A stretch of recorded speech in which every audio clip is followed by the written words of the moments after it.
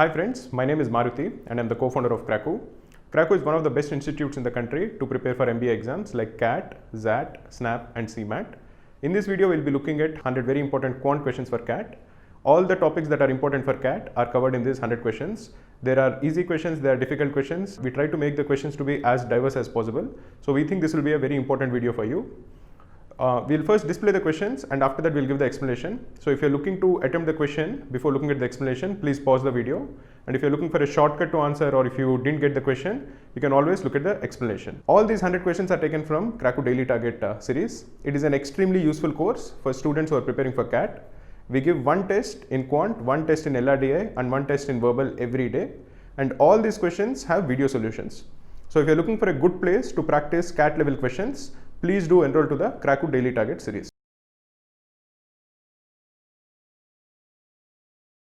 In this question, we have three people, Amala, Beena and Gauri. They invest money in the ratio 3:4:5 in fixed deposits. So again, let us draw the table. Amala, Beena and Gauri. They invest fixed deposits in the ratio, the principals are in the ratio 3:4:5. And the respective annual interest rate is in the ratio 6:5:4. So this is the annual interest rate. And this is the rate and this is the principal. What is the total interest income in rupees after a year if Beena's interest exceeds Amala's interest by 250? So let us first calculate the respective interest of each one of them. So this will be 3 into 6 because the time is 1 year. 3 into 6 is 18, 4 into 5 is 20 and 5 into 4 is 20. Now Beena's interest, that is 20, exceeds 18. You can assume that these are all proportions, these are not the exact values. So this will be 18k, 20k and 20k. So 20k is Beena's interest minus 18k, which is Amala's interest, is equal to 250. This is given to us, that is 2k is equal to 250 or k is equal to 125. We are required to find out their total interest income. The total interest income will be 18k plus 20k, this is Beena's income, plus Gauri's interest income, which is 20k. This will be equal to 40 plus 18 is 58k. Now we need to calculate the value of 58k. We have already found out that the value of k is 125. So the answer will be 58 into 125. You can use your calculator to find this out. This will be 7250. This is the answer.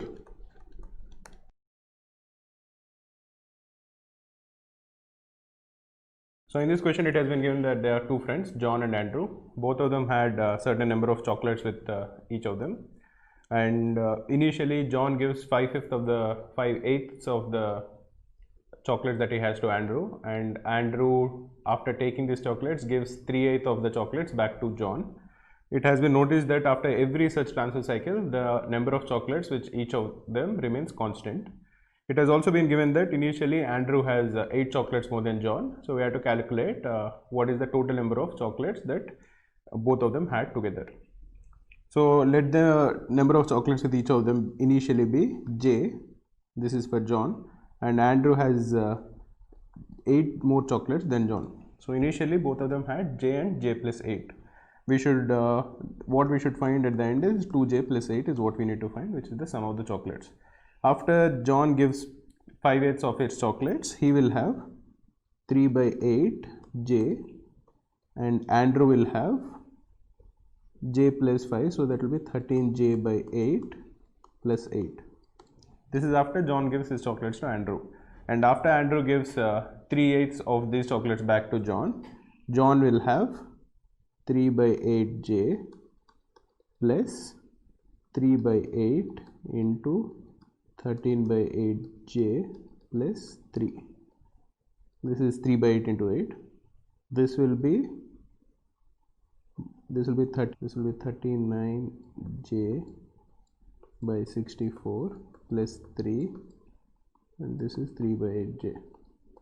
This will be by 64, 63J plus 3. Similarly with him it will be 5/8 into 13/8 J plus 8 This will be 65j by 64 plus 5. Now, as the number of chocolates remain constant after this cycle, these two numbers should be the same, and if they are actually the same, even these two will be the same. So you can equate any one of the two to find the value of j. If we equate the first one, j is equal to 63 by 64 j plus 3, or j by 64 is equal to 3, or j is equal to 192. Now what we should find is 2j plus 8, that is 2 into 164 plus 8, which is 2 into 192 plus 8. This is equal to 384 plus 8, which is equal to 392. So this is the final answer.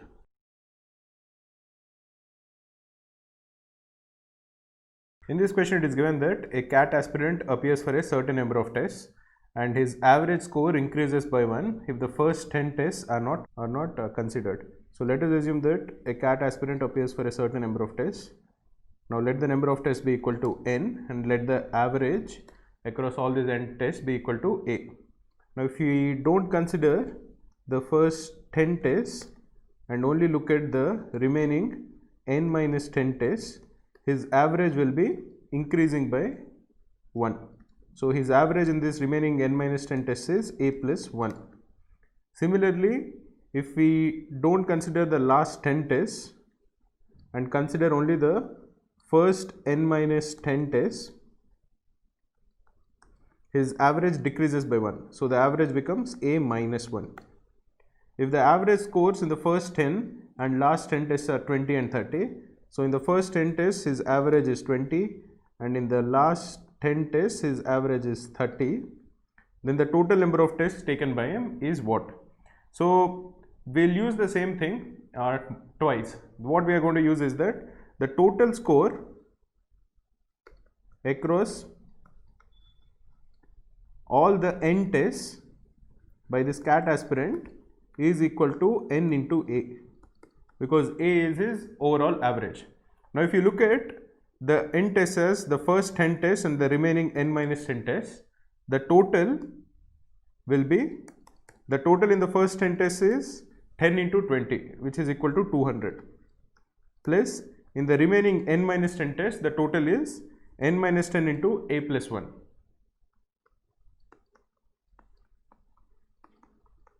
Now these two should be equal. Now if you simplify, you are going to get the total as 200 plus an minus 10a plus n minus 10. This is equal to an. You can simplify this and you are going to get that 10a minus n is equal to 190. This is the first equation.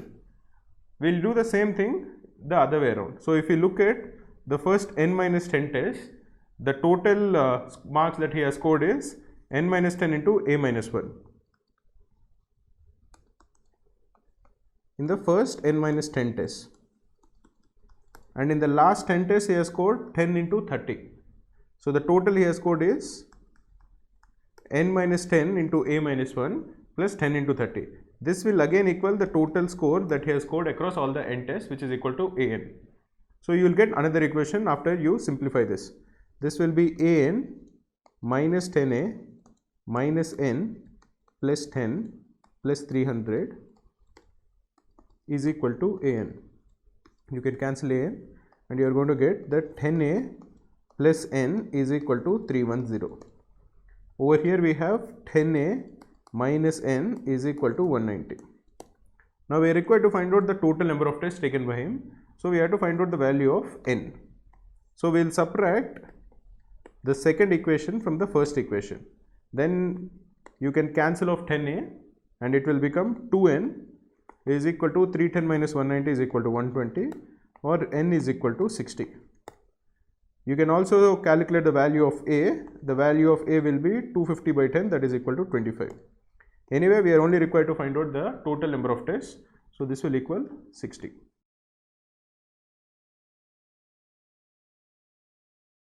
In this question, it is given that there are three solved solutions A, B and C, and if they are mixed into the ratio 1:2:3, the resultant solution has a strength of 20%. However, if they are mixed in the ratio 3:2:1, the resultant solution has a strength of 30%. Now, a fourth solution is formed mixing only B and C in the ratio 2:7, and we are required to find out the strength of D to that of A. So, let us first understand what is the information that is given. There are three solutions A, B and C. Let us assume that their strengths are small a, small b and small c. If they are mixed into the ratio 1:2:3, the resultant solution will have 20% strength. So, if they are mixed in the ratio 1:2:3, the resultant solution will have A plus 2B plus 3C by 1 plus 2 plus 3. This will be the strength based on the ratio and proportion formula that we know. So, this is equal to 20%, or A plus 2B plus 3C is equal to 20% into 6, which is 1.2. So, this is the first equation that is given to us. Similarly, if they are mixed in the ratio 3:2:1, the resultant solution will have a strength of 30%. This would imply that 3A plus 2B plus C is equal to 3 plus 2 plus 1. Again, this is 6. So, 30% into 6 is 1.8, or 3A plus 2B plus C is equal to 1.8. This is the second equation that is given to us. Now, we are required to find out the strength of solution D. The strength of solution D, it has only B and C. They are mixed in the ratio 2:7. So, this will be 2B plus 7C by 9. This is the strength of solution D, and we are required to find out the ratio of the strength of solution D to that of A. So, we are required to find out 2B plus 7C divided by 9 whole by A. So, we are given two equations in three unknowns, and we are required to find out a ratio. So, what we will do is, we will try to find out the value of C in terms of A, we will try to find out the value of B in terms of A, and then calculate the value of 2B plus 7C by 9 in terms of A, and then divide it by A to get the answer. So, using the equations 1 and 2, you can see that the coefficient of B is the same. So, let us subtract the first equation from the second equation. So, this will be, if it is 2 minus 1, this would be 2A minus 2C is equal to 0.6, or A minus C is equal to 0.3, or C is equal to A minus 0.3. So, we already have C in terms of A. Let us try to find out B in terms of A. So, from equations 1 and 2, we will have to eliminate C. So, what we will do is, because the coefficient of C in the first equation is 3 and the coefficient of C in the second equation is 1, we will multiply the second equation by 3 and then subtract the first equation from it, so that we can eliminate C. So, multiplying the first equation by by 3 will be 9A plus 6B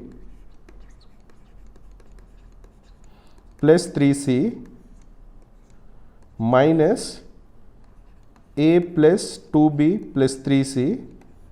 This is equal to 3 into 1.8 is 5.4 minus 1.2. If you simplify this, you are going to get 8A plus 4B is equal to 4.2, or B is equal to 4.2 by 4 is 1.05 minus 2A. So, let us calculate 2B plus 7C. So, 2B will be 2.1 minus 4A plus 7C will be plus 7A minus 2.1. You can cancel off 2.1 from both sides, and this will be 3A. So, 2B plus 7C divided by 9 will be 3A by 9, which is equal to A by 3. So, we are required to find out the ratio of 2B plus 7C by 9 by A. So, that will be A by 3 by A. So, that is 1:3. So, in this case, the required ratio is 1:3.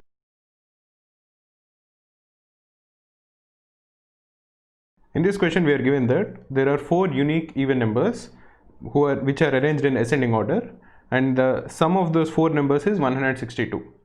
Now, we have made some changes to the numbers, and we are required to find out which of the following can be their new sum. So, let the original numbers be 2A, 2B, 2C and 2D. As they are arranged in ascending order, A is less than, B is less than, C is less than D. Now the original sum is 162. So the sum of these four numbers is 162.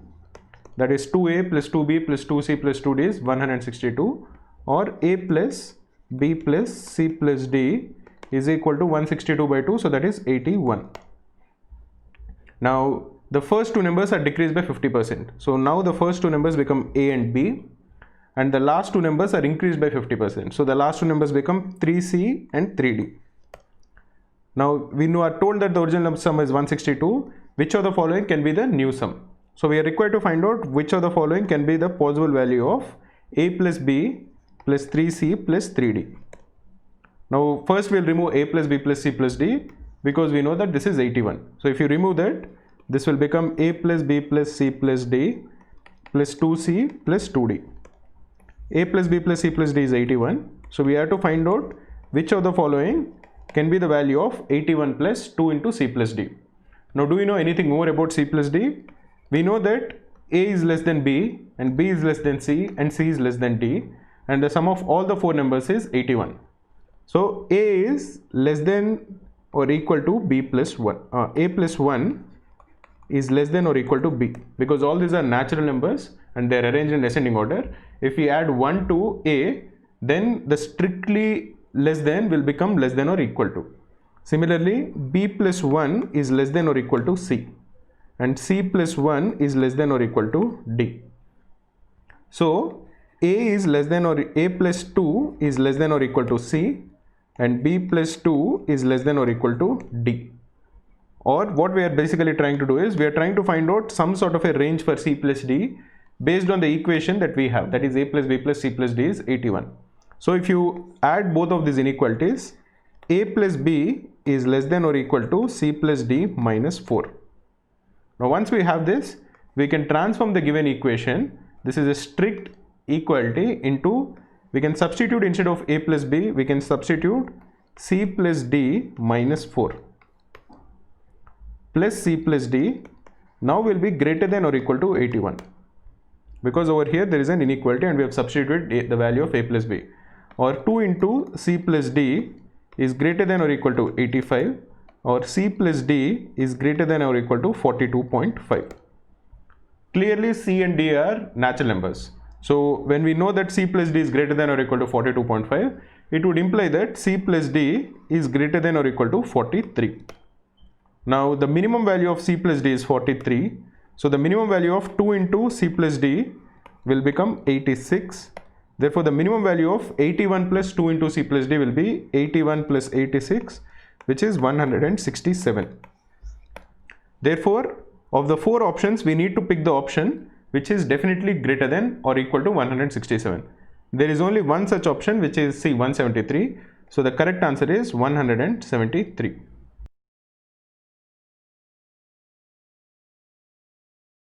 In this question, it is given that there is a class which consists of 20 boys and 30 girls.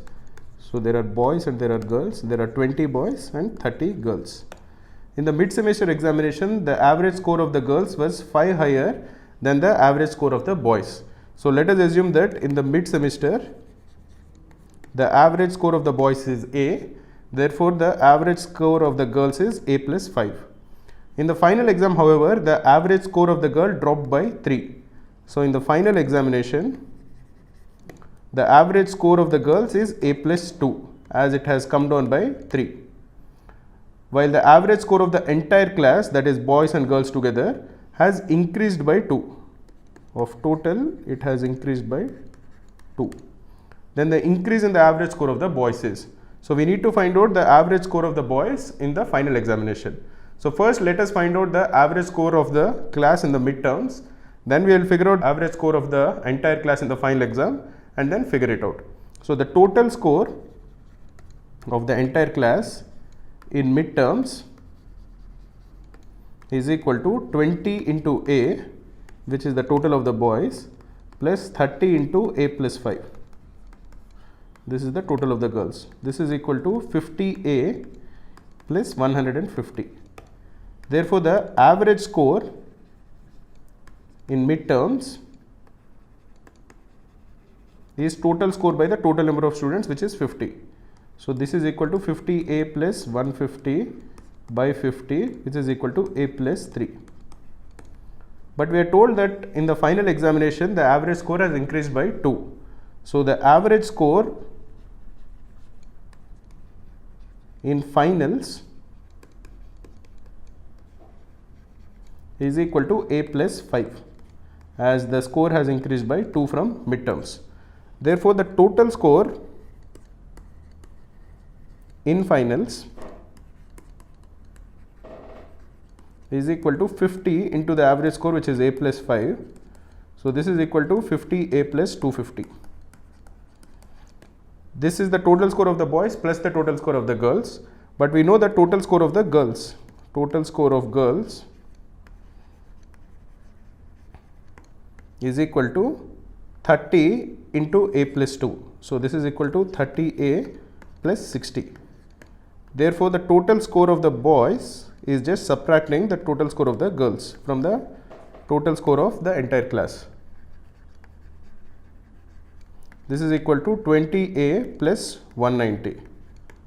Therefore to find out the average, we just need to divide this by 20. So the average score of the boys will be A plus 190 by 20, that is 9.5. So the average score of the boys went up by 9.5.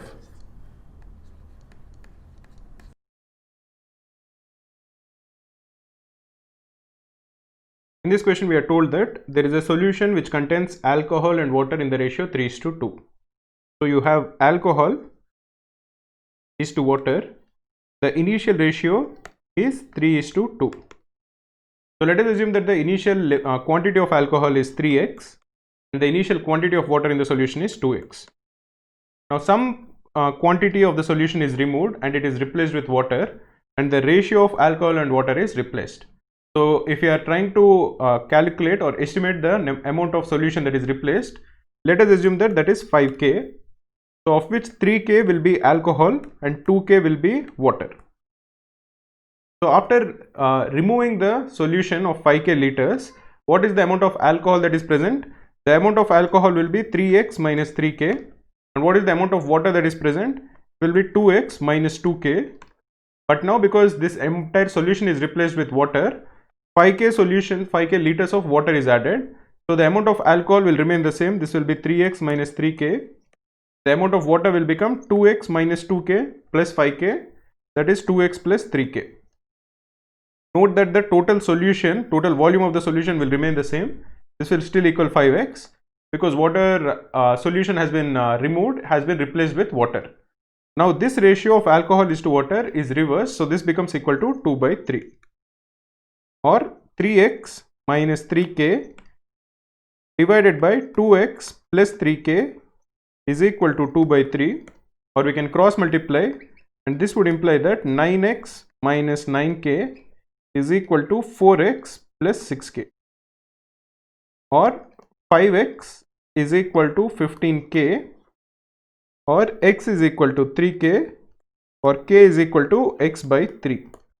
So the percentage of solution which is replaced is 1 by 3, which is equal to 33.33%. But over here we have to round the answer to the nearest integer. So the nearest integer to 33.33 is 33.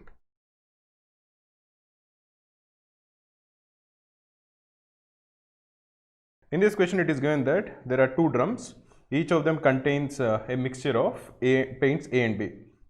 In drum 1, A and B are in the ratio 18:7. So say this is drum 1, A and B are in the ratio 18:7. In drum 2, the ratio of A and B is not given. The mixtures from drums 1 and 2 are mixed in the ratio 3:4. So drums A and B are mixed in the ratio 3:4, and in the final mixture A and B are in the ratio 13:7. Now we are required to find out in drum 2 the ratio of A and B is what. So we are required to find out this ratio. So in order to solve these kind of questions, it is to make the calculations easier, it is always useful to assume the volume of the drums. So let us assume the volume of one of the drums and then try to calculate how much of A is present in drum 1, how much of B is present in drum 1, and what is the total amount of paint A present in overall mixture. From that we can calculate how much paint was present in drum 2. So let us get started. So because the ratio is 18:7 in drum 1, the volume that we are going to assume for drum 1 should be a multiple of their sum, and their sum over here is 18 plus 1 is 25. So to start off with, let us assume that drum 1 volume is say 25 units. Now because we are mixing 3 of them with respect to 4 of drum 2, the total volume from drum 1 that is mixed is 75. Therefore, the total volume from drum 2 that is mixed is 100. Why is this 75:100? Because the ratio is 3:4. We assumed that one container of drum 1 contains say 25 units. So the total volume from drum 1 that is mixed is 75.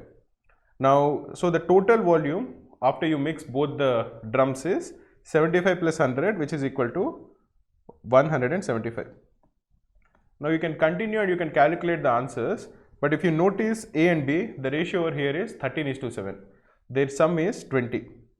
Now the total volume of drum 1 and drum 2 that we got is 175, which is a multiple of 5, but it is not a multiple of 20. Now you can calculate, you can do the same thing that we are going to do anyway in the future also. But to make calculations easier, let us try to multiply this with 4. That is, we will multiply everything that we have done with 4, so that the total volume that we get will be a multiple of 20, which makes calculations much easier. So instead of 25, let us assume that the volume of drum 1, each unit of drum 1 is say 100 units, which is 25 into 4. This would imply that because there are 3 units of drum 1 which are mixed, the total volume from drum 1 that is mixed is 300. This would imply that the total volume from drum 2 that is mixed is 400. And the total volume of both drum 1 and drum 2 will be 300 plus 400, that is equal to 700. Now 13:7 is the final ratio, their sum is 20, and the total volume 700 is a multiple of 20. Now once you have it this way, calculations will become very easy, as you can see now. So when you mix 100 units from drum 1, A and B are in the ratio 18:7. So if you are looking only at drum 1, the volume of paint A in the mixture will be 18 by 18 plus 7 is 25 into 300. 300 is the total volume of drum 1 that we mixed. So this will be 300 by 25 is 12. So 18 into 12 will be 216. Similarly, the total volume of paint B in drum 1 that is mixed is 7 by 25 into the total volume of drum 1 that is mixed, which is 300. This will be 1284. Now what you have in total, that is after you are mixing both the drums, is the total volume is 300 plus 400, which is 700, and the ratio is 13:7. So the volume of A is 13 by 20 into 700. This is 35. So 35 into 13 will be 350 plus 105, so that is 455. And that of B will be 7 by 20 into 700. You can again cancel, this will be 35. So this will be 35 into 7, this is equal to 245. In each of these cases, one simple check that you can make is that the volume of A plus B has to add up to the total volume. In this case, 455 plus 245 is equal to 700. 216 plus 84 is also equal to 300, which is the total volume. Now, so when you're mixing drum 1 and drum 2, these are the individual volumes of paint A and paint B. So the volumes of paint A and paint B that have come from drum 2, for A will be 455 minus 216. This will equal 239, and that for paint B will be 245, which is the total volume of paint B in the mixture, minus the volume that has come from drum 1, which is 84. This will be 161. Therefore, in drum 2, the ratio of paint A to paint B will be 239 is to 161. Now the calculations are very easy in this, because we have assumed that the total volume of the mixture is 700. And how did we get 700? We started with a drum 1 where the ratio is 18:7. So we want the volume of drum 1 to be a multiple of 18 plus 7, which is 25.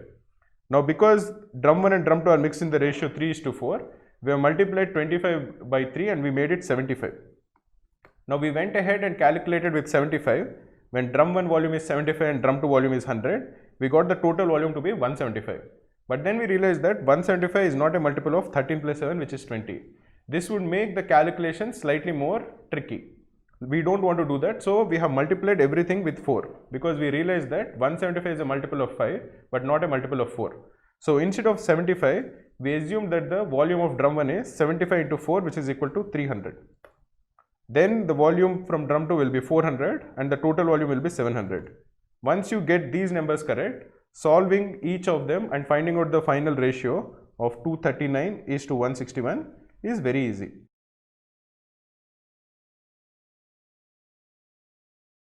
In this question, there are a box of sweets.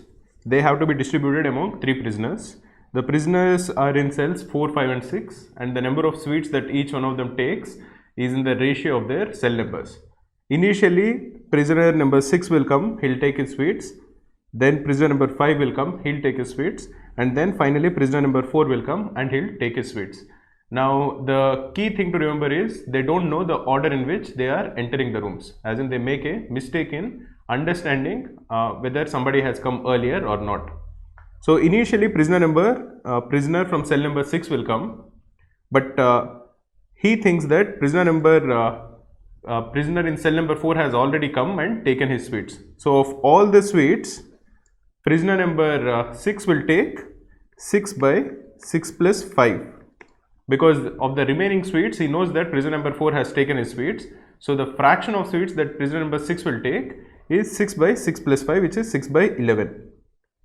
So after prisoner number 6 comes and takes his sweets, the fraction of sweets remaining are 5 by 11. This is when prisoner from cell number 5 will enter. So when he first enters, there are 5 by 11 fraction of sweets remaining. And he thinks that prisoner number 5 thinks he is the first one to enter the room. So if he is the first one to enter the room, the fraction of sweets that he should take are 5 by 6 plus 5 plus 4. Because he'll take sweets only in the fraction that he is supposed to take. That is 5 by 15 or 1 by 3.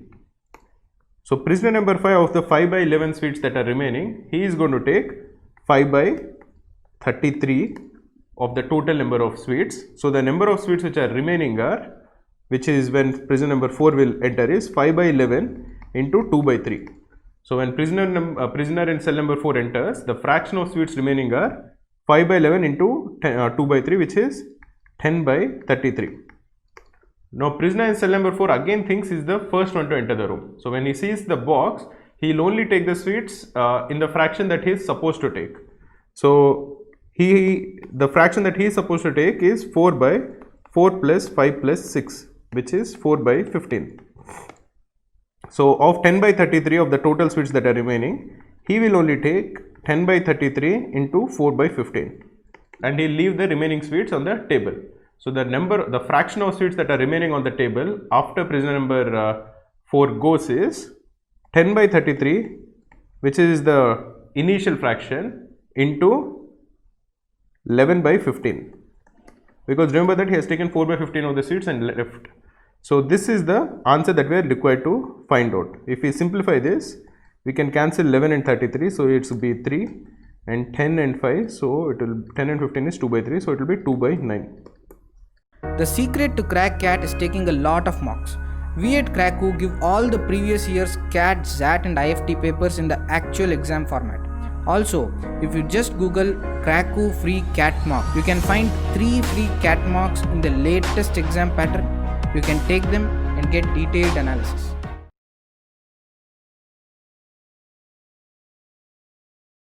In this question it is given that Ravi appeared in 5 exams: English, Maths, Science, Social Science and Computer Science. So there are 5 exams. They are English, Maths, Science, Social Science and Computer Science. Now the total marks allotted for each of the subjects is a multiple of 50. So let us assume that the marks that he got are 50A, 50B, 50C, 50D and 50E. where A, B, C, D and E are natural numbers. We are also told that the numbers are unique. Each one of them is different. Now the pass mark in each one of them is 40% of the total marks, and we are also told that the total marks allotted for each of these 5 subjects is 750. That is, the sum of all these 5 numbers is 750. This will give us an idea about what is the value of A plus B plus C plus D plus E, because 50A plus 50B plus 50C plus 50D plus 50 is equal to 750. So 50 into A plus B plus C plus D plus E is equal to 750, or A plus B plus C plus D plus E is equal to 15. Now you should immediately notice that all A to E are unique numbers. They are all different numbers, and the smallest possible value of the sum of 5 unique natural numbers is 1 plus 2 plus 3 plus 4 plus 5. But this sum itself, 1 plus 2 plus 3 plus 4 plus 5, is equal to 15. So what this means is that A, B, C, D and E are 1, 2, 3, 4, 5, but we don't know which is what. We just know that all 5 of them are the set 1, 2, 3, 4, 5, but A can be any of 1 to 5. We can't say that A is exactly equal to 1, but we know that all 5 of them are between 1 and 5, and all of them are unique. Now if we go to the next one, some more information is given. It is given that the difference between the marks scored in English and the pass mark in English is 10% of the pass marks. We know that the pass marks is 40% of the total. Now if he has scored 10% more than the pass marks, that is 10% of the pass marks is 4%. Therefore his score in English is 44% of the total marks. So in English he has scored 44%. Similarly for maths, this difference is 20% of the pass marks. The pass marks is again 40%, 20% of the pass marks is 8%. So in maths he scored 48%. Similarly in science he scored 52%. In social science he scored 56%, and in computer science he scored 60%. We are also given the total marks that he scored. The total marks he scored are 410. This can be easily calculated for the individual subjects. For example, in English he has scored 50A is the total marks into 44%. So 50A into 44 by 100 is equal to 22A. So in English he scored 22A. Similarly in maths he scored 24B. In science he scored 26C. In social science he scored 28D. And in computer science he scored 30. Now the sum of all of the marks that he scored is 410. So we know that 22A plus 24B plus 26C plus 28D plus 30E is equal to 410. Or we can take 22 into A plus B plus C plus D plus E common, because we know the value of A plus B plus C plus D plus E, that is equal to 15. And we'll basically express 24B as 22B plus 2B. So 22B will go into the brackets and 2B will be left. Similarly 26C can be expressed as 22C plus 4C. 22C will go into the bracket and 4C will be left. Similarly for 28D it will be 6D, and for 30E it will be 80. This is equal to 410. But again we know that A plus B plus C plus D is equal to 15. So 22 into 15 is 330. So 2B plus 4C plus 6D plus 80 is equal to 410 minus 330. Or 2B plus 4C plus 6D plus 80 is equal to 410 minus 22 into 15. 22 into 50 is 330. So this will equal 80. We can divide the entire equation by 2 because all the coefficients are multiples of 2. So B plus C plus B plus 2C plus 3D plus 4E is equal to 40. Now is there a way in which we can solve it? Is there a way in which we can find out the values of A, B, C, D and E? Because there is only one equation. But surprisingly we can actually find out the values of A, B, C, D and E, because we know that all of them are unique between 1, 2, 3, 4 and 5. Now so if you are looking at the equation B plus 2C plus 3D plus 4E, and if you want to maximize it, the way you maximize it, that is to get the maximum possible value, is multiplying the highest coefficient, that is 4, with the highest possible value. That is, if you assume that E is equal to 5 and D is equal to 4 and C is equal to 2 and C is equal to 3 and B is equal to 2, only then will the expression B plus 2C plus 3D plus 4E be maximized. And if you calculate the maximum value, it will actually equal 40. We can do that now. That is 4 into 5 is 20 plus 3 into 4 is 12 plus 2 into 3 is 6 plus b is 2. So if you calculate this, this is 32 plus 8, this is 40. So b plus 2c plus 3d plus 4e, the maximum possible value is 40, and this happens when b is equal to 2, c is equal to 3, d is equal to 4 and d is equal to 5. But as we are given that the value of b plus 2c plus 3d plus 4 is equal to 40, it would imply that b is equal to 2, c is equal to 3, d is equal to 4 and e is equal to 5. This would imply that a is equal to 1. For any other permutation of a, b, c, d and d, the value of b plus 2c plus 3d plus 4e will be less than 40. So now we know that a is 1, b is 2, c is 3, d is 4 and d is 5. We can calculate what exactly has been asked. It has been asked that we have to calculate the difference between the marks that is scored in maths and social science. In maths, as b is 2, the total is out of 100. This is 50b. In social science, as d is 4, the total is for 200. And in maths, he scored 48%. That is, in maths, he scored 48. And in social science, he scored 56% of 200. That is, he scored 112. So the difference between these two is 112 minus 48, which will equal 64.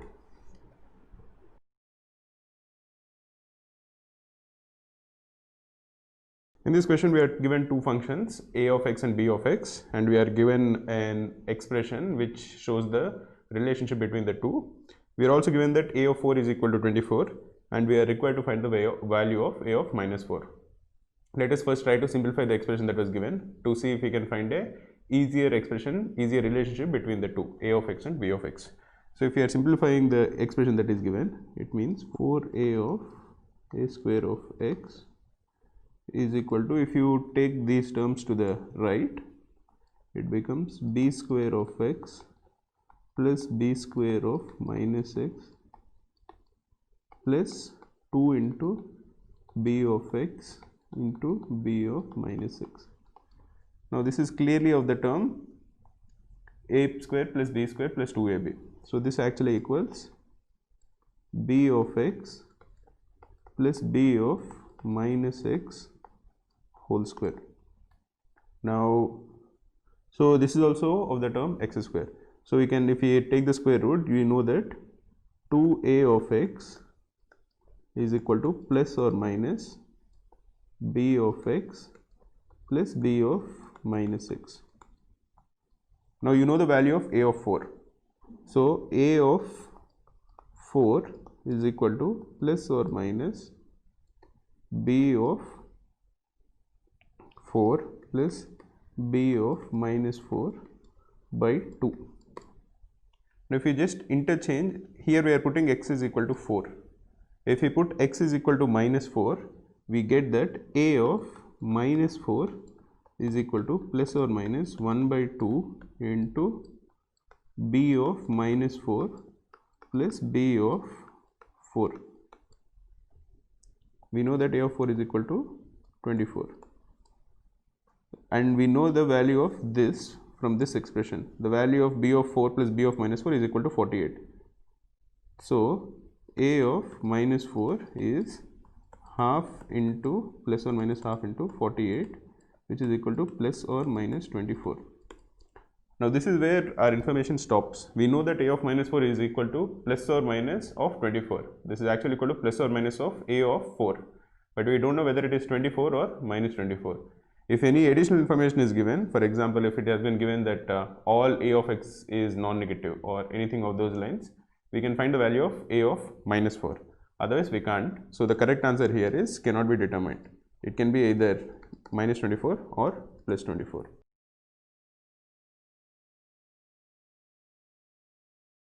In this question, it is given that f is a function such that f of m into m is equal to f of m into f of n for every positive integer m and m. It is also given that f of 1, f of 2 and f of 3, all of them are positive integers. We are also told that f of 1 is less than f of 2, and we are given that f of 24 is equal to 54. We are required to find out the value of f of 18. What is the value of f of 18? So in this question, if you look at it, there are a few clues which are quite important. The clue that f of 1, 2 and 3 are positive integers is very important, because we can then simplify 24 as powers of 2 and 3. Secondly, we are also given the basic equation of f of m into n is equal to f of m into f of n. So using this, we'll first try to find out the value of f of 2 and f of 3, and then we'll try to find out the value of f of 18. That is our strategy. So for example, f of 2 is equal to f of 2 into 1. Now we are told that f of m into n is equal to f of 2 into f of 1. So f of 2 is equal to f of 2 into f of 1. As all three of them, that is f of 1, f of 2 and f of 3 are positive integers, they can't be equal to 0. So we can actually cancel f of 2 on both sides, and we can conclude that f of 1 is equal to 1. This is the first equation. This would also imply that f of 2 is greater than 1, because f of 2 is greater than f of 1. So f of 2 is a positive integer which is greater than 1. So it will be something like 2 or 3 or something on these lines. Next we have the clue that f of 24 is equal to 54. Now let us try to simplify f of 24, because 24 is equal to 8 into 3. Now 8 is a power of 2, that is it is 2 cube into 3. So f of 24 can be definitely expressed as f of in terms of f of 2 and f of 3, and then using that we'll try to find out what is the value of f of 2 and what is the value of f of 3. So f of 24 is equal to f of 2 cube into 3. But again, from the equation of f of mn, we know that this is equal to f of 2 cube into f of 3. Now f of 2 cube is equal to f of 2 into 2 into 2. So again, from the given equation, this can be simplified as f of 2 into f of 2 into f of 2. That is, this is equal to f of 2 whole cube. That is, f of 2 cube is equal to f of 2 whole cube.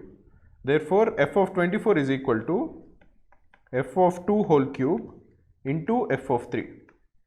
This we are told is equal to 54. We are also told that f of 2 and f of 3 are positive integers. We are also told that f of 2 is a natural number which is greater than 1.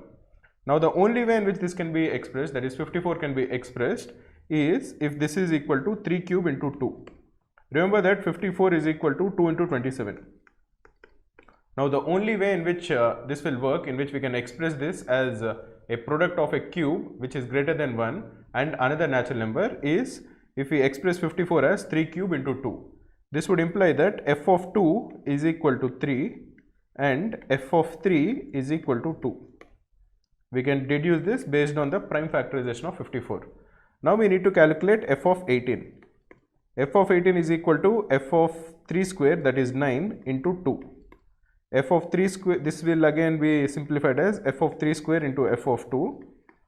Similar to what we have found out about f of 2 cube, f of 3 square will be equal to f of 3 whole square into f of 2. F of 3 is 2, so it will be 2 square into f of 2 is 3. So this is equal to 4 into 3, which is equal to 12. So the answer in this case is 12. Remember that using the information that is given, especially the very important information that f of 2 and f of 3 are natural numbers, we were able to find out the exact value of f of 2 and exact value of f of 3. Why did we go into that? Because we could realize that 24, the prime factors of 24 are only 2 and 3. Similarly, the prime factors of 18 are also only 2 and 3. So once we find out the value of f of 2 and the value of f of 3, we can easily calculate the value of f of 18.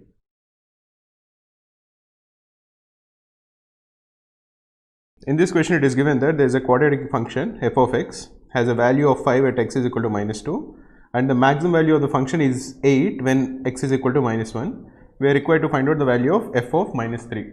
Now, as this is a quadratic function and the maximum value of the function is 8, then it is a quadratic function something like this.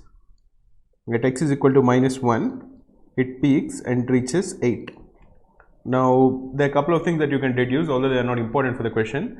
First is, if the function is the quotient of x square, a will be negative, because we are talking about the maximum value of a quadratic function and not a minimum value. If the value of the quotient x square is positive, then the function would be, the quadratic function would be something like this. Then it would have a minimum value and not a maximum value. In this case, when they say it has a maximum value, you know that it is the coefficient of the first term x square is negative. Now anyway, coming back to the question, as this is the function attains its maximum value at x is equal to minus 1, the quadratic function is of the form a into x plus 1 whole square plus k is equal to 0. Only a quadratic function of this way, of this pattern, will attain its maximum value when x is equal to minus 1. Now we also know that the value is 8. Once you know the value is 8, this term k becomes 8. So the quadratic function is of the form a into x plus 1 whole square plus 8. This is the value of f of x. We just need to find out what is the value of a. But we are also given some extra information, that is at x is equal to minus 2, the value of the quadratic function is 5. So f of minus 2 will become a into minus 2 plus 1 is minus 1 whole square is 1, a plus 8. This is equal to 5. Therefore, the value of a is minus 3. So the given function f of x is of the form minus 3 into x plus 1 whole square plus 8. Now we need to find out the value at f of when x equals minus 3. So f of minus 3 will become minus 3 into 2 square plus 8. This is equal to minus 12 plus 8, which is equal to minus 4. So the answer is minus 4.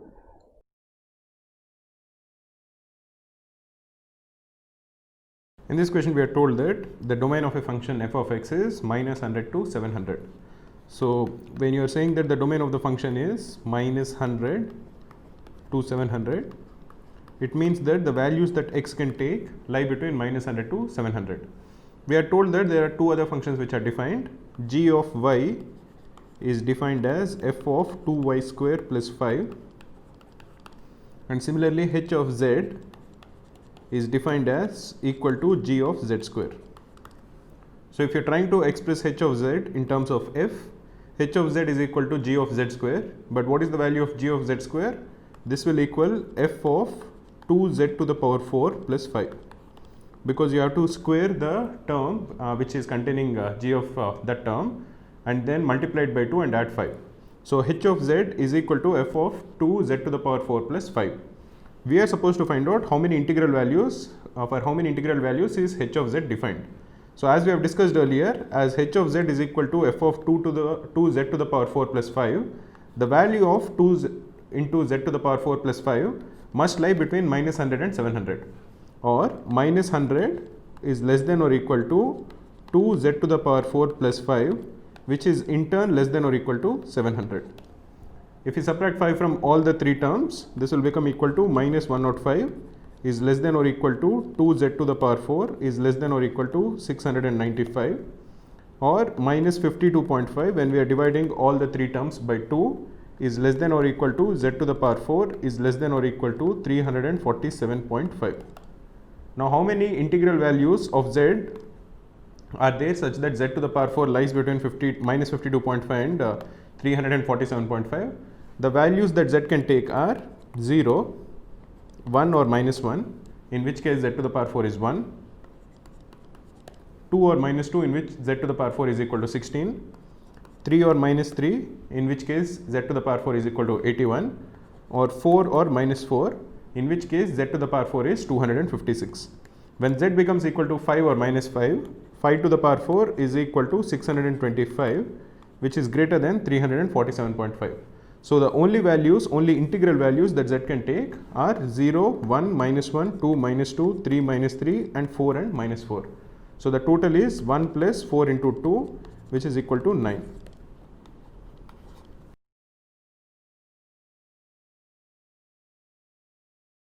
In this question, a function f of x is given such that f of x plus f of x minus 1 is equal to x square. We are given the value of f of 10, that equals 2019, and we are required to find out the value of f of 52. So to do this, let us first find out the values of f of 11, 12, and see if we can see some sort of a pattern. So f of 11 plus f of 10 is equal to 11 square. Therefore, f of 11 is equal to 11 square minus f of 10. Similarly, f of 12 is equal to 12 square minus f of 11. We'll substitute the value of f of 11 that we found out in the earlier line. So this becomes 12 square minus 11 square minus f of 10. So this becomes 12 square minus 11 square plus f of 10. Now 12 square minus 11 square is of the form a square minus b square. So this equals a minus b into a plus b. In this case 12 minus 11 is 1. So we can transform this into 12 plus 11 plus f of 10. We just try to find a pattern so that we can extrapolate it to the number needed, which is 52 here. So similarly f of 14 will be equal to 14 plus 13 plus 12 plus 11 plus f of 10. Similarly, if we expand it further, we will find that f of 52 is equal to 52 plus 51 plus dot dot dot plus 12 plus 11 plus f of 10. We already know the value of f of 10, which is equal to 2019. So we just have to find the value of this, the sum of the series.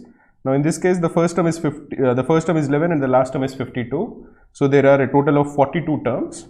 So the sum of the series is 42 into the average of the first and the last terms, which is 52 and 11. So the sum is 63 into 63 by 2. This will be 21 into 63. This is equal to 1323 plus the value of f of 10, which is equal to 2019.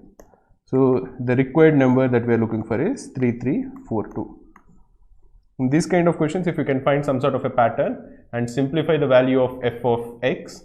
So over here, when we found out that f of 12 is equal to 12 plus 11 plus f of 10, we converted this to f of x is used twice. Instead of that, we have just found out the value of f of 12 in terms of f of 10, and then we can extrapolate it further to f of 52. So the answer in this case is 3342.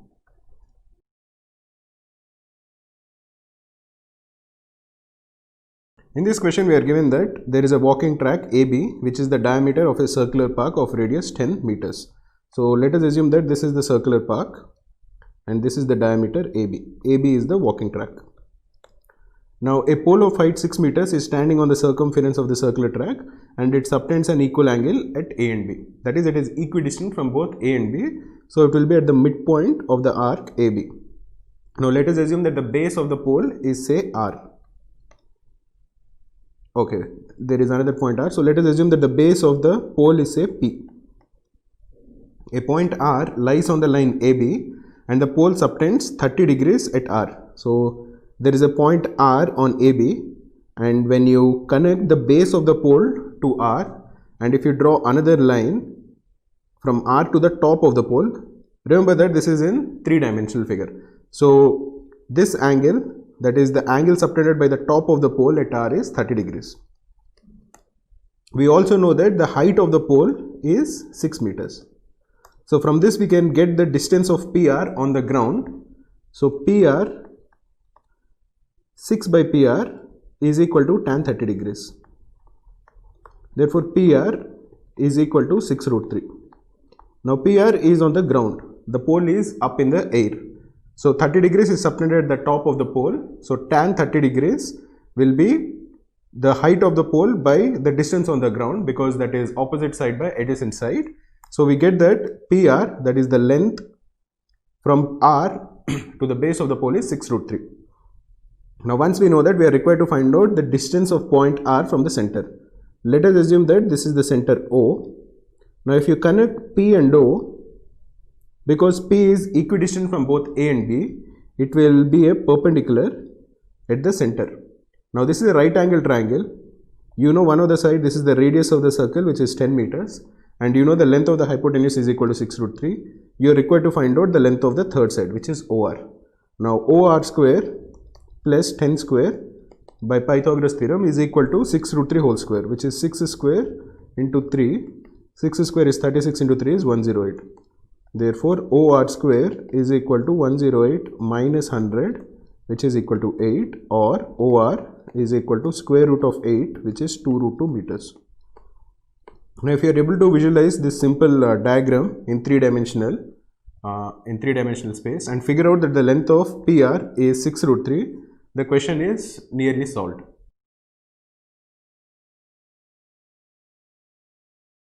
In this question, it is given that three sides of a rectangular park have a total length of 400 feet. We are required to find out when the area of the park is maximum, what is the length of its longer side. So let us assume that this is the rectangular park. The lengths of the sides, let us assume, are L and B. We don't know whether L is greater than B or not, but we are told that 2L plus B is equal to 400 feet. This is given to us. Now we are required to find out the value of L when the area, which is equal to L into B, is maximum. So what we'll do is we'll convert L into B, which is the area, into a function of just one variable. So we'll eliminate B and we'll write B, which is equal to 400 minus 2L in the function of area. So area becomes L into B, which is L into 400 minus 2L. This is equal to 400L minus 2L square. We are required to maximize this. Now when does this become maximum? We can easily find out that this is equal to 2 into 200L minus L square. So this becomes maximum when 200L minus L square is maximum. There are multiple ways of doing it. One of the ways to do it is just using differentiation. So once you differentiate this and equate the first differential to 0, the differential of this will be 200 minus 2L. This is equal to 0, or L is equal to 100. Another way of doing it is completing a square. So 200L minus L square, we can complete a square by assuming that this is L minus 100 whole square. Because the middle term is 200L, we'll divide 200L by 2, so that is 100L. So we'll add and subtract 100 square. So this is equal to 100 square minus 100 square plus 200L minus L square. This is equal to 100 square minus of L square minus 200L plus 100 square. This is equal to 100 square minus 100 minus L whole square. Now we know that 100 minus L is never negative. 100 minus L whole square is never negative. So this value, this function 200L minus L square, which is equal to 100 square minus 100 minus L whole square, this will achieve its maximum when 100 minus L is equal to 0 or when L is equal to 100. Therefore, the area of the rectangle is maximized when L is equal to 100. Now, what is the value of B when L is equal to 100? B is equal to 400 minus 2L. This is equal to 200. So the larger side is of length 200 feet. So when the area of the park is maximum, the length of its longer side is 200 feet.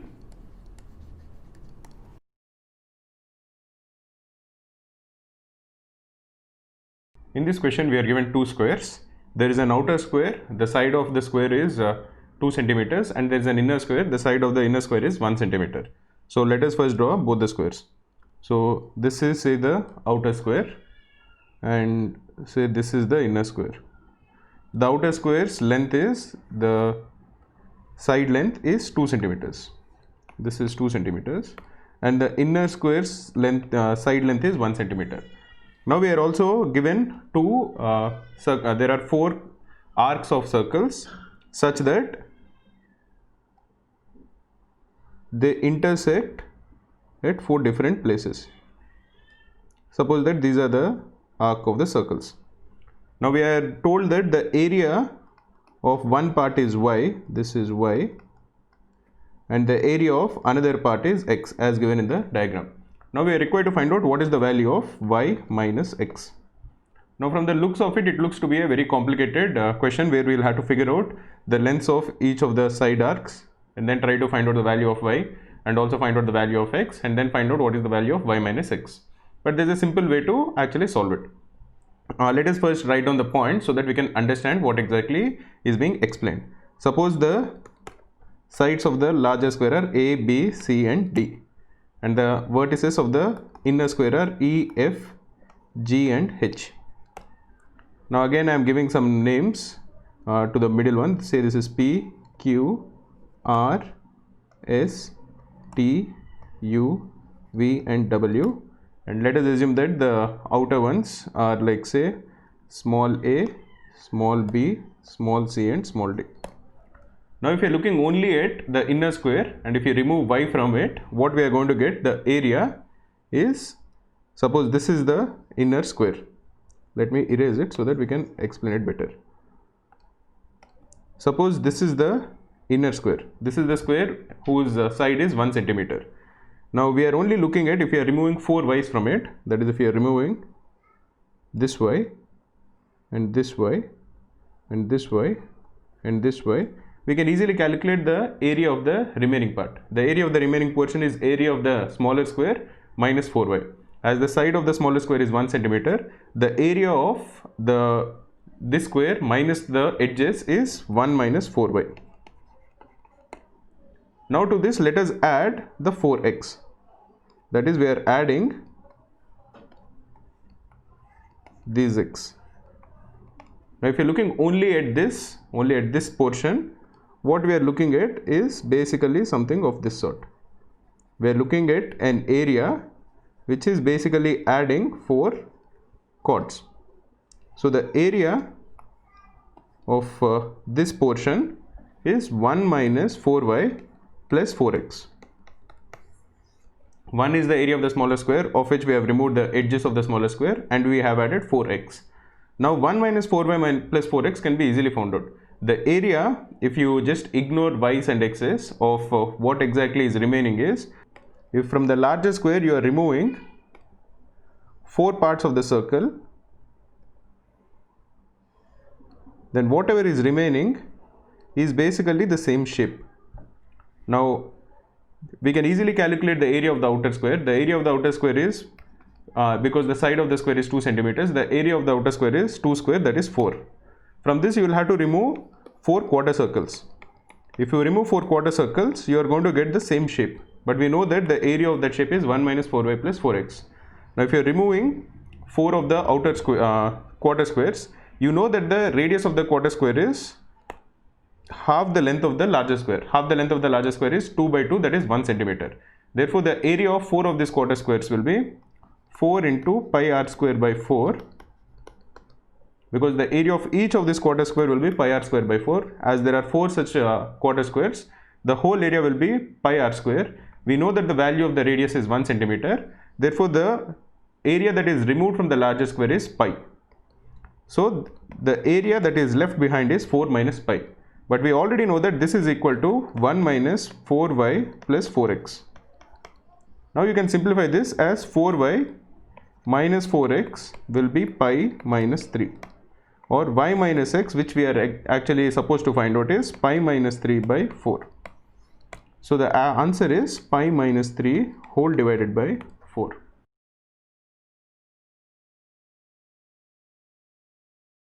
In this question it is given that there is a square ABCD and points E, F, G, H lie on the sides of the square.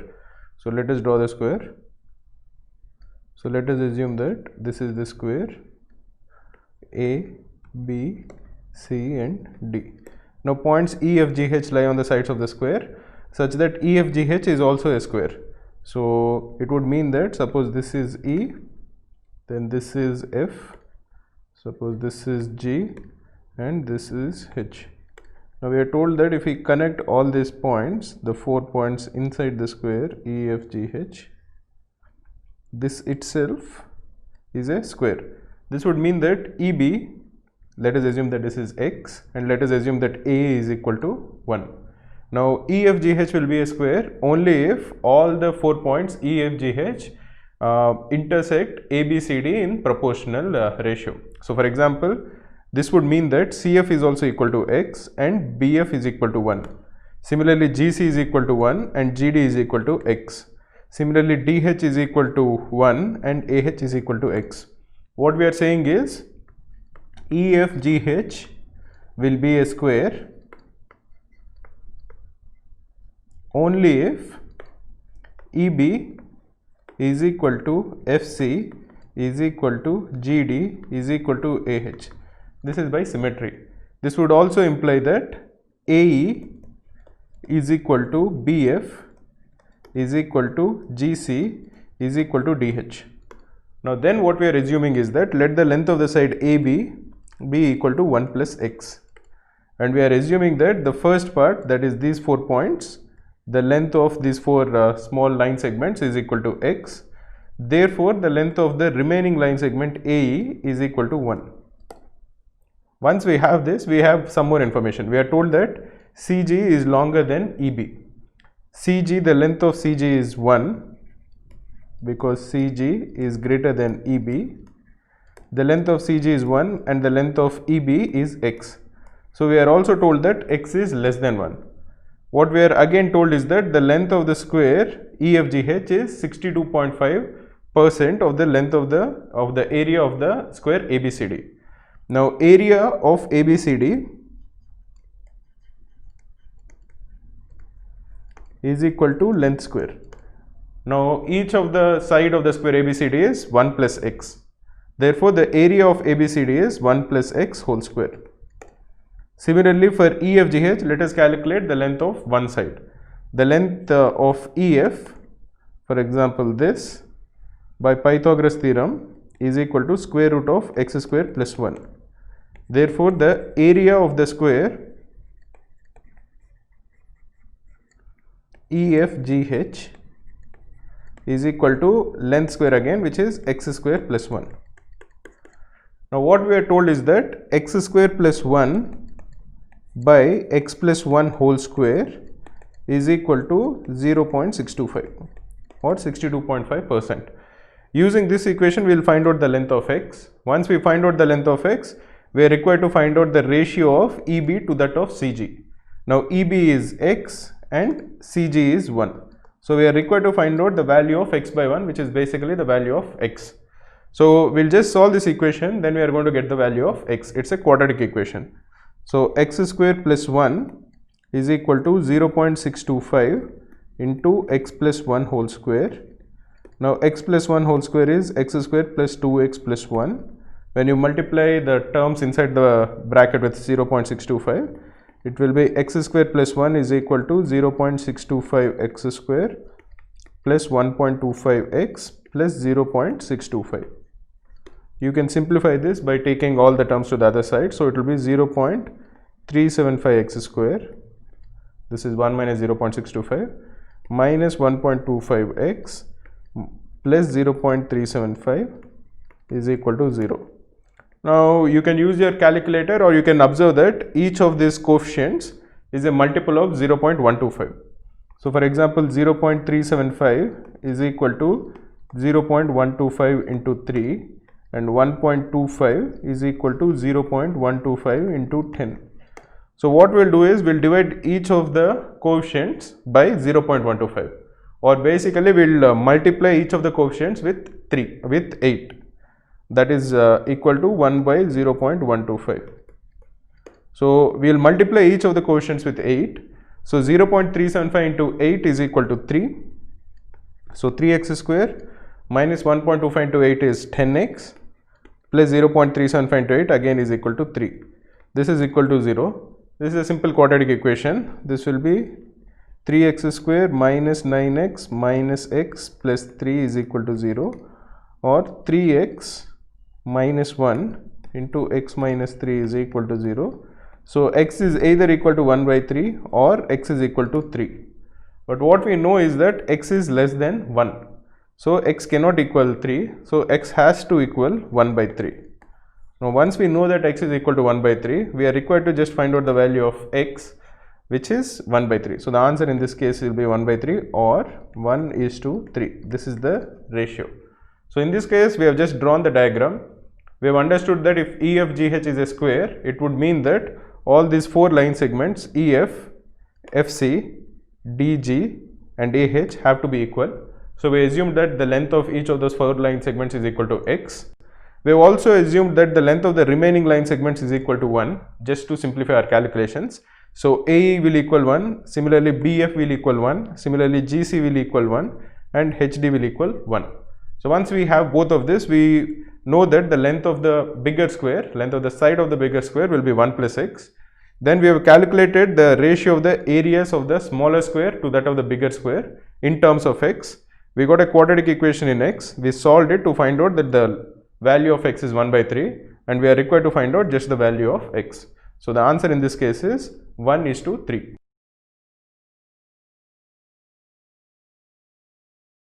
In this question we are given a point A and we are given two tangents from A to a circle, that is AB and AC, and we are told that the radius of the circle is 5. We are told that the length of each of the tangent is 5√3.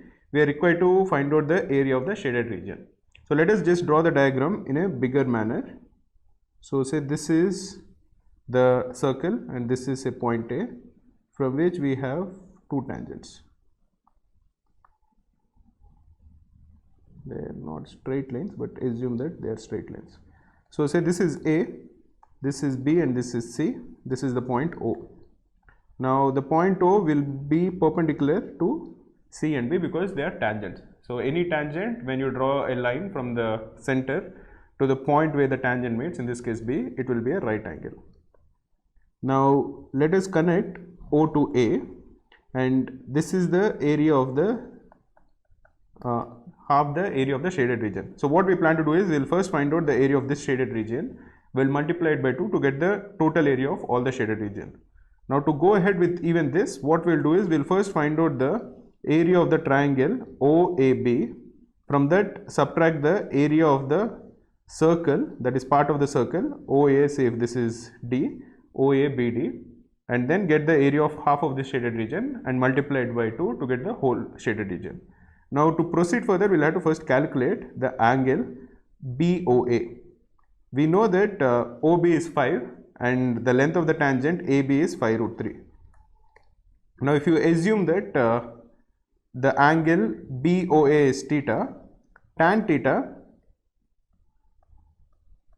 is equal to 5√3, which is the side opposite to it, by 5, which is the side adjacent to it. So this is 5√3 by 5, which is equal to √3. Therefore theta is equal to 60 degrees. This is the first step in solving this.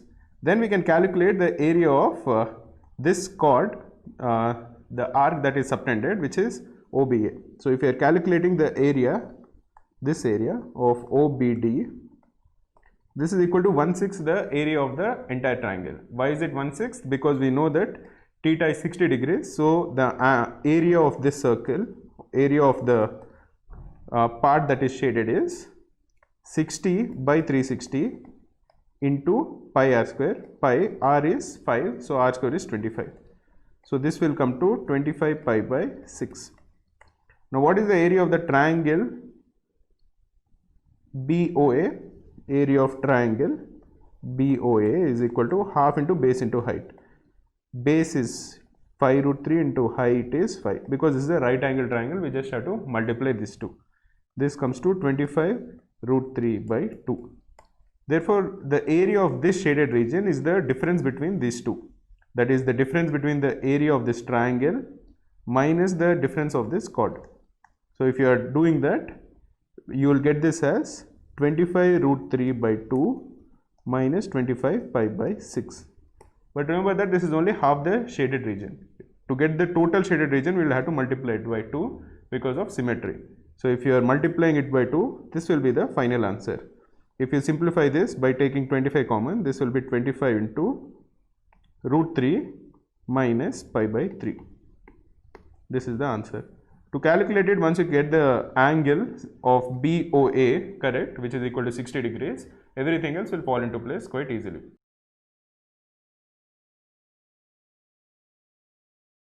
In this question, we are given that there is a rectangle PQRS. There are points x and y on PQ and QR, and we have joined the points to form triangles, and the areas of the triangles are given. So before we begin, let us first draw the diagram so that it will become easy for us to visualize. So first, the easy part is drawing the triangle PQRS.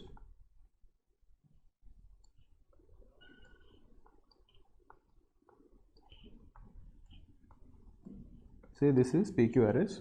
Now there are points x and y. Suppose this is x and suppose this is y. Suppose these are points x and y on PQ and QR. Now the areas of triangle XYQ,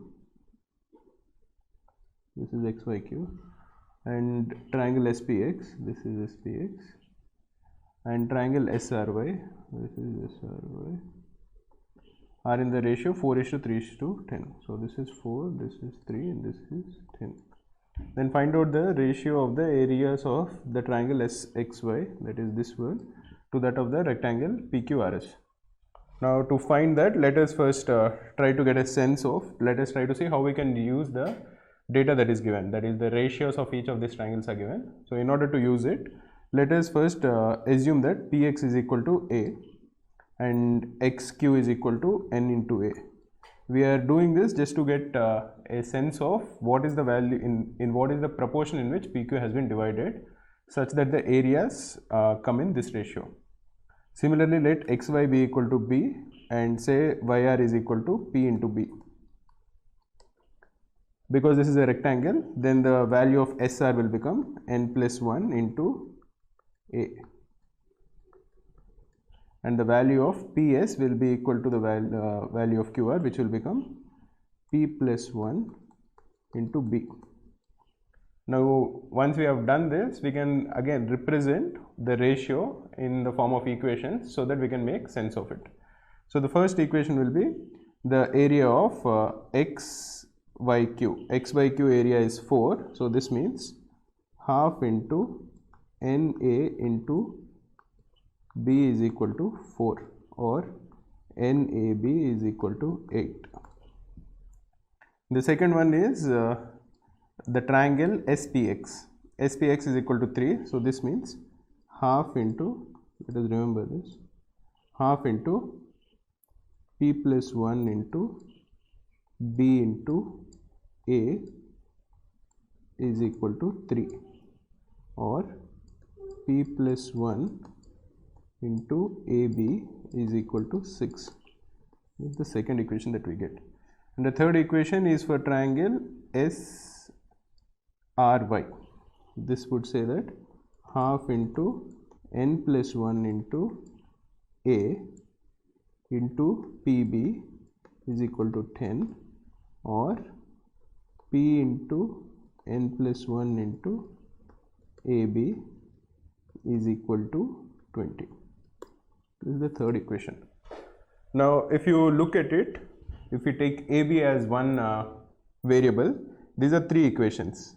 Say AB is equal to K, then this means N into K is equal to 8, P plus 1 into K is equal to 6, and P into N plus 1 into K is equal to 20. So these are three variables and three equations. So we can actually find out the values of all P, N and K, and then we can find out the area of the rectangle and the area of the triangle inside.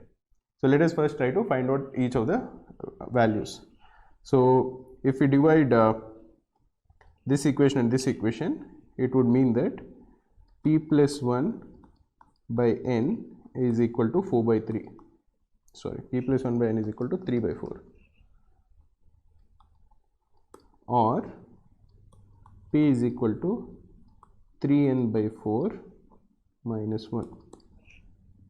Similarly, let us try to eliminate, let us try to see this one and this one, because we are trying to eliminate P so that we can calculate the value of N first and then we can calculate the value of P next. Again, if we divide them to eliminate AB, we get P into N plus 1 by N is equal to 5 by 2. Now we'll substitute the value of P that we found here. So it becomes N plus 1 into 3n minus 4 by 4 into N is equal to 5 by 2. If we simplify this equation, we will get, we can cancel this 2 and 2. So this will become 3n square plus 3n minus 4n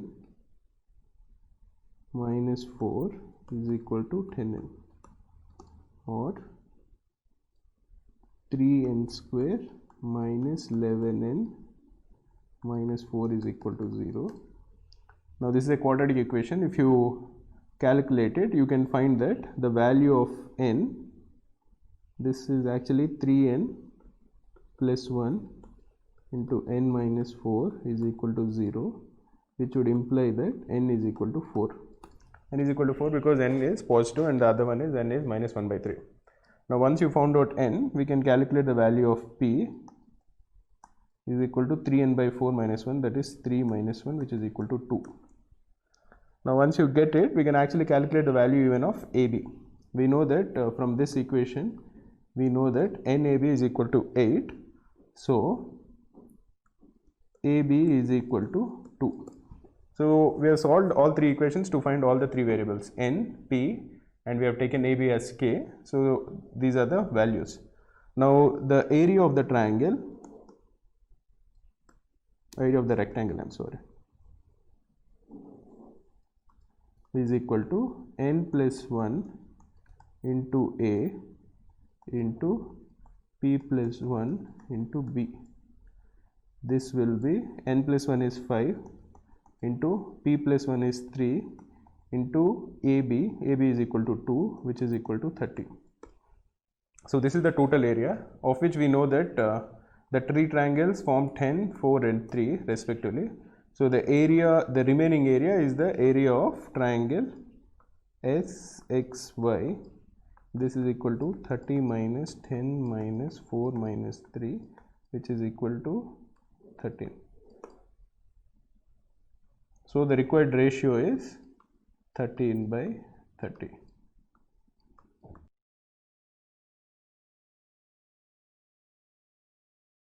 In this question, we are given a rectangle ABCD.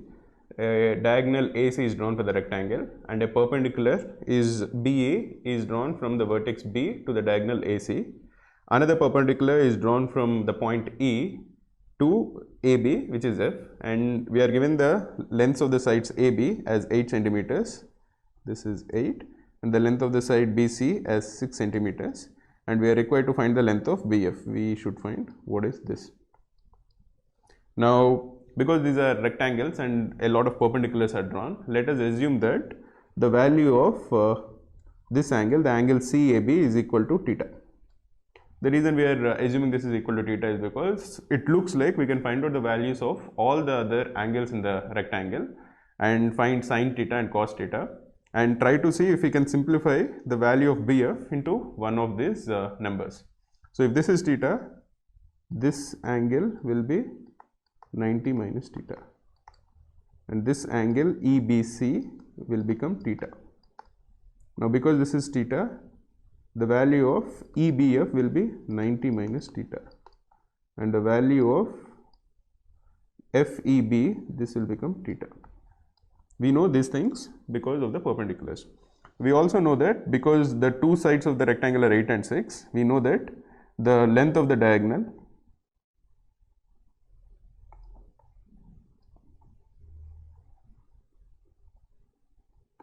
is equal to square root of 6 square plus 8 square, which is equal to 10. Now we also know that sine theta, where we define theta as the value of CAB, is equal to 6 by 10, which is equal to 3 by 5. Similarly, cos theta is equal to 8 by 10, which is equal to 4 by 5. Now the value of BE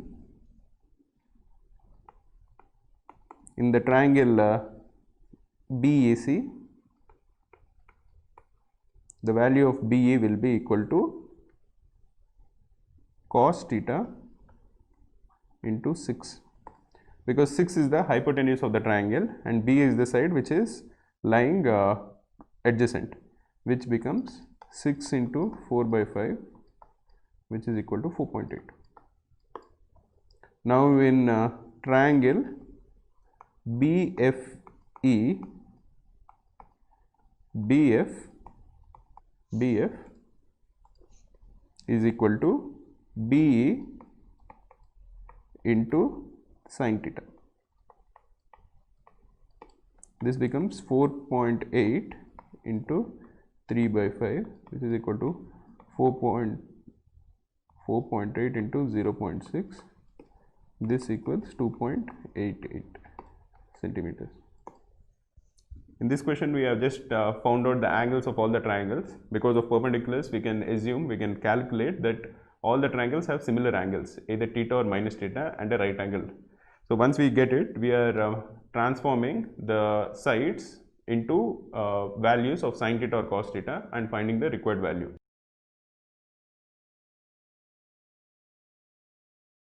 In this question, we are told that there is a trapezium ABCD such that AC and BD are the diagonals and they intersect at a point O. So let us first draw the trapezium. This is one parallel side and this is the other parallel side. Let us connect all the vertices and even draw the diagonals. So this is the trapezium. Let us assume that this is one diagonal and this is another diagonal.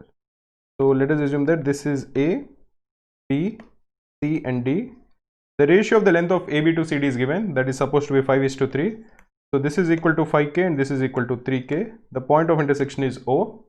We are also told that the midpoints of the two diagonals are E and F and they are joined. So that a triangle OEF is formed like this. Now we are supposed to calculate what is the ratio of the area of OEF to that of trapezium ABCD.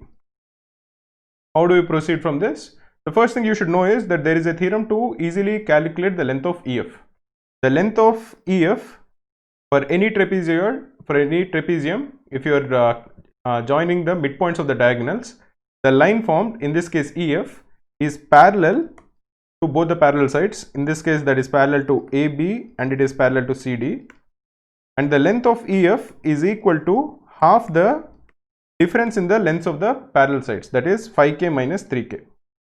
This is true for any trapezium. You draw diagonals and you connect the midpoints of the diagonals, the length will be equal to half into the difference in the lengths of the parallel sides. So this is equal to half into 2K, so this is equal to K. Now if you are drawing a line which is perpendicular to CD and AB and suppose it passes through O, you can always draw a line which is perpendicular to CD and AB such that it will pass through O. This is the distance between the parallel sides. Let us call this H1 and let us call this H3. Now let us assume that H1 H3 is equal to 8H. Therefore the area of the trapezium ABCD is equal to the average of the parallel sides, which is 3K plus 5K, so average is 4K, into the distance between them, which is equal to 8H. So the area of the trapezium is 32HK. Now what is the area of triangle OEF? You can calculate the area of the triangle OEF because this line H1 H3 is also perpendicular to EF. We know that H1 H3 is perpendicular to CD, we know that H1 H3 is perpendicular to AB, and because EF is parallel to both of them, H1 H3 will also be perpendicular to EF. Now you know that the length of OH1 will be equal to 3H and the length of OH3 will be equal to 5H, because triangles OCD and triangle OAB, these two are similar triangles because all the angles are the same. The lengths of the perpendiculars will be in the proportion of their parallel sides. So this will be 3H and this will be 5H.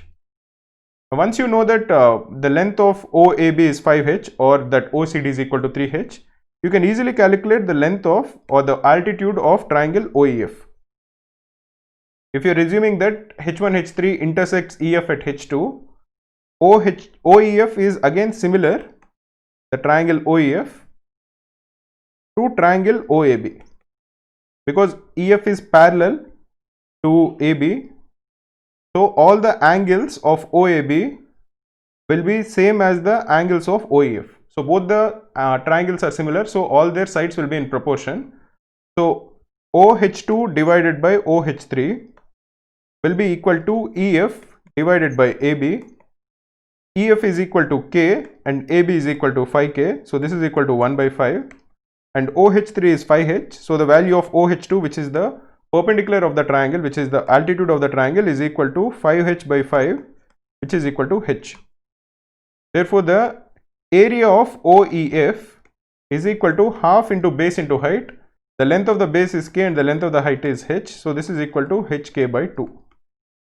So if you are looking for the proportion of the area of triangle OEF, to that of trapezium ABCD, it will be equal to half divided by 32, which is equal to 1:64. The secret to crack CAT is taking a lot of mocks. We at Cracku give all the previous year's CAT, ZAT and IFT papers in the actual exam format. Also, if you just Google Cracku free CAT mock, you can find 3 free CAT mocks in the latest exam pattern. You can take them and get detailed analysis.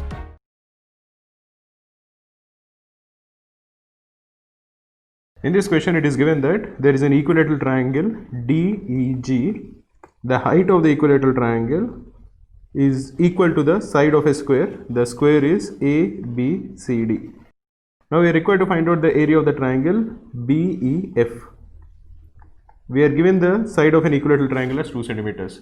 So what we will do is use the fact that the height of the equilateral triangle is the same as the side of a square to find out the length of the square. Then we will find out the length of the sides BE and BF. BEF is a right angle triangle. Once we have both the height as well as the width, we can find out the area easily. That is what we plan to do. So let us assume that the area, the square is, the length of the square is S. So the length of the square is equal to the height of the equilateral triangle. The height of the equilateral triangle, that is say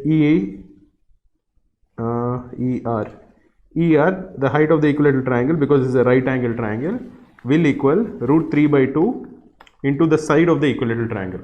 The side of the equilateral triangle is 2 centimeters. So S is equal to root 3 centimeters. So the length of each side of the square is root 3 centimeters. Now we know that each angle of an equilateral triangle is 60 degrees. Therefore, the angle ADE is equal to 30 degrees. Why do we need the length of the angle ADE? Because using the angle ADE, we will calculate the length of AE. We know that DE is the side of the equilateral triangle, so this is 2. Therefore, the length AE will equal 2 sine 30 degrees, which is equal to 2 into 1 by 2, which is equal to 1 centimeter. Once we know AE, we can easily find out BE. The length of BE is equal to side of the square AB minus AE. We know that each side of the square is root 3 centimeters. So this is equal to root 3 minus AE, we have just found out, is equal to 1 centimeter. So in triangle BEF, we have already calculated one side, that is BE, it equals root 3 minus 1. Now again we can calculate the angle BEF. This will also equal 60 degrees. Why would this equal 60 degrees? Because we know angle ADE is 30 degrees. Therefore, angle AED is 60 degrees because it's a right angle triangle. Now, the other angle DEG will also be 60 degrees because this is an angle in an equilateral triangle. So, the only remaining angle, that is BEF, angle BEF is equal to 180 degrees minus 60 degrees minus 60 degrees. This is equal to 60 degrees. Once we have this, we can easily calculate BF. BF is equal to tan 60 degrees into BE, because BF by BE is equal to tan 60 degrees. Once we have found out that this is equal to 60 degrees. So BF is equal to tan 60 degrees into BE. Tan 60 degrees is equal to root 3 into BE is root 3 minus 1. So in a right angle triangle, we know the base as well as the height. So we can easily calculate its area. Its area will be half into base into height. This is equal to half into the base is root 3 minus 1 into the height is root 3 into root 3 minus 1. So this will be root 3 by 2 into root 3 minus 1 whole square. You can simplify this. This will equal root 3 by 2 into root 3 whole square is 3 minus 2 root 3 plus 1. This is equal to root 3 into 2 minus root 3. We have just divided this by 2. So root 3 into 2 minus root 3, once you simplify, will be 2 root 3 minus 3. So this is the answer, 2 root 3 minus 3.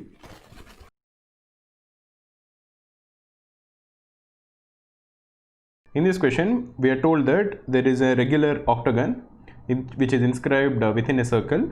The radius of the circle is given as r, and there is a square that is formed by joining the midpoints of 4 of the sides of an octagon, and we are required to find out the ratio of the area of the square to that of the circle. So let us first draw the diagram that is given, then we'll try to understand what exactly is needed. Suppose this is the circle, the radius of the circle is given as r. Now we'll try to draw the octagon. So let us first draw 4 sides, then we will join the sides with another 4 sides. So roughly this is how the octagon is going to look. This is not to scale, but you'll get a good sense of how it actually looks. So this is the octagon that is given. Now inside the octagon we have a square. So suppose this is the square. This is a regular octagon and this is a square. It is formed by joining the midpoints of the sides of an octagon. So this is the square. Now we need to find out the ratio of the area of the circle and that of the square. So we are already given the radius of the circle. It is given as r. So if we find out the side of a square, we are done. Once we find out, if we assume that the side of a square is a, then we just need to find out the ratio of a square to pi r square. Once we get a square to pi r square, that is the answer that we need, where we are assuming that the side of a square is a. So once this is given, let us assume that this is the center of the circle. Now we know that if we are joining the center to one vertex of the octagon, the length of this side is r. Now similarly, if we are joining the center of the circle to one vertex of the square, this is the midpoint of the octagon. So in order to avoid confusion, we are going to just draw this triangle that we have formed over here, where O is the center of the circle. Let us assume that this is A and the point over here is B. Now OB is half the diagonal of the square. The diagonal of a square, if the side is A, the length of the diagonal will be A root 2. Therefore the length of OB will be A root 2, which is the length of the diagonal, divided by 2. So this is going to equal A by root 2. Notice again that if we join O to the other side, this is the length of the entire diagonal. So OB will be half the diagonal. Similarly, OA is equal to the radius of the circle. This is equal to r. If we can find out the angle between these two, we can easily solve the required question. We can easily find because we know that this is a right angle triangle, this is 90 degrees. So if you are able to get this angle, if we call it theta, we can easily find out the ratio between A and R. Now what is the value of theta? If you extend O to another side of the octagon, this is basically the angle subtended by one side of the octagon over the circle. There are 8 sides in an octagon and the total angle which is subtended at the center is 360 degrees. Therefore one side subtends an angle equal to 360 by 8, that is 45 degrees. Therefore theta, which is exactly half of the side of an octagon, will subtend 45 by 2, that is 22.5 degrees. Let us call this theta just for ease of calculations. So what do we find over here? We know that cos theta is equal to OB divided by OA. OB, as we have already discussed, is equal to A by root 2. So this is equal to A by root 2 whole divided by OA is equal to R, or this is equal to A by R root 2. We are required to find out the ratio of A square by pi R square. So what we'll do is we'll multiply both the sides, that is left hand side and right hand side. So cos square theta is equal to A square by 2R square, or A square by R square is equal to 2 cos square theta. Now what is theta? As we have discussed, theta is equal to 45 by 2. Now we have a formula in trigonometry which says that cos of 2a is equal to 2 cos square a minus 1. In this question we need to find out cos of 45 by 2, but we need to find out 2 cos square of 45 by 2. So basically what we are saying is 2 cos square a is actually equal to cos 2a plus 1. So over here 2 cos square theta, will replace this by equating this to cos 2 theta plus 1. But we already know what is cos 2 theta. 2 theta will equal 45 degrees. So cos 2 theta will equal 1 by root 2. So 1 plus 1 by root 2. So this is equal to 1 plus 1 by root 2. This is the value of a square by r square. This is equal to root 2 plus 1 by root 2. But what are we required to find out? We are required to find out a square by pi r square. So we'll divide both sides by pi. So the required answer is root 2 plus 1 divided by pi root 2. That is option A. This is root 2 plus 1 divided by pi root 2.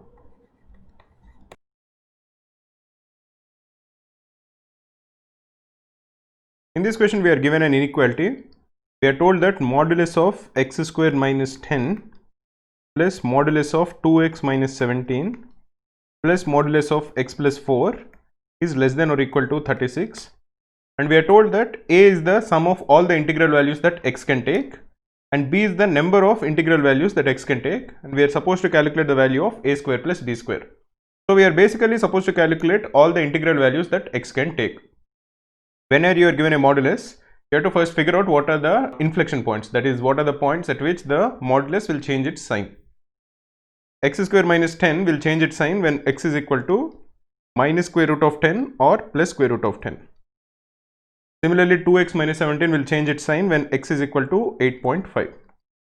And x plus 4 will change its sign when x is equal to minus 4. So for each of these intervals, we will have to individually consider where x will lie and then find out whether the inequality is satisfied or not. In this particular case, it appears very cumbersome. There is a good chance you will be making a mistake while you are doing these kind of calculations. So what we will do is something different from the usual way to solve these kind of questions. We will first note that x square minus 10, modulus of this is less than or equal to 36. This would imply that x square minus 10 has to be less than or equal to 36, or x square is less than or equal to 46. Now once x square is less than or equal to 46, you know that because x is a integer, x should belong to minus 6 or minus 5 or minus 4 or minus 3 or minus 2 or minus 1 or 0 or 1 or 2 or 3 or 4 or 5 or 6. These are the only possible integral values where x square plus 10, modulus of x square plus 10 will be less than 36. As you know that modulus of x square plus 10 plus modulus of 2x minus 17 plus modulus of x plus 4 is less than or equal to 36, and the remaining two terms are non-negative. You know that x square plus 10 modulus of this is also less than or equal to 36. If modulus of a is less than some number n, then you know that a is less than n.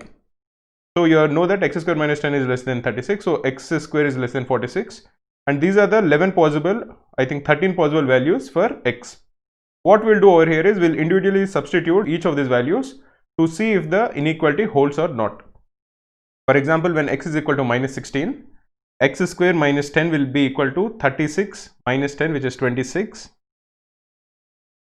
plus 2x minus 17 will equal 2x is minus 12, minus 17 is minus 29, so modulus of that is plus 29, and plus x plus 4 will equal minus 2.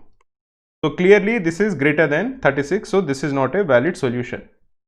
If you are looking at minus 5, x square is 25, minus 10 is 15, plus 2x will be minus 10, minus 17 is minus 27, so modulus of that is plus 27, and plus modulus of x plus 4 is, this is plus 2, sorry, this is plus 1.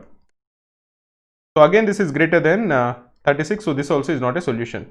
If you are looking at minus 4, x square minus 10 will be equal to 6, plus 2x minus 17 in this case will equal minus 8, so this is 25, plus 0.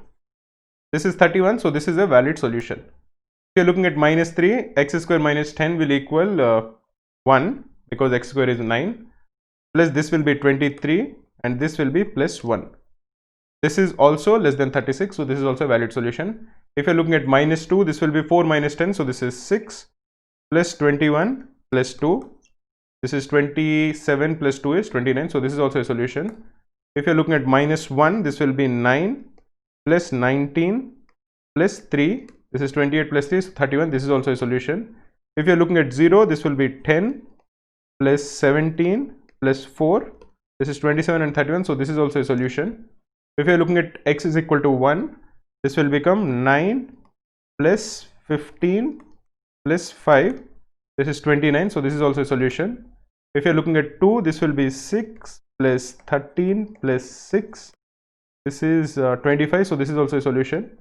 When x is equal to 3, this becomes 1 plus 11 plus 7. This is 18 plus 1, 19. So this is also a solution. When x is equal to 4, this will be 6 plus 9 plus 8. This is 17 plus 6 is 23. So this is also a solution.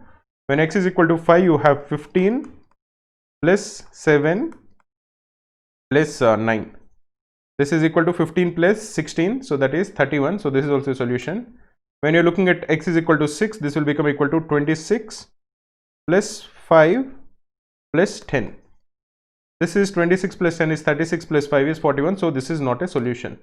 So as you can see, the only integers which solve the given inequality are minus 4, minus 3, minus 2, minus 1, 0, 1, 2, 3, 4 and 5. So the value of a, which is the sum of all of these integers, is equal to 5 because all the other terms cancel each other. So a is equal to 5 and b is the number of elements which are in this set. The number of elements is 10. So a square is 25 and b square is 100. So a square plus b square will equal 125.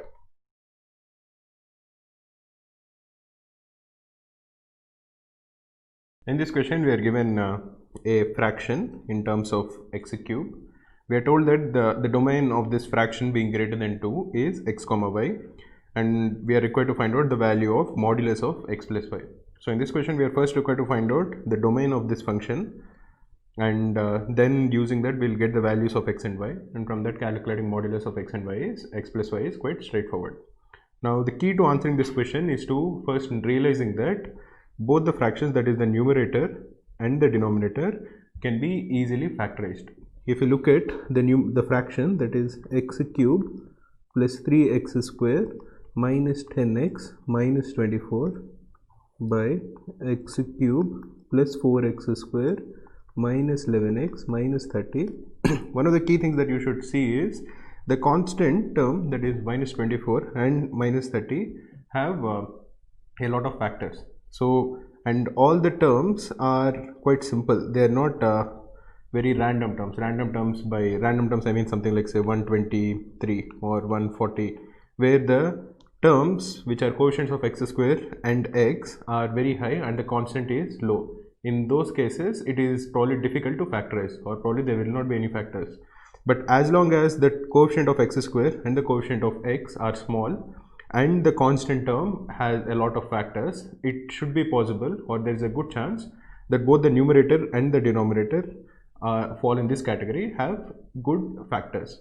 Now if you look at the constant term, it is 24. So we have to find 3 terms or 3 numbers such that the product of the 3 terms is 24. In the denominator, we have to find 3 terms such that the product is equal to 30. So for example, if you are looking at the 3 factors as x plus a into x plus b into x plus c, if we can find 3 factors a, b and c such that a into b into c is equal to 24, minus 24 in this case, and in the denominator we'll have 3 factors a1 into b1 into c1 is equal to 30.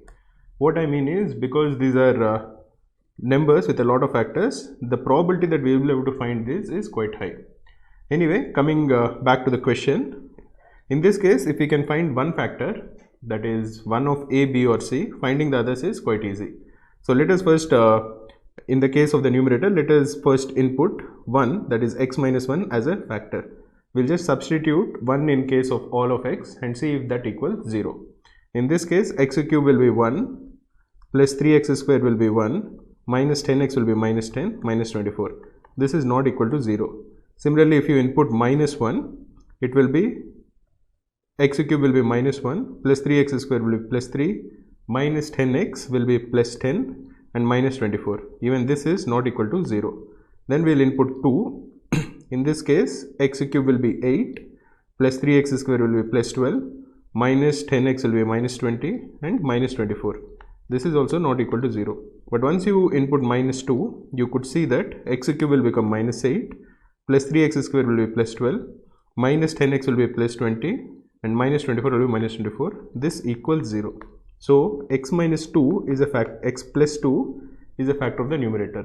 It is x plus 2 because minus 2 is a factor. Therefore, x minus of minus 2 will be a factor of the numerator, and x minus of minus 2 will be equal to x plus 2. Now there are these finding at least one factor in a cubic equation will become easier with practice, but as I was saying earlier, you have to look at the constant term and try to find numbers which are factors of this constant term, and using that you will be able to find the three factors of the cubic equation. Similarly, if you substitute minus 2 in the denominator, it will become x cube will be minus 8, plus 4x square will be plus 16, minus 11x will be plus 22, minus 30. This is also equal to 0. So x minus of minus 2, which is x plus 2, is also a factor of the denominator. So if you are just looking at the numerator and the denominator, it will be x cube plus 2x square plus x square plus 2x minus 12x minus 24. This is the value of the numerator. As you can see, we have distributed all of them as x plus 2 or as multiples of x plus 2. So we have x cube plus 2x square, and then there is 1x square which is remaining in 3x square. So we put it as x square. Now because we want to make this also as x plus 2, we have added plus 2x, and then we have subtracted minus 2x to compensate, and because we already have minus 10x here, it will become minus 12x, and minus 24 is the constant term that we already had. Similarly, the denominator will be x cube. We'll again have to immediately add 2x square. Now out of 4x square, we have 2x square which we have already added, so we'll put plus 2x square. Because we want to make this a multiple of x plus 2, we'll immediately add plus 4x. Now if you see the coefficient of x, it is minus 11x, but here we have added plus 4x, so we'll immediately subtract minus 15x to make the sum equal to minus 11x, and the constant term is minus 30. This is basically the easiest way in which we can factorize. Now we know that x plus 2 is a multiple of both the numerator and the denominator. Now we will find if we divide x cube plus 2x square by x plus 2, we are going to get x square, plus if we divide x square plus 2x by x plus 2, we are going to get x, and if we divide minus 12x minus 24 by x plus 2, we are going to get minus 12. Similarly, in the denominator, x cube plus 2x square when divided by x plus 2 is x square, 2x square plus 4x when divided by x plus 2 is plus 2x, and minus 15x minus 30 when divided by x plus 2 is minus 15. This is basically the value of the numerator and the denominator. Now we can easily factorize x both the numerator and the denominator. This will equal x plus 2 into x square plus x minus 12 will equal x plus 4 into x minus 3, and the denominator will be x plus 2 into x plus 5 into x minus 3. This we are told is greater than 2. Now we can cancel the terms which are common between the numerator and the denominator, but we'll have to remember that the denominator shouldn't be equal to 0. So x cannot equal minus 2 or minus 5 or 3. These are the three numbers x shouldn't equal, because then the fraction will not be defined. Now this is just x plus 4 by x plus 5 is greater than 2. We can simplify this by bringing 2 to the left of the inequality sign. So this becomes x plus 4 minus 2x minus 10 by x plus 5 is greater than 0. We'll continue here. This is x minus 6 by x plus 5. So if we multiply both the left hand side and the right hand side by minus 1, it will become x plus 6 by x plus 5. Now because we multiplied both of them with minus 1, the sign will get interchanged. So this will be less than 0. Now this is basically, this will imply that x plus 5 into x plus 6 is less than 0. Remember that if we multiplied the numerator and denominator with x plus 5 whole square, this is a positive number, then we can get rid of the denominator and this will transform into x plus 5 into x plus 6 is less than 0. So the domain of this inequality is basically minus 5 to minus 6. Now notice that it is not equal to any of them. We are not saying x should equal minus 5, that will not hold, but x should lie between minus 5 and minus 6, which is the domain of the inequality. So in this case, as this is equal to x comma y, we can calculate that x is equal to minus 5 and y is equal to minus 6. This is a different x, so don't get confused. Now based on this, we can easily calculate that the modulus of x plus y will equal modulus of minus 11, which is equal to 11. This is the answer. The answer in this case is 11.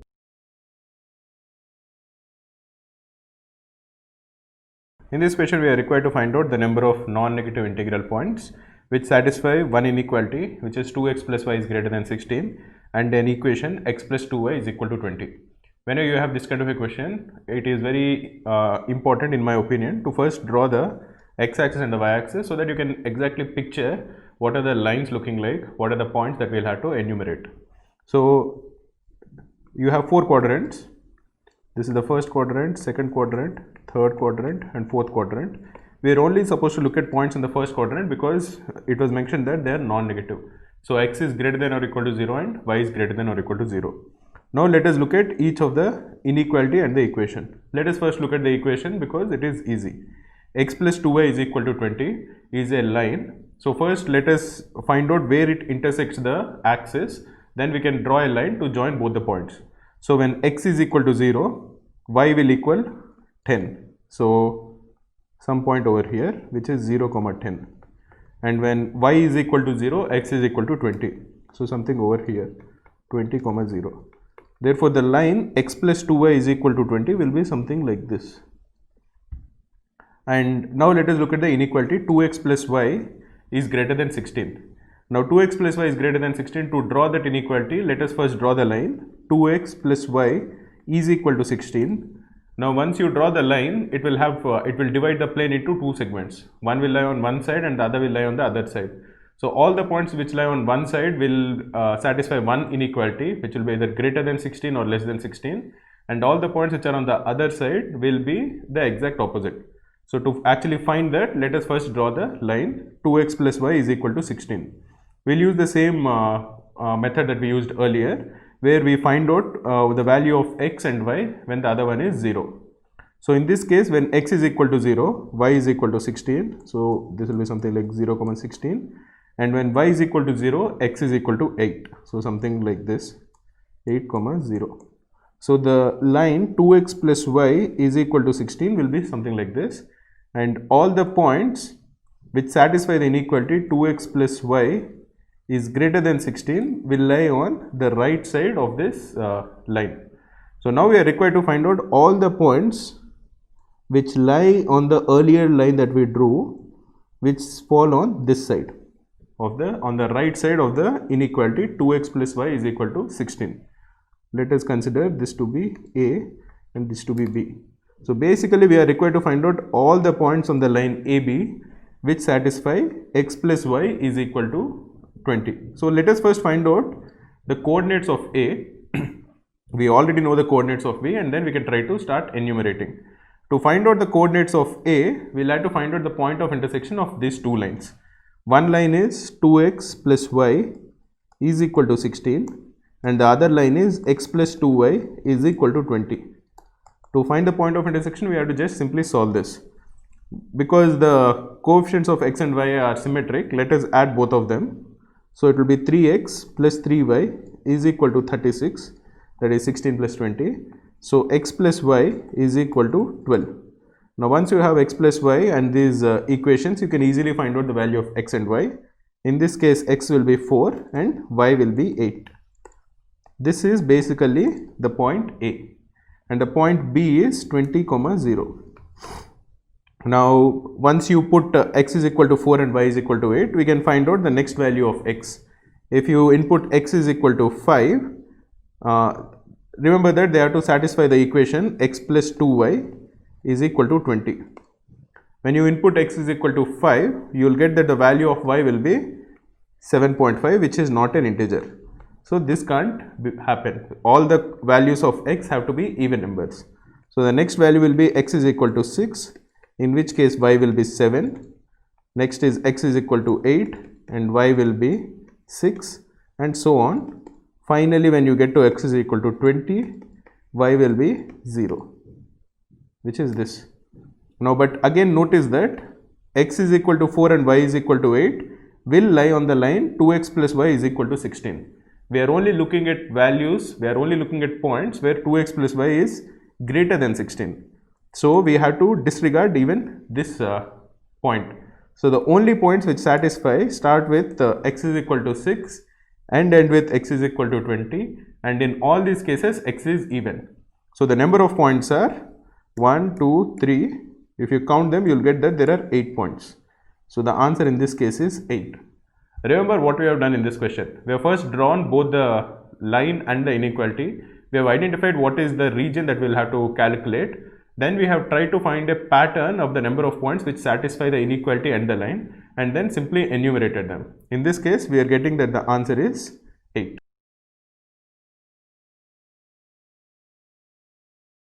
In this question, we are given a cubic equation of m, and we are required to find the smallest integer n such that for all values of m greater than or equal to this n, the given expression m cube minus 6m square plus 81m minus 126 is positive. So let us first try to simplify the cubic equation to make it easier, and then we can try to find the smallest such value of n. Now m cube minus 16m square plus 81m minus 126. Let us try to see if we can find any simple divisor of this cubic equation.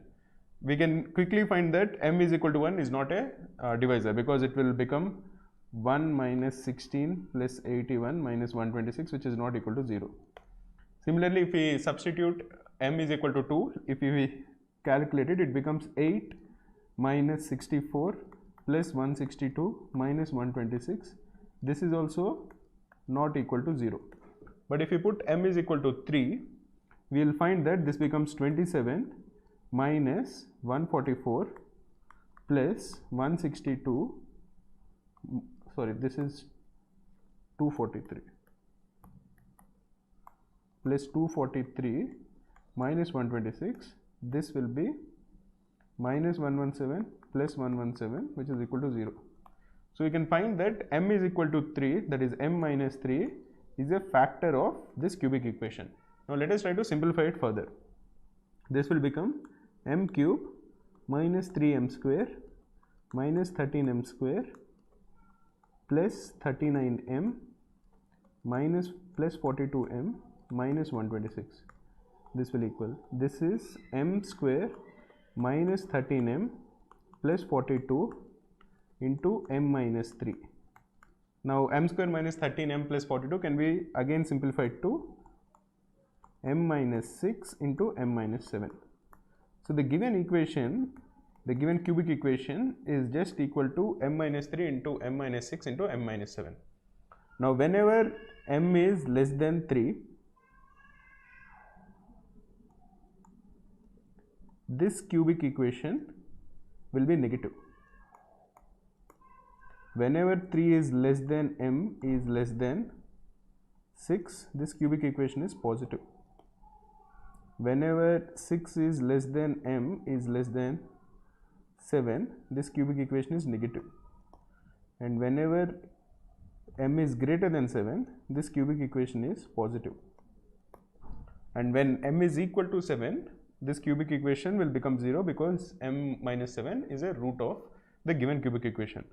So find the smallest integer n such that for all integers greater than that n, this cubic equation is positive. The answer to that will be n is equal to 8, because we know that whenever the number n is greater than 7, the cubic equation is positive. So the required answer is n is equal to 8.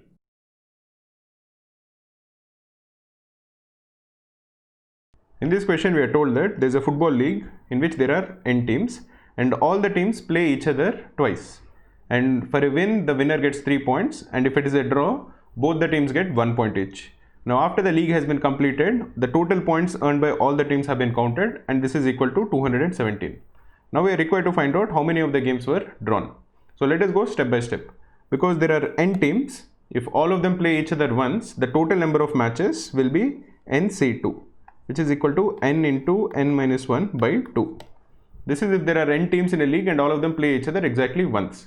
But we are told that each of them play each other twice. So the total number of games played in this particular league will be nc2 into 2, that is n into n minus 1 by 2 into 2, or n into n minus 1. So the total number of games played in this league is n into n minus 1. Now in this, let us assume that there are a games which were won by one team, and that is they have a result, and there are n into n minus 1 minus a. This is the number of games which are drawn. Just for ease, let us assume that n into n minus 1 is a number k. This is just for calculations. So we are assuming that there are a games which had a result where one team won 3 points, and there are k minus a games which were drawn, so both the teams got 1 point each. Now the total points in this particular scenario in terms of a and k will equal 3 into a, because whenever a game has been won, the winner gets 3 points and the loser gets 0, plus 2 into k minus a.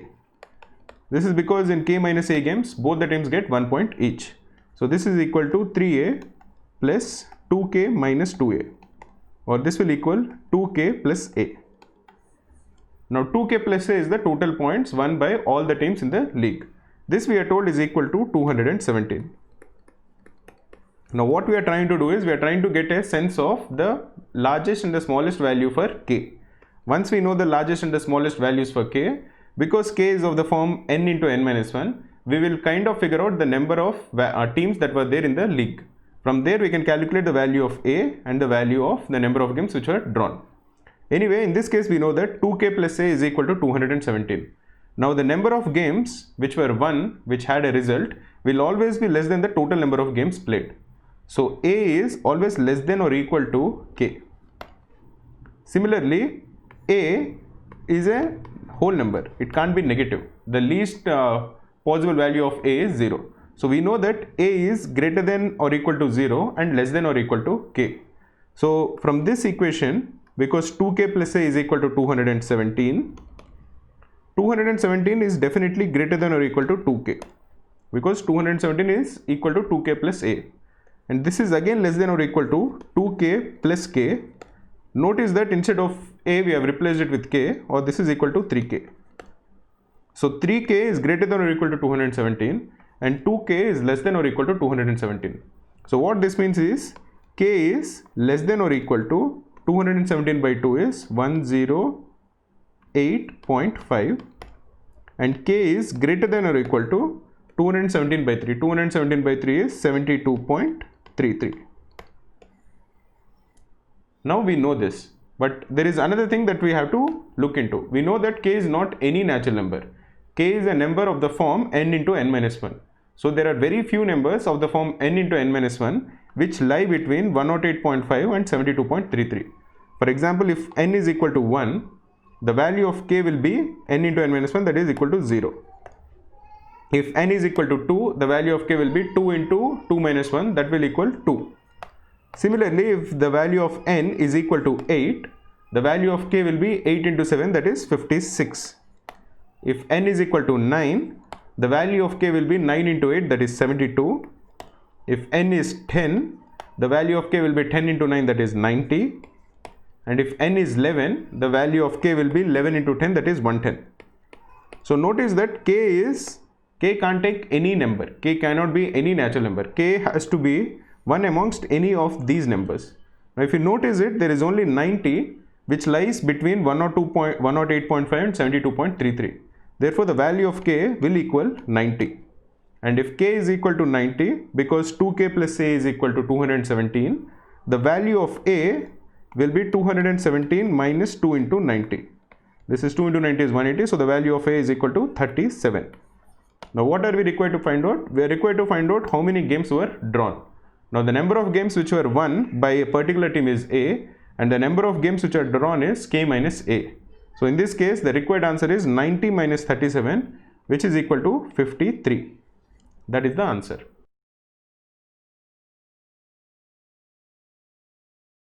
In this question, we are told that the cost of 4 pens, 10 pencils and 14 erasers at a stationery shop is 120. So you have pens, you have pencils and you have erasers. Let us assume that the cost of a pen is A, the cost of a pencil is B and the cost of an eraser is C. We are told that 4A plus 10B plus 14C is equal to 120. This is the first equation. We can divide the entire equation by 2 because all of them are multiples of 2. So you will get 2A plus 5B plus 7C is equal to 60. So let us call this the first equation. We are also told that at the same shop the cost of 6 pens, that is 6A, and 10 erasers is plus 10C is equal to 60 more than that of 12 pencils. So this is equal to 60 plus 12B. You can again simplify this by dividing the entire equation by 2.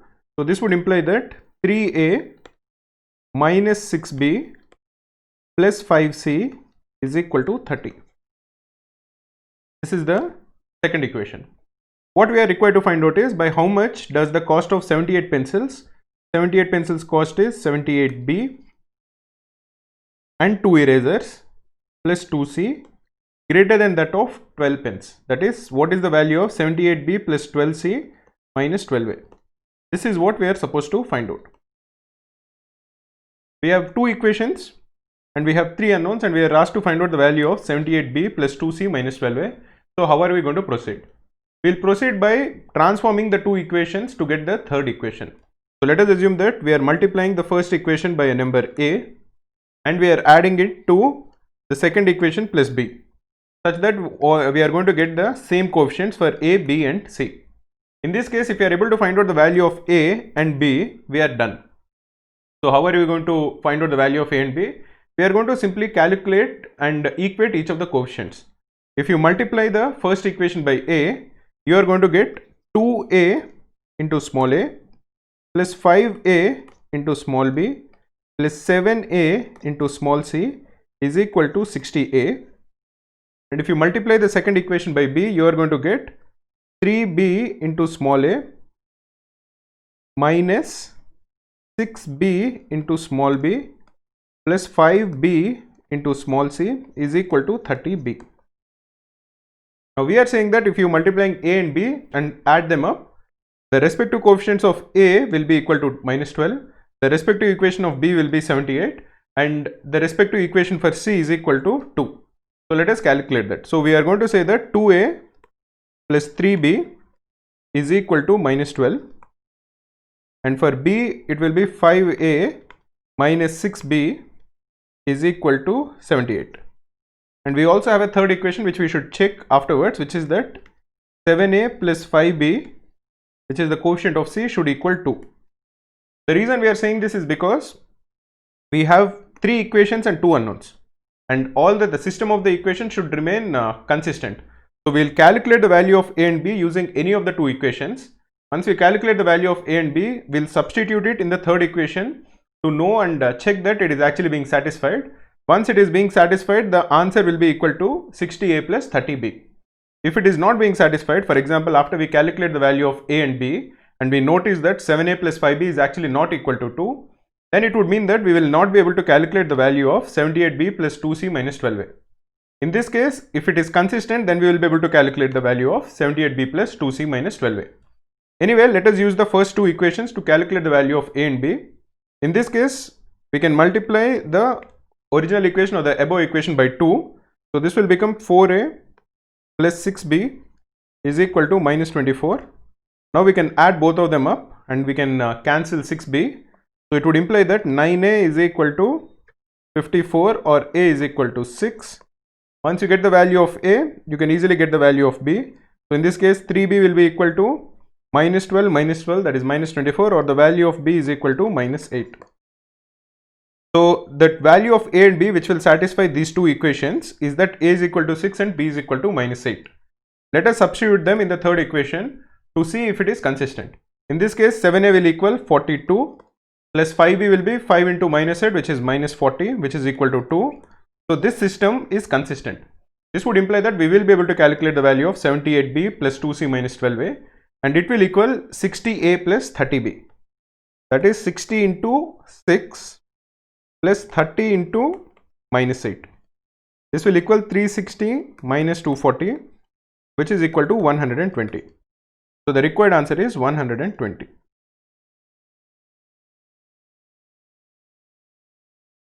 In this question we are told that there are 5 apples, the cost of 5 apples, 7 bananas and 9 mangoes is 204. That is, you have apples, you have bananas and you have mangoes. Let us assume that the cost of one apple is A, the cost of one banana is B, and the cost of one mango is C. You are told that the cost of 5 apples plus 7 bananas and 9 mangoes, this is equal to 204, or 5A plus 7B plus 9C is equal to 204. You are also told that the cost of 8 apples plus 5 bananas and 2 mangoes is equal to 159. That is, the value of 8A plus 5B plus 2C is equal to 159, and you are asked to find out the cost of 1 apple, 1 banana and 1 mango. That is, A plus B plus C is equal to how much? In this question you are given only 2 equations and there are 3 unknowns. So how are you going to solve it? You can solve it because if you notice, the coefficients of each of the variables are in an arithmetic progression in both the equations. In the first equation, the arithmetic progression, the common difference is 2. 7 minus 5 is 2 and 9 minus 7 is 2. Similarly, in the second equation also, the common difference is 3. 8 minus 5 is 3 and 5 minus 2 is also 3. Whenever you have both the equations, the coefficients to be in arithmetic progression, you will be able to calculate the value of A plus B plus C. What you have to do is, in this case, the first equation you have to multiply with the second common difference, which is 3. And the second equation you have to multiply with the first common difference, which is 2. So if you multiply both of them, you will get new equations. So 3 into the first equation will become equal to 15a plus 21b plus 27c is equal to 204 into 3, which is 612. Similarly, 2 into the second equation will become 16a plus 2 into 5b is 10b plus 2 into 2c is 4c is equal to 2 into 159, which is 318. Now if you sum them up, the coefficient of A will become 31, this is 31a. Coefficient of B will also become 31, this is 31b. Plus coefficient of C is also 31, this is 31c, is equal to 612 plus 318, which is equal to 930. Now you can divide the entire equation by 31. So you are going to get the value of A plus B plus C to be equal to 930 divided by 31, which is 30. Therefore, the cost of 1 apple, 1 banana and 1 mango is equal to 30 rupees.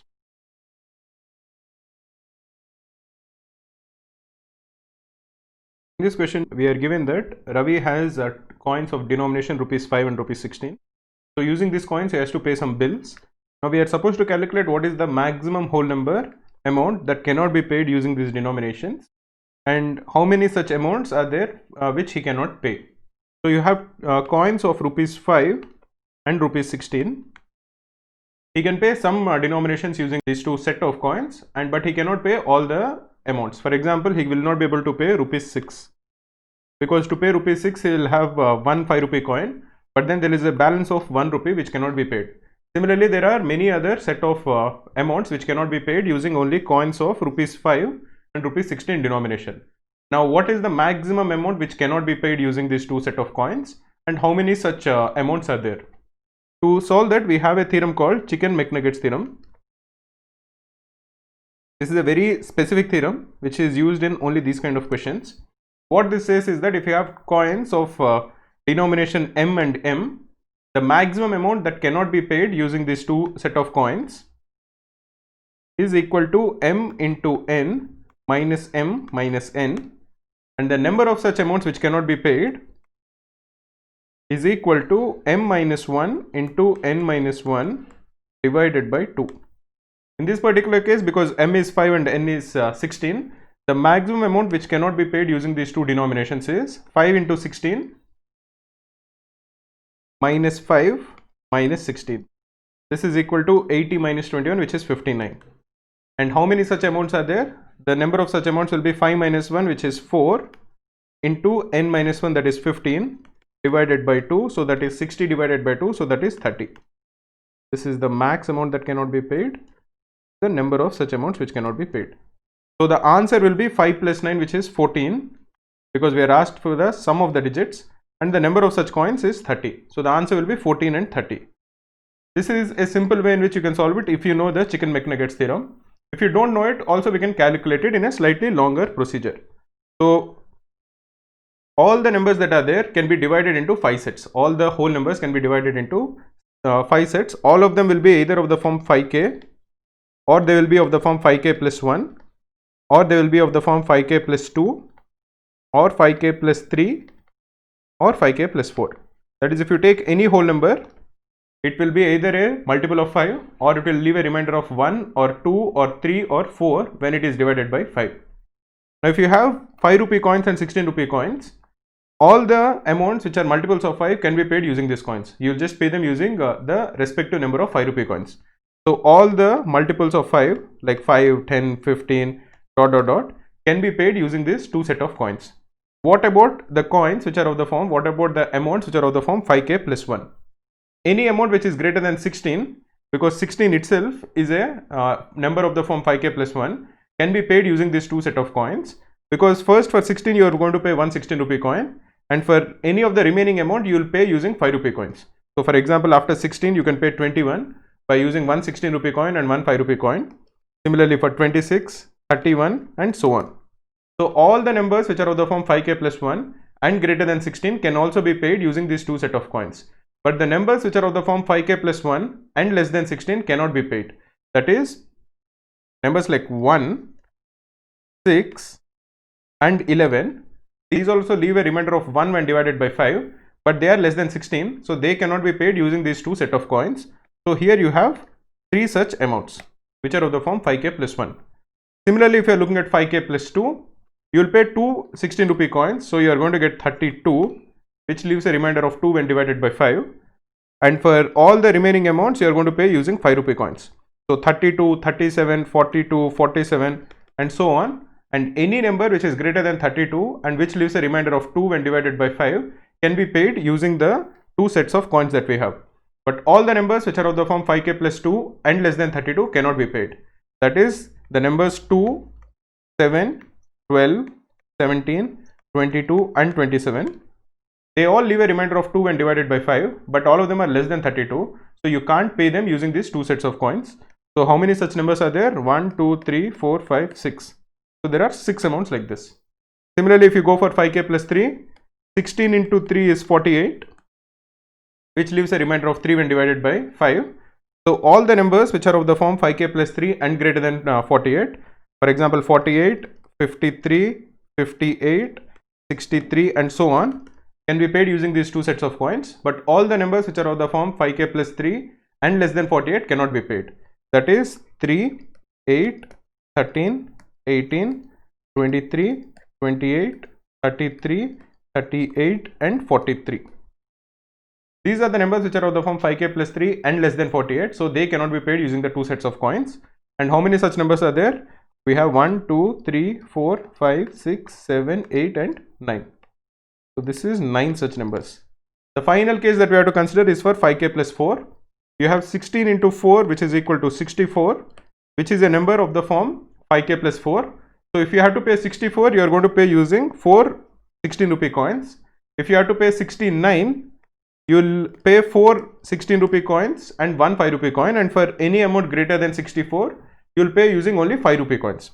So for 64, 69, 74, 79 and so on, all of these numbers can be paid. But the numbers which are of the form 5k plus 4 and less than 64 cannot be paid. And what are those numbers? They are 4, 9, 14, 19, 24, 29, 34, 39, 44, 49, 54 and 59.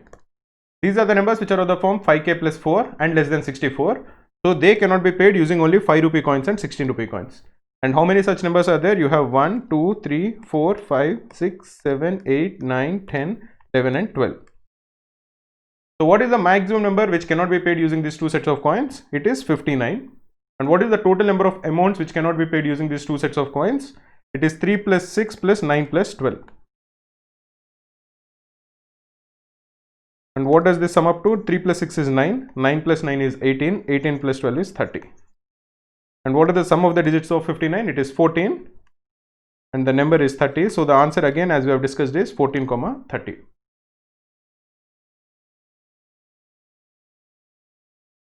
In this question we are told that the price of 5 cabbages plus 12 coconuts plus 19 brinjals is 275 and the price of 23 cabbages, 19 coconuts and 15 brinjals is 360, and we are required to find out the price of 1 coconut, 1 brinjal and 1 cabbage. So let us assume that the price of 1 cabbage is X and the price of 1 coconut is Y and the price of 1 brinjal is Z. So the first information that is given to us, if we are representing it as an equation, it would mean that 5x plus 12y plus 19z is equal to 275. This is the first equation. And the second information that is given to us about 23 cabbages, that is 23x plus 19y, that is 19 coconuts, plus 15 brinjals, that is 15z, is equal to 360. This is the second equation. And we are asked to find out the price of 1 coconut, that is x, 1 brinjal, that is z, plus 1 cabbage, that is x plus y plus z. This we are required to find out. How can we solve this? We only have 2 equations and we have 3 unknowns. So if you look at both of the equations, the coefficients are in ascending order. So this is 5, 12 and 19, they are in an arithmetic progression with a common difference of 7. And if you look at the second equation, they are in a decreasing arithmetic progression. 23 is 4 greater than 19 and 19 is 4 greater than 15. So this is also in an arithmetic progression where the common difference is 4. So what we'll do is we'll multiply the first equation with 4 and the second equation with 7 and then add them up. Then we know that the coefficients of x, y and z will be the same. So if you actually do that, when you multiply the first equation with 4, you are going to get 20x plus 48y plus 19 into 4 is 76z is equal to 275 into 4. 275 into 4 is 1100. This is the first equation into 4. Now if you do the second equation into 7, it will be 23 into 7 is 161x plus 19 into 7 is 133y plus 15 into 7 is 105z. This will equal 360 into 7. 360 into 7 you can calculate will equal 2520.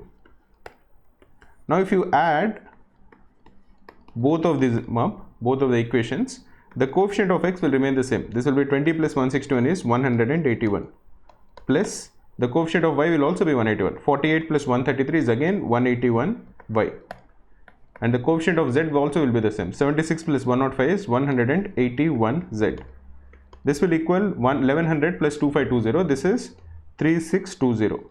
So if you want to calculate x plus y plus z, we will just divide 3620 with 181. That is x plus y plus z into 181 is equal to 3620, or x plus y plus z is equal to 3620 by 181. This is equal to 20. So the correct answer in this case is 20.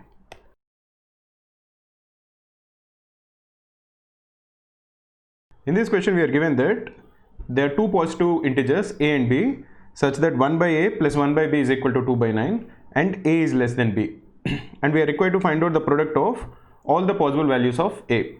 So in these kind of questions we'll try to find out the value of one in terms of the other and then try to find out if we can find some sort of a pattern, because both of them have to be positive integers. So 1 by a plus 1 by b is equal to 2 by 9, or 1 by b is equal to 2 by 9 minus 1 by a. This will equal 2a minus 9 by 9a. This is the value of 1 by b, or b is equal to 9a by 2a minus 9. Now this has been given to us. We know that both a and b are positive integers and both of them a is less than b. So if you look at the denominator, The denominator is 2a minus 9. So a has to be greater than 9 by 2, that is 4.5. So the smallest value of a is when a is equal to 5. And in this case, the value of b will be 9a by 2a minus 9. When a is equal to 5, the denominator will be 2 into 5, that is 10 minus 9, that is 1. And the numerator will be 45, 9 into 5. Both of them are positive integers and a is less than b. So this is a valid solution. Now let us see when a is equal to 6, which is the next highest positive number. Then 2a minus 9 when a is equal to 6 will become equal to 3. And the numerator will be 9 into 6 by 3. So this is equal to 18. You would already find some sort of a pattern. The pattern is as a is increasing, the value of b is decreasing. So at some point a will become greater than b, and from then on we can ignore all the values. So in this case, for example, when a is 6, b is 18 and a is less than b, both are positive integers. So this is also a valid solution. When a is equal to 7, the value of b will become 9 into 7 by 2 into 7 minus 9. We are just substituting the value of 7 in the given equation. So this will be 63 by 2 into 7 is 14, 14 minus 9 is 5. So the value of b will become 63 by 5. This is not an integer, so this is not a valid solution. The next number will be when a is equal to 8, and the value of b will be 9 into 8 by 2 into 8 minus 9. So the numerator is 72 and the denominator is 2 into 8, that is 16 minus 9, that is 7. 72 by 7 again is not a positive integer, so this is also not valid. Now when you make a equal to 9, b will become 9 into 9 by 2 into 9 minus 9.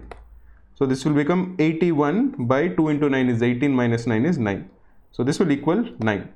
Both of them are positive integers, but in this case a is equal to b. A is not less than b. So this is also not a valid solution, and as you can guess, as you keep increasing a, the value of b will become less than 9. That is, for example, if you look at a is equal to 10, the value of b will become 9 into 10 by 2 into 10, that is 20 minus 9, that is 11. So this is 90 by 11. This is actually something like around 8.118.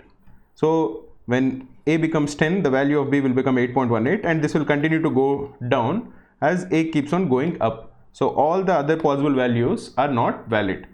So the only two possible values of a for which the given equation holds true, such that both a and b are positive integers and a is less than b, is a is equal to 5 and a is equal to 6, and their product is equal to 30. This is the answer.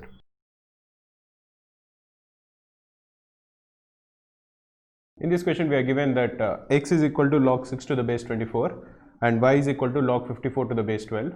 We are required to find out the value of x in terms of y or the value of y in terms of x.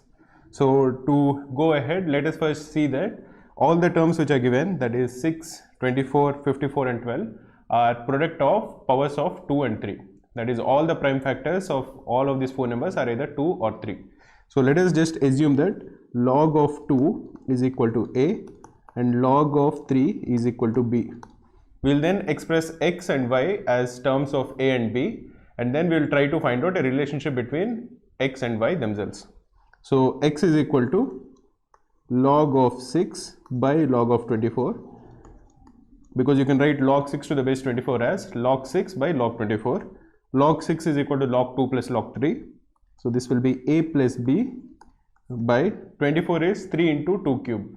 Therefore this will become 3a plus b. Similarly, y will become log 54 by log 12. 54 is equal to 3 cube 27 into 2. So this will become 3b plus a by 12 is 2 square into 3. So this will be 2a plus b. Now to again simplify further, let us assume that a by b is equal to p, because we want to decrease the number of terms as much as possible. Therefore x will become p plus 1 by 3p plus 1 and y will become 3 plus p by 2p plus 1. Now we'll express x in terms of p, that is we'll find something like p is equal to in terms of x. We'll also find out p is equal to something in terms of y, and then equate the two and find a relation between x and y. That is our strategy. So if we are doing this, we will find that 3px plus x is equal to p plus 1, or p is equal to 1 minus x by 3x minus 1. Similarly, using the second equation, we get 2py plus y is equal to 3 plus p, or p is equal to 3 minus y by 2y minus 1. Now these two terms should be equal because both of them equal y. Therefore 1 minus x by 3x minus 1 is equal to 3 minus y by 2y minus 1. If we cross multiply, we will get 2y minus 2xy plus x minus 1 is equal to 9x minus 3xy minus 3, 9x minus 3xy minus 3 plus y. If you cancel the terms that are not needed, this implies that y plus xy plus x, y plus xy plus 2 is equal to 8x, or x is equal to y plus 2 by 8 minus y. This is option D. Now this is quite simple. You have to first understand that all the terms that are given are just multiples of 2 and 3. There are no other prime factors. So let us assume that log 2 is equal to a and log 3 is equal to b.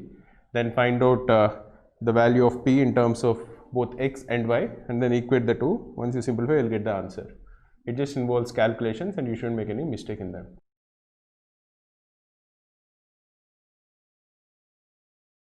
In this question, we are given an equation in terms of log p to the base 5 and log of 5 by p to the base 5p is equal to 1, and we are asked to find out how many values of p satisfy this following equation. So to simplify it, let us assume that log of p to the base 5 is equal to a. So the first term of the given expression will be equal to a square. And what does the second term represent? The second term seems to be slightly complicated. The second term is log of 5 by p to the base 5p. This is equal to log of 5 to the base 5p minus log of p to the base 5p. So let us express both of these terms, that is log 5 to the base 5p and log p to the base 5p in terms of a, and then we will get an equation in a which we will solve. What is the value of log of 5 to the base 5p? If you are trying to express it in terms of a, this we will say is equal to 1 by log of 5p to the base 5. This is equal to 1 by log of, what is log of 5p to the base 5? This is equal to log 5 to the base 5, which is equal to 1, plus log of p to the base 5. This is equal to 1 by a plus 1. Similarly, if you are looking at the second term, which is log of p to the base 5p, this is equal to 1 by log of 5p to the base p. This is equal to 1 by log of 5 to the base p plus 1. What is the value of log of 5 to the base p? This will imply that the log of 5 to the base p is equal to 1 by a. This is just the reciprocal. So this is equal to 1 by a plus 1, or this is equal to a by a plus 1. So the second term is equal to log of 5 to the base 5p, which is equal to 1 by a plus 1, minus log of p to the base 5p, which is a by a plus 1. This we are told is equal to 1, or you can simplify this as a square plus 1 minus a by a plus 1 is equal to 1. You can multiply the entire equation by a plus 1. So you are going to get a cube plus a square plus 1 minus a is equal to a plus 1. You can cancel 1 on both sides. So a cube plus a square minus 2a is equal to 0. So one root is that a is equal to 0, and if you divide the entire equation by a to calculate the values of the other two roots, you are going to get a quadratic equation, which is that a square plus a minus 2 is equal to 0. This can be factorized as a plus 2 into a minus 1 is equal to 0. So the other two roots for a are 1 and minus 2. These are the three values of a, and the corresponding values of p, which is equal to 5 to the power a, would imply that p is equal to either 1 when a is equal to 0, or 5 when a is equal to 1, or 1 by 25 when a is equal to minus 2. So there are three values of p which satisfy the given equation.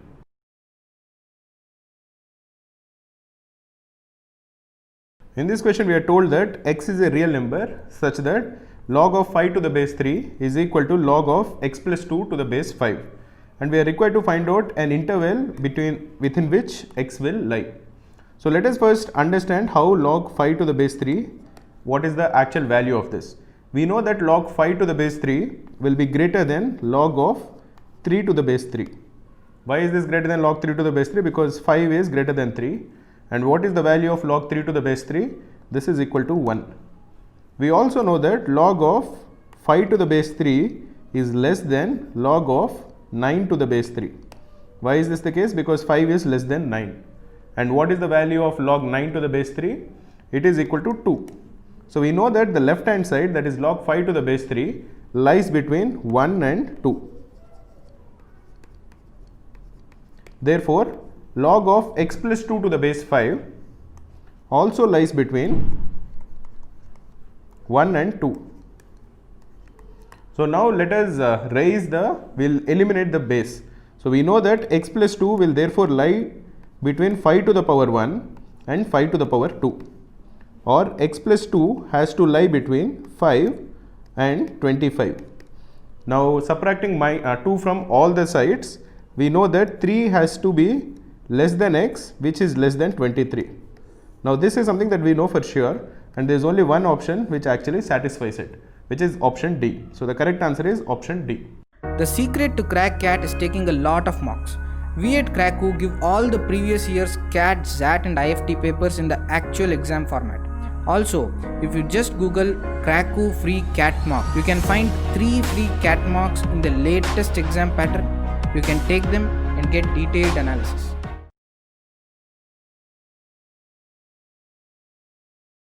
In this question, we are asked to simplify an expression that is given. This is 0.05 to the power log of 0.3 plus 0.03 plus 0.003 plus dot dot dot till infinity to the base square root of 20. Just to avoid confusion, let us assume that this sum is equal to s. So the given expression is 0.05 to the power log of s to the base 20 to the power half. If you are bringing the power in the base outside the logarithm, this will equal 0.05, and this will be 1 by 2 log of s to the base 20. Remember that log of s to the base 20 to the power 1 by 2 will equal 2 log s to the base 20, because over here 1 by 2 is in the base. So if you are bringing it outside, it will become 1 by 1 by 2, which is 2, or this will equal log of s square to the base 20. Now this, you have to make this to be the power or the exponent of 0.05. What is the value of 0.05? 0.05 is equal to 1 by 20, or this is equal to 20 to the power minus 1, or the required number is equal to 20 to the power minus 1 whole to the power log of s square to the base 20. Now this is equal to 20 to the power minus log of s square to the power 20. This is minus 1. So if you are again taking it inside the logarithm, this will become equal to 20 to the power log of s to the power minus 2 to the base 20. Over here, remember that a to the power log of n to the base a is equal to n. So in this particular case, this will equal s to the power minus 2. And what is the value of s to the power minus 2? This is equal to 1 by s square. But what is the value of s? S is equal to 0.3 plus 0.03 plus 0.003 and so on, or this is equal to 0.33333 till infinity, which is equal to 1 by 3. Therefore 1 by s is equal to 3 and 1 by s square is equal to 9. So the required answer in this case is 9.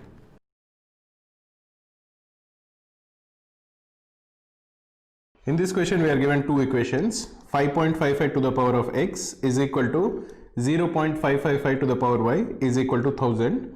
Now once this is given, we are required to find out the value of 1 by x minus 1 by y. So the two equations we are given are similar to each other. 5.55 to the power x is equal to 1000 and 0.555 to the power of y is equal to 1000. We'll take logarithm on both the sides. Therefore x is equal to logarithm of 1000 to the base 5.55 and y is equal to log of 1000 to the base 0.555. We are required to find out 1 by x minus 1 by y. So we will find out that 1 by x is equal to log of 5.55 to the base 1000 and 1 by y is equal to log of 0.555 to the base 1000. For beginners, there is a very simple theorem on logarithms, which is that if x is equal to log of a to the base b, then 1 by x is equal to log of b to the base a. We have just used this formula twice in both the equations. Now we will subtract 1 by x minus 1 by y is equal to log of 5.55 to the base 1000 minus log of 0.555 to the base 1000. This will equal log of 5.55 by 0.555 to the base 1000. This is another simple formula, which is that if x is equal to log of a to the base c minus log of b to the base c, then x will equal log of, notice that the base in both the cases is the same, then this will equal a by b to the base c, which is what we have used here. The corollary is that if x is equal to log of a to the base c plus log of b to the base c, then x will equal log of a into b to the base c. Notice again that the base has to be same in both the cases. Anyway, using the earlier formula, we will get 1 by x minus 1 by y is equal to log of 5.55 by 0.555 to the base 1000. This will equal log of 10 to the base 1000. Now we can easily find out that 1000 is equal to 10 cube. Therefore, the value of this logarithm will equal 1 by 3. Therefore, the answer that we are looking for is 1 by 3. 1 by x minus 1 by y, when simplified, you are going to get a value of 1 by 3.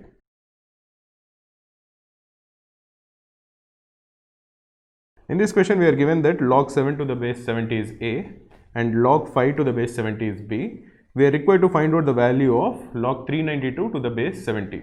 We are also given options. All of them are in terms of a and b. So let us get started. The first step we should do is notice that the base of all the three logarithms is the same. All the bases is all of them is log 70. Now let us try to factorize 392, do the prime factorization and try to see if we can find if we can show 392 as 7 and 5 in terms of 7 and 5. 392 is equal to 7 into 56. This is equal to 7 square into 8. This is equal to 7 square into 2 cube. So when we are required to find out log of 392 to the base 70, we are just required to find out log of 7 square into 2 cube to the base 70. This will be log of 7 square to the base 70 plus log of 2 cube to the base 70. You can again simplify this further and this will equal 2 of log 7 to the base 70 plus 3 times log 2 to the base 70. Now we already know the value of log 7 to the base 70. It is given to us as a. So this will equal 2a plus 3 times log 2 to the base 70. Now the problem is that we don't know the value of log 2 to the base 70. We know the value of log 5 to the base 70 and log 7 to the base 70, but not log 2 to the base 70. Now to go further, we have to notice one thing. We should notice that 70 is equal to 7 into 5 into 2. Once you recognize this, you will easily find out that log 70 to the base 70, this is actually equal to 1 because this is a tautology, is equal to log of 7 to the base 70 plus log of 5 to the base 70 plus log of 2 to the base 70. Now we know the left hand side, this is equal to 1. We know the value of log 7 to the base 70, this is equal to A, and log 5 to the base 70 is equal to B. Using this equation, we will find out the value of log 2 to the base 70 and substitute this in the required equation. So this would imply that log 2 to the base 70 is equal to 1 minus A minus B. Therefore, what we are required to find out is 2A plus 3 times log 2 to the base 70 is equal to 2A plus 3 into 1 minus A minus B. This is equal to 3 minus A minus 3B. This is the answer. If you look at the options, it is option B.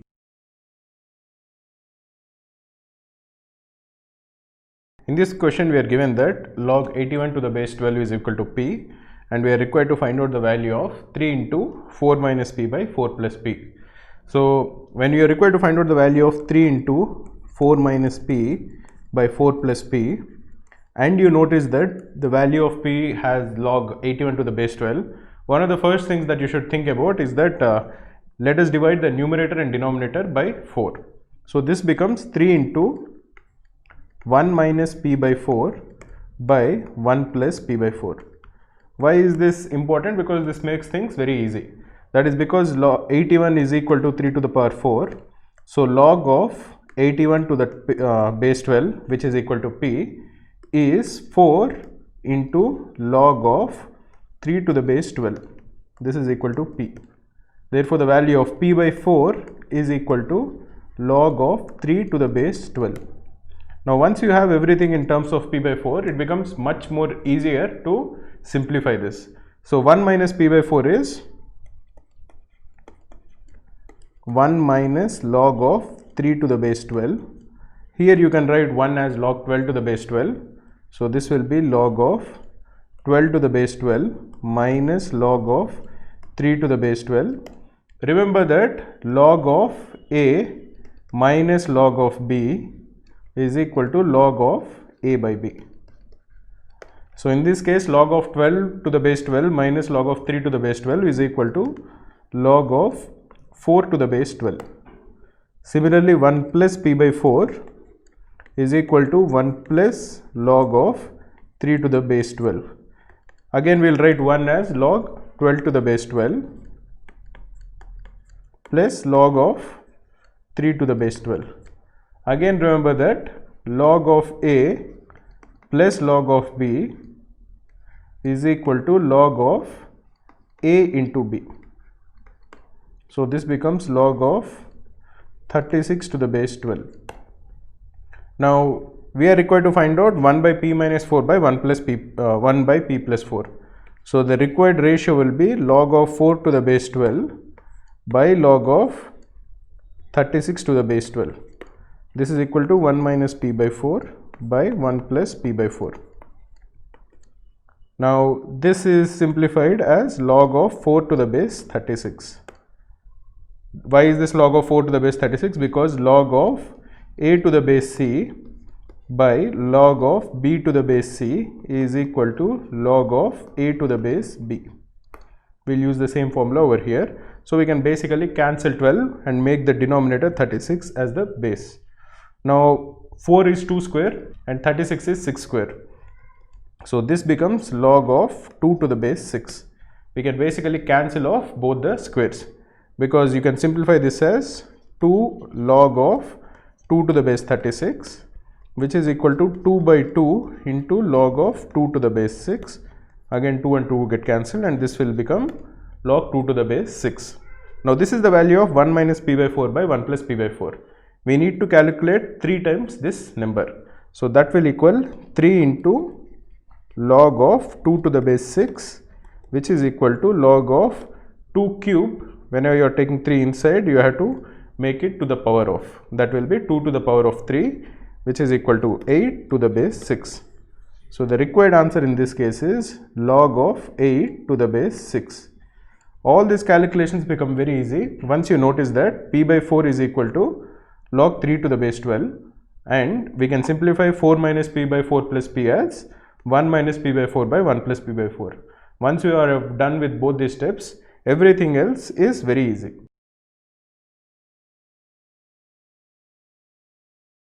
In this question, we are given two positive real numbers x and y.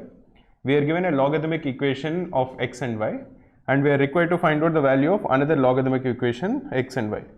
Let us first try to find out what exactly is needed. So let us simplify the required equation. We are required to find out what is the value of log of x plus 2y minus log of y. This will be log of x plus 2y by y, which is equal to log of x by y plus 2. Now if we know the value of x by y, we can find out whatever is required quite easily. That is the first thing we should remember. Now let us simplify the given logarithmic equation. The given logarithmic equation is 3 log x minus 2y is equal to log of 2x square minus 5xy plus 2y square plus log y. We'll multiply all of them and remove logs from both sides, because ultimately what we need to find out is the ratio x by y.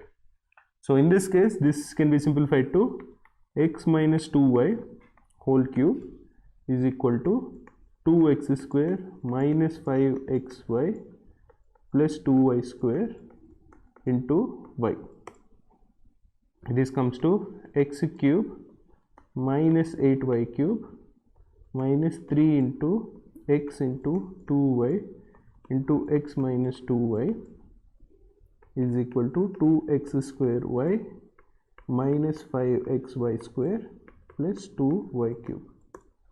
Now if you simplify this, this comes to x cube minus 10y cube minus 6x square y minus 8x square y, okay, plus 12y square, that is plus 17xy square is equal to 0. Now we need to find out the value of x by y, and this also seems to be a cubic equation between x and y. We know that x and y are positive numbers, so let us divide this whole equation by y cube. And so let x by y be equal to k. So this given cubic equation will transform into k cube minus 8k square plus 17k minus 10 is equal to 0. You can clearly see that k is equal to 1 is one of the roots of this equation, because this becomes 1 minus 8 plus 17 minus 10, which is equal to 0. So let us simplify this into k minus 1 and then see what we'll get. Minus 7k square plus 7k plus 10k minus 10 is equal to 0. This becomes k square minus 7k plus 10 into k minus 1 is equal to 0. K square minus 7k plus 10 can be easily simplified into k minus 2 into k minus 5. So this becomes k minus 1 into k minus 2 into k minus 5 is equal to 0, or k is equal to 1 or 2 or 5. Now k is equal to 1 will imply that x is equal to y. If x is equal to y, 3 log x minus 2y will become negative, so that is not defined. So we know that x has to be definitely greater than 2. So k is equal to 2 is also disqualified, because x minus 2y will become 0 and this log will not be defined. So we know that k has to be 5. If you put k is equal to 5, you can see that all the equations are valid. Therefore, when k is equal to 5, the required answer will be log of x by y, which is k plus 2, which is equal to log of 7. In this case, the thing that you should remember is, once you know what exactly has to be found out, we know that in what we need to find out, we just need to find out the ratio of x by y. Once we get that, everything else is straightforward. Then you get a cubic equation in x cube and y cube, which can be transformed into a cubic equation in k, which is x by y, and then you get the final answer.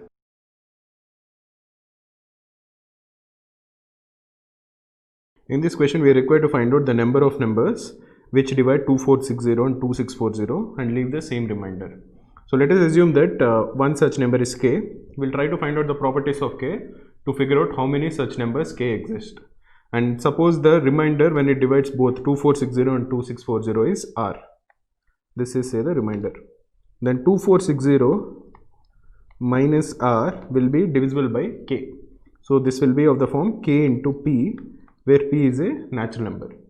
Similarly, 2640 minus r is also divisible by k. So this will be of the form k into q, where q is another natural number.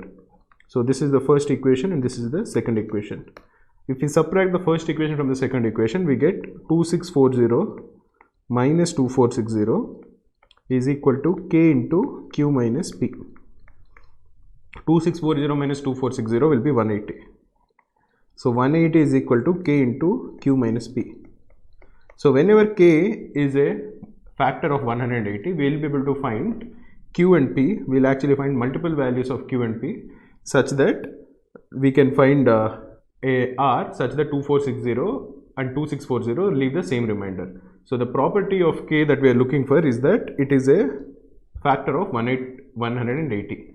Now if you are looking at the number of factors of 180, 180 will be 2 square into 3 square into 5, because it is 36 into 5. Now the number of factors of 180 will be based on the prime factorization of 180. This will equal 2 plus 1, which is the power of 2, into 2 plus 1, where 2 is the power of 3, into 1 plus 1, where 5, the power of 5 is 1. So this is equal to 3 into 3 into 2, which is equal to 18. So the answer that you are looking for is 18.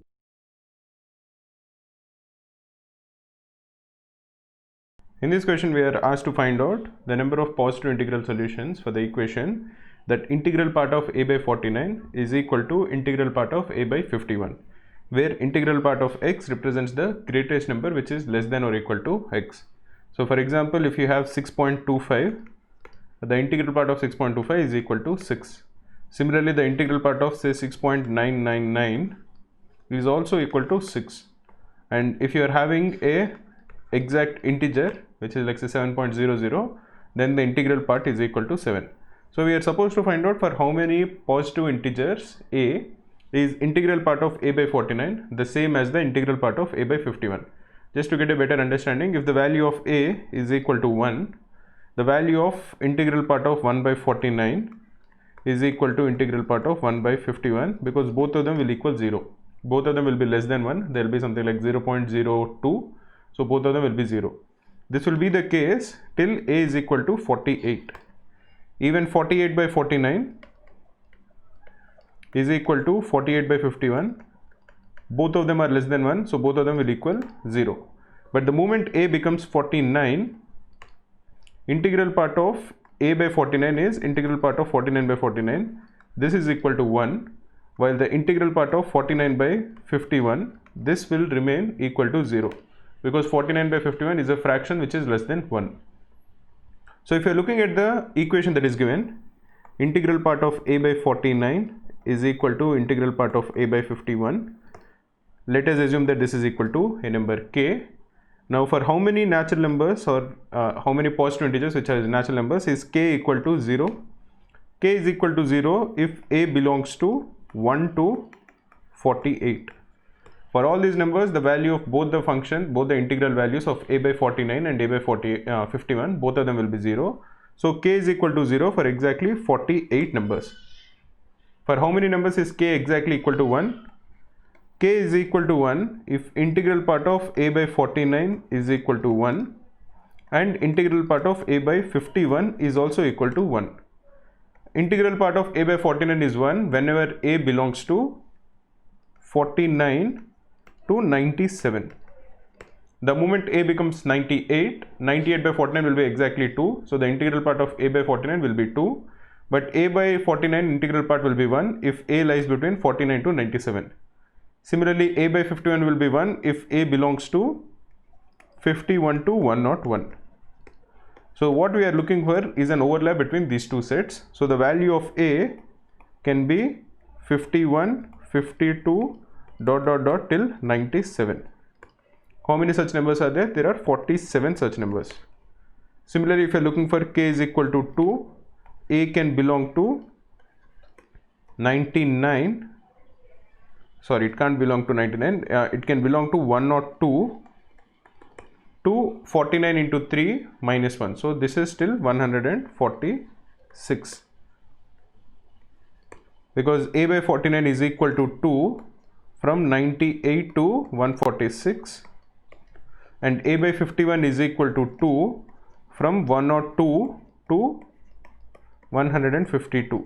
So when you are looking at the overlap between these two, it will start with 102 and you will end with 146. So how many such numbers are there? There are 45 such numbers. Similarly, k is equal to 3 when a belongs to, it will be 51 into 3. So this is 153. 249 into 4 minus 1, so that is 195. How many such numbers are there? There are 43 such numbers. So as you can see, the total number of solutions for this given equation will be 48 plus 47 plus 45 plus 43 plus 41 plus ... till 1. It would have been a very nice sum of odd natural numbers if instead of 48 we have 49 over here. And that sum would be the sum of the first 25 natural numbers. Basically 1 plus 3 plus ... till 49 is equal to 25 square. This is 625. But because over here in the first term is 48 and not 49, this sum will be just 1 less, which will equal 624. So the required answer in this case is 624. Now if you are wondering why this is 48 and not 49, the reason for that is because at the start we did not consider 0. You are equating a by 49 to equal a by 51 and you are only looking at positive integers, you are not looking at whole numbers. If 0 is also allowed, then you would have gotten a very nice simple expression which is 1 plus 3 plus ... till 49. But in this case you are eliminating 0, you are only looking for natural numbers. So the first term instead of 49 will be 48 and the answer is 624.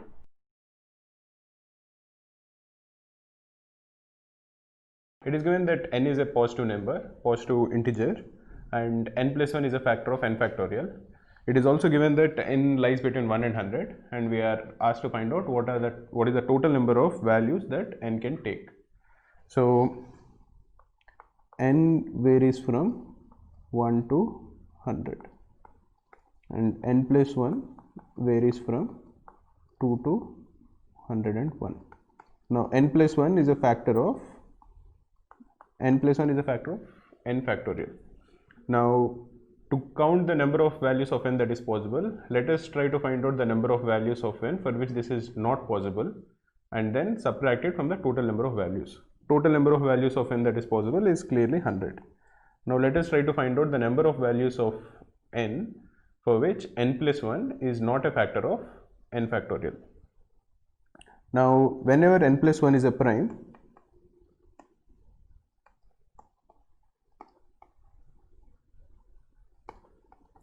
it is not a factor of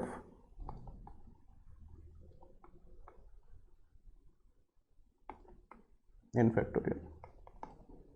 There is actually a theorem for this called Wilson's theorem. We will just explain it in brief. This is a theorem on prime numbers. So if p is a prime number, then p minus 1 factorial plus 1 is a multiple of p.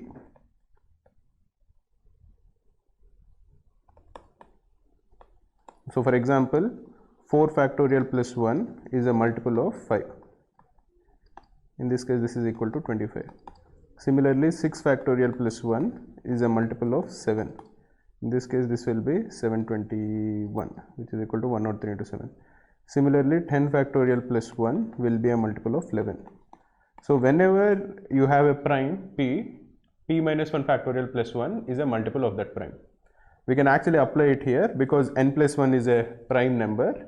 N plus 1 divides n factorial plus 1.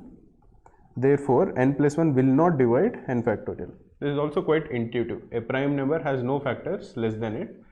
So this is true. So the number of primes which are between 2 and 101, number of primes numbers in the given set is 26. One common thing that we should remember is the number of prime numbers which are less than 100 is 25, and because 101 is also a prime number, this becomes 26. So we know that there are 26 numbers which are definitely in which this doesn't work, where n plus 1 is a factor of n factorial. Let us try to see if there are any other numbers where n plus 1 is not a factor of n factorial. We can observe that amongst the small numbers, 4 is not a multiple of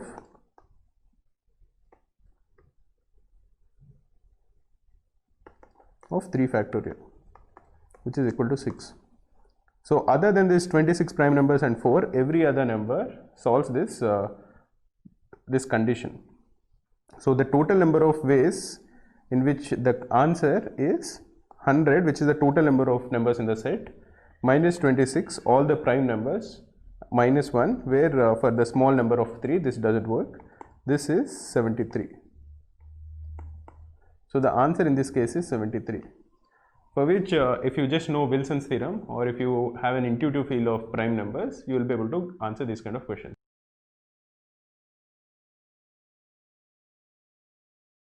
In this question we are told that Ram writes down all the positive integers starting from 1 and he skips every multiple of 10 in the process, and we are required to find out what is the 3000th digit that is written by him. So when he is writing numbers from 1 to 9, the number of digits that he writes will be exactly 1 for each of the numbers. So the total number of numbers that he writes is 9, and the total number of digits that he writes will also be 9 because it is 9 into 1. When he is writing numbers from 10 to 99, he has to leave all the multiples of 10. So he is not going to write 10 or 20 or 30 or any of those numbers. So the total number of numbers that he writes will be 9 into 9, which is equal to 81. And for each of these 81 numbers, the number of digits that he writes will be 2. So the total number of digits that he is going to write will be 81 into 2, which is equal to 162. When he is writing numbers from 100 to 999, which are the 3-digit numbers, if he is writing a number, the first digit can be taken in 9 places. It can be from 1 to 9. The second digit can be any number between 0 and 10, 0 and 9. So there are 10 possibilities over here, while the units digit has to be any number which is not equal to 0. So again you can select it in 9 ways. So the total number of 3-digit numbers that he is going to write will be 810. And for each of these 810 numbers, he writes 3 digits. So the total number of digits that he writes will be 810 into 3, which is equal to 2430. So by the time he writes numbers from 1 to 999, after skipping all the multiples of 10, the total number of digits that he writes will be equal to 2430 plus 162 plus 9. 162 plus 9 is 171. So the total number of numbers that he writes is equal to 2601. So now when he is writing numbers from 1000 to 1099, he writes 90 numbers out of these 100 because he is not writing the multiples of 10, and for each of these 90 numbers he writes 4 digits. So the total number of digits that he writes will be equal to 90 into 4, which is 360. So the total number of digits that he has written till now will be 2601 plus 360, which is equal to 2961. We are coming very close to 3000, so let us only consider the next 10 numbers. These numbers will be from 1101 to 1109. He is going to write all of these 9 digits, 9 numbers, and each of the numbers will have 4 digits each. So he is going to write another 36 digits. So if you add 36 to 2961, you are going to get 2997, and the next number that he is going to write will have 4 digits, and the next number that he's going to write will be 1111, because he's not going to write 1110, and the 3000th digit that he's going to write will be the third digit of this number, which is equal to 1.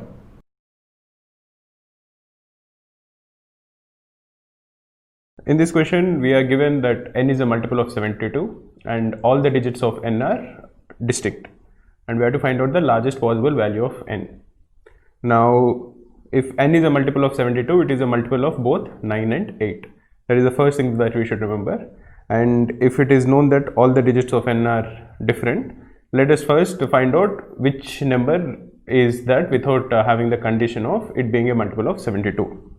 So the largest number where all its digits are independent are 9, 8, 7, 6, 5, 4, 3, 2, 1, 0. Now, for a number to be a multiple of 9 and 8, if a number is a multiple of 9 and 8, it will be a multiple of 72. Now, any number where it has all these digits 9, 8, 7, 6, 5, 4, 3, 2, 1, 0 will be a multiple of 9. Why is that the case? Because the sum of its digits will be 9 plus 8 plus 7 plus dot dot dot plus 1 plus 0. This will equal 9 into 10. This is just n into n plus 1 by 2, which is equal to 45. As 45 is a multiple of 9, we can say that this number is a multiple of 9. So any permutation of these digits will be a multiple of 9. Now, if we can figure out, or if we can prove that this is a multiple of 8 also, we can say that the largest such number is 987, this given number. Now, we know that a number is a multiple of 8 if the last 3 digits, in this case 210, are divisible by 8. Now, 210 unfortunately is not divisible by 8. How do we know that? We know that 200 is divisible by 8. So 208 will be divisible by 8. So 210 will not be divisible by 8.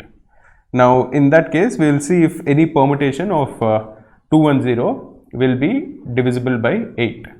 Now, in this case, the 6 permutations that are possible are 012, 102, 120, 210, 201 and 021. Now, this is not divisible by 8, this is not divisible by 8, this is not divisible by 8, this is not divisible by 8, this is not divisible by 8, but this is divisible by 8. Now, so we do know that any other permutation of these 9 digits will definitely be less than this multiple, this number, that is 9, 8, 7, 6, 5, 4, 3. So the last 3 digits in this case will be 120. So what have we done? We have first identified that for a number to be divisible by 72, it has to be divisible by 9 and 8. Then we came to the conclusion that any permutation of these 10 digits will be divisible by 9. So we just need to figure out what is the largest number, which is a permutation of these numbers, which is divisible by 8. Then we have identified that 8 will be divisible, a number will be divisible by 8 if the last 3 digits are divisible by 8. So if we keep these 7 numbers constant, this is the maximum possible value of these 7 numbers, and we have identified that 120 is divisible by 8. So the answer to this question will be 9, 8, 7, 6, 5, 4, 3, 1, 2, 0. The secret to crack CAT is taking a lot of marks. We at Cracku give all the previous year's CAT, XAT and IFT papers in the actual exam format. Also, if you just Google Cracku free CAT mark, you can find 3 free CAT marks in the latest exam pattern. You can take them and get detailed analysis.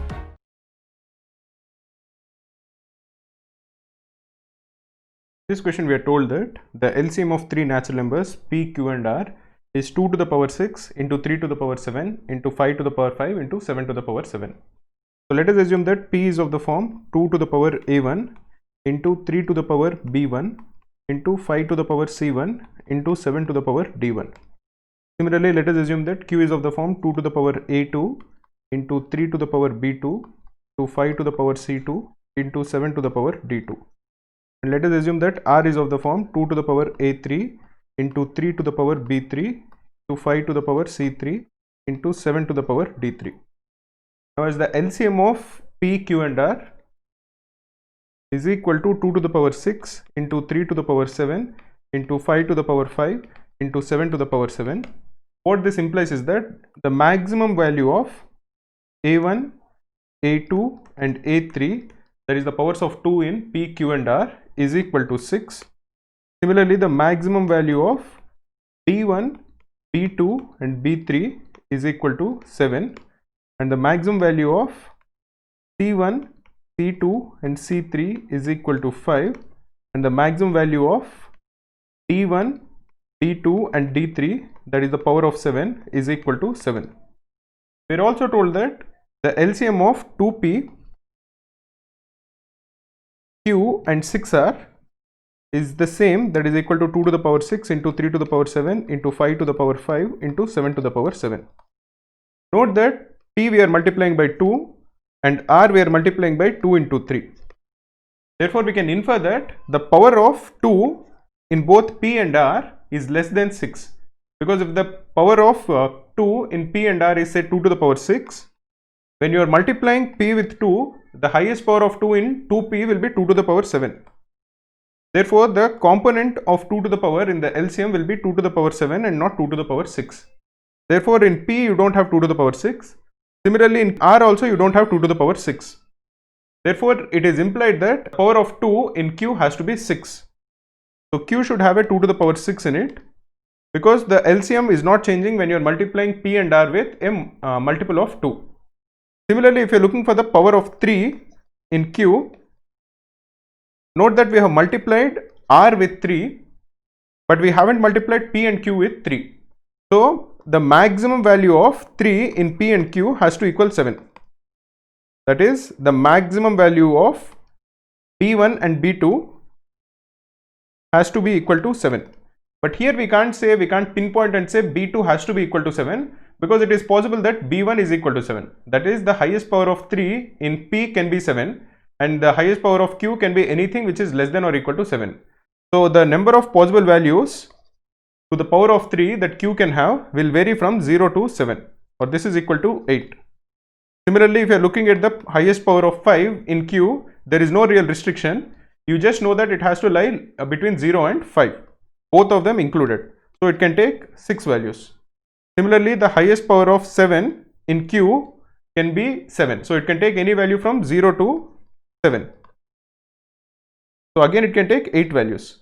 The only thing that we know for sure is that the highest power of 2 in Q has to equal 6, because A1 is less than 6 and A3 is less than 6. When both of them are less than 6 and the max of these 3 values is 6, you know for sure that A2 has to equal 6.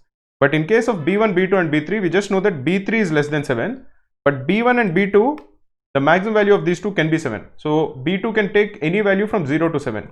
Therefore, the total possible values that Q can take will be 1 into 8 into 6 into 8, which is equal to 64 into 6, which is 384. So, the required answer over here is 384.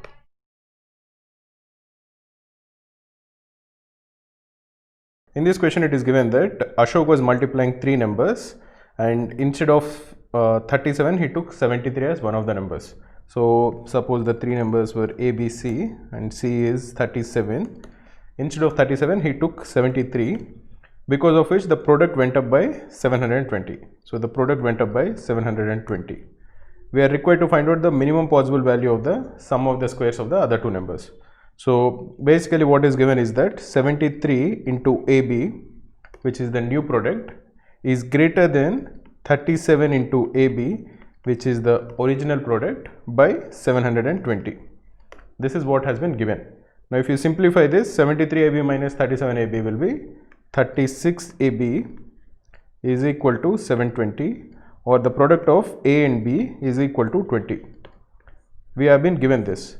Now, we are required to find out the minimum possible value of the sum of the squares of the other 2 numbers. So, we are required to find out the minimum value of A square plus B square. Now, what we do know is that A square plus B square is greater than or equal to 2AB. This is simple application of arithmetic mean greater than geometric mean, and the equality will occur when A is equal to B. if A is equal to B, only then A square plus B square will equal 2AB, which actually equals 2A square. So in this case, we know that the minimum value of A square plus B square, which is the sum of the squares, is equal to 2 into AB. The value of AB is 20, which is equal to 40. So if the other two numbers were equal and they were actually equal to square root of 20 each, that is when the minimum value of A square plus B square occurs and it will equal 40. So the answer in this case is 40.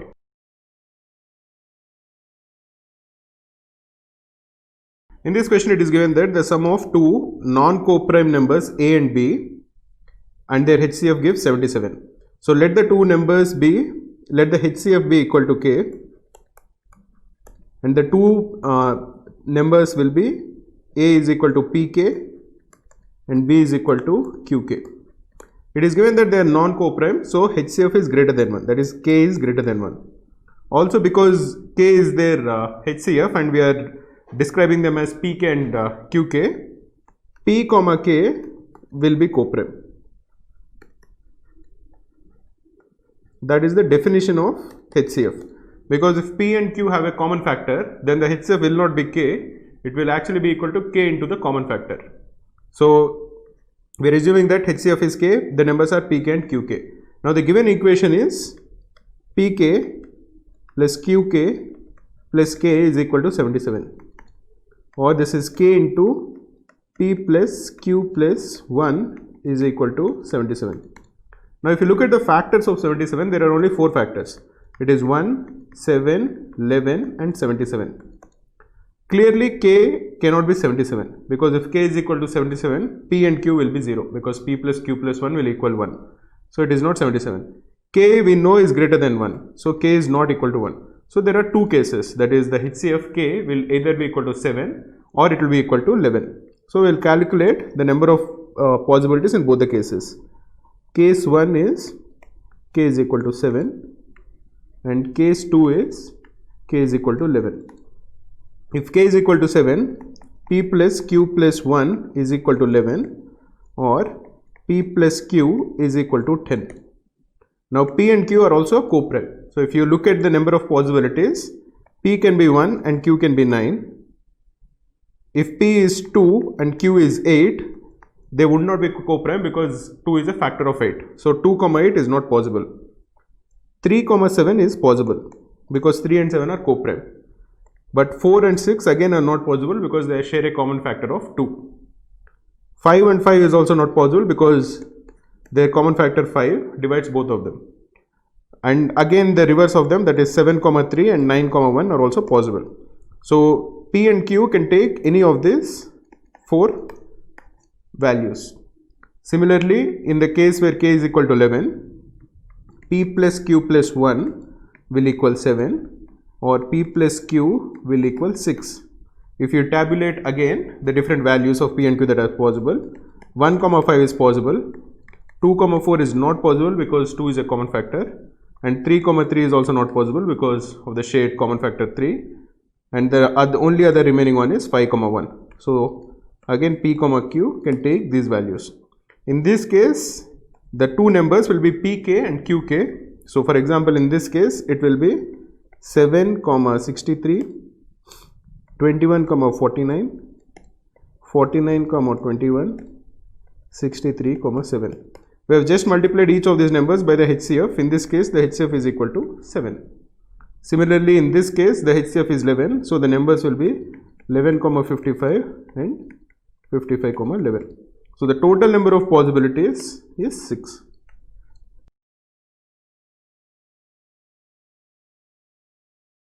In this question, it is given that after distributing the sweets equally amongst 25 children, 8 sweets remain.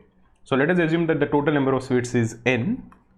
Now n is of the form 25a plus 8 for some natural number a. Had the number of children been 28, 22 sweets would have remained. So if say there were 28 children and each of them received b sweets, then 22 sweets would have remained.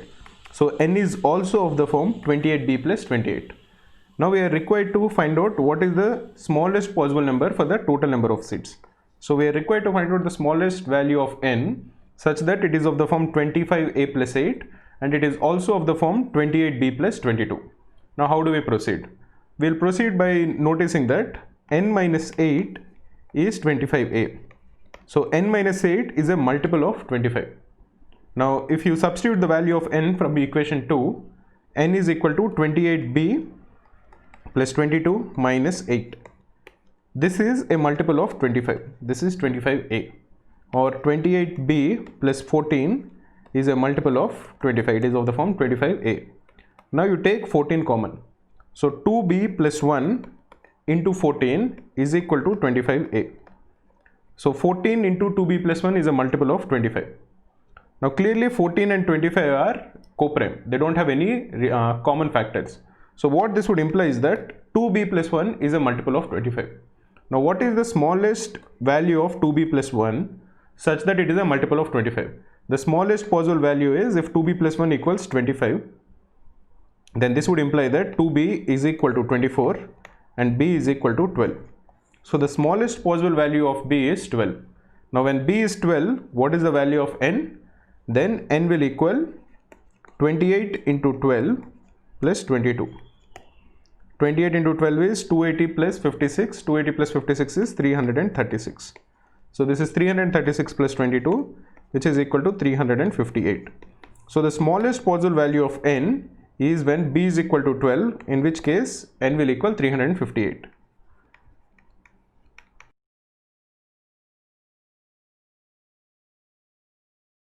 In this question, we are required to find out the number of pairs of positive integers which satisfy the equation m square plus 105 is equal to n square. So m square plus 105 is equal to n square. This would imply that n square minus m square is equal to 105, or n minus m into n plus m is equal to 105. Now here you should understand that because n and m are positive integers, n minus m is also a positive integer and n plus m is also a positive integer. Now in that case, we'll just do the factorization of 105 and then try to see which of the following pairs match up.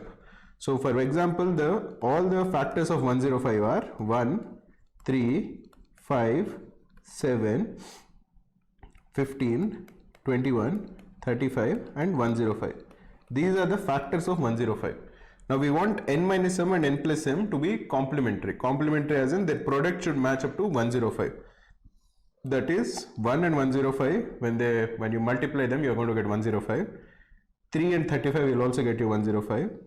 5 and 21 will also get you 105. And 7 and 15 will get you 105. And n plus m will be greater than n minus m because n and m are positive integers. So what we can do from this is that the only cases which are possible are n plus m is equal to 105 and n minus m is equal to 1. The second case that is possible is n plus m is equal to 35 and n minus m is equal to 3. Notice that when you multiply them, you are going to get 105. The third case is that n plus m is equal to 21 and n minus m is equal to 5. And finally, n plus m is equal to 15 and n minus m is equal to 7. Now, if you calculate the actual values of n and m using these four equations, you will get that n is equal to 53 and m is equal to 52 in the first case. Similarly, in the second case, n is equal to 19 and m is equal to 16. The third case, n is equal to 13 and m is equal to 8. In the final case, n is equal to 11 and m is equal to 4. So these are the four solutions for the equation m square plus 105 is equal to n square. So the required answer is 4.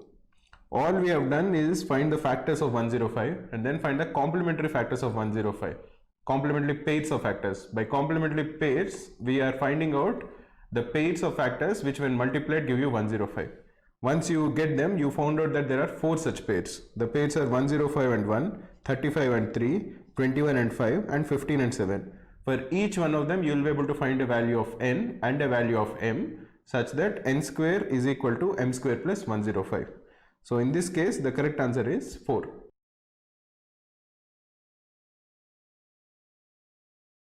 In this question, we are given that pile has 7 P's and 8 Q's. We are required to arrange them in such a way that the alphabet that is formed, the word that is formed, reads the same both forwards and backwards. That is, in this case, this will be a palindrome. Now, so we have 15 letters and we have to arrange them in such a way that they read the same both front and back. Now, one thing that you should observe is that the middle number, so if there are 7 P's and 8 Q's, there should be from the middle number to the left, there should be 4 Q's and 3 P's. And once we have arranged them, the middle one has to be a P, because in this case the number of P's is odd and the number of Q's is even. So the middle number, that is the 8th letter, has to be P.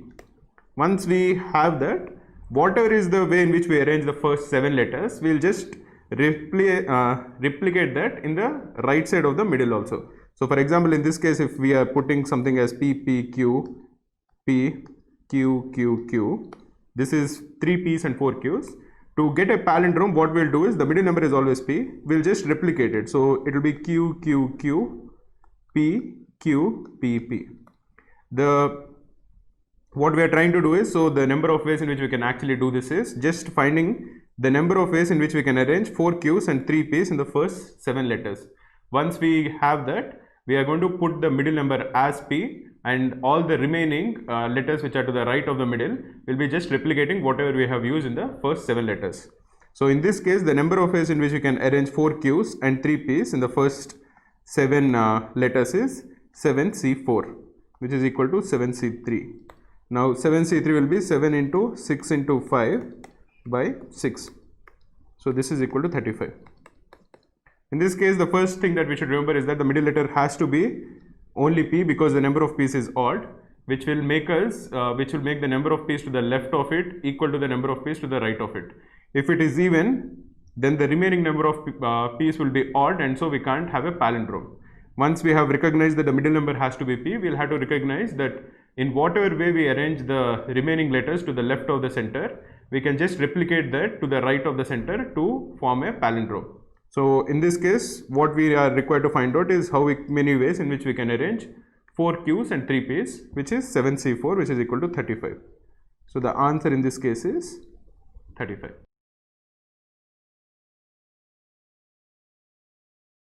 In this question, it has been given that there are 4 natural numbers W, X, Y and Z.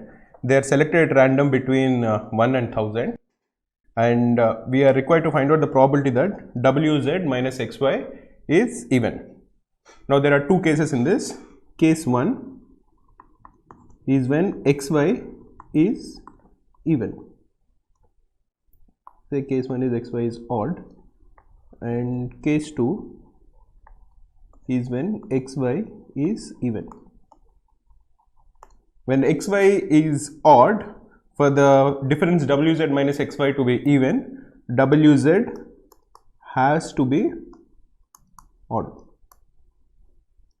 And when XY is even, WZ has to be even. Only then will the difference between these two be even. Now the probability that XY is odd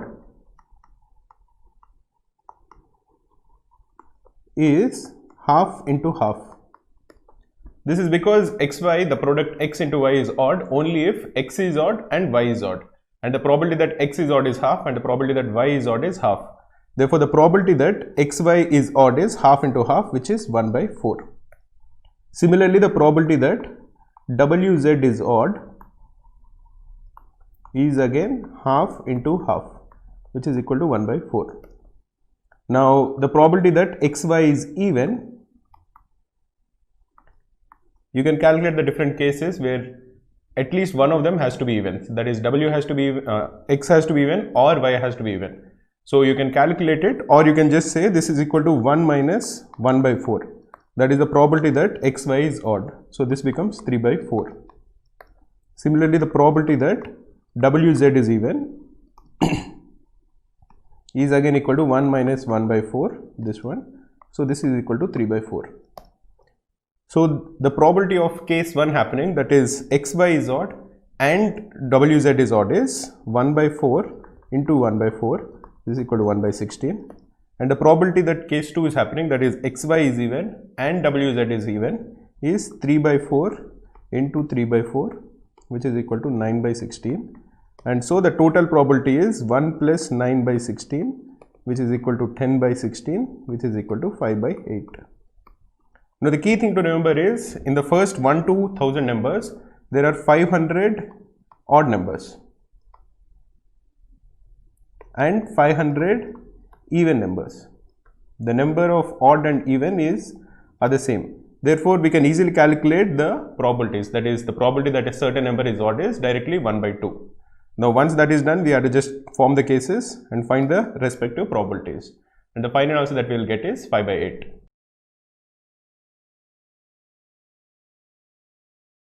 In this question, we are given a row of 33 apples and Nihal has to select 3 apples such that there should be at least 3 apples between any of the selected apples.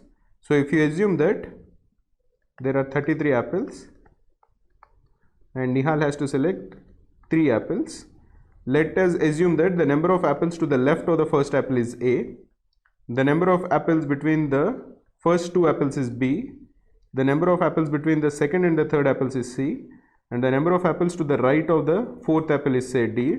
Then we are given that A plus B plus C plus D is equal to 33 minus 3, which is equal to 30. Initially there were 33 apples, of which 3 apples were selected. Now we are also given that B and C are greater than or equal to 3, because between the apples that are selected there should be at least 3 apples in between them. So if you assume that B is equal to B1 plus 3 and C is equal to C1 plus 3, in this case it will be A plus B1 plus C1 plus D is equal to 24. We are required to find out the number of non-negative integral solutions for this equation. This is a very easy formula but a very effective formula. Just to reiterate again, if there are say R terms, A plus B plus C dot dot dot, there are R terms here which is equal to N. The number of non-negative integral solutions for this equation will be N plus R minus 1 C R minus 1. In this case, N is equal to 24 and R is equal to 4 because there are 4 terms.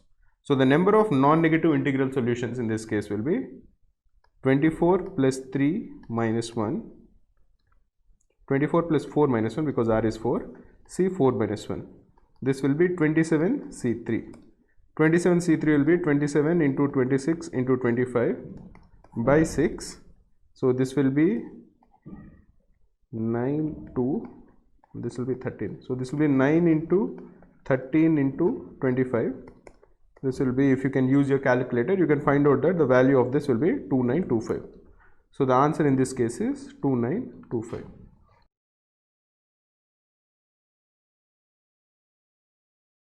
In this question, we are given that there is a row, it contains 16 seats and we need to place 5 people. So we need to select 5 seats such that none of the 5 seats are adjacent to each other.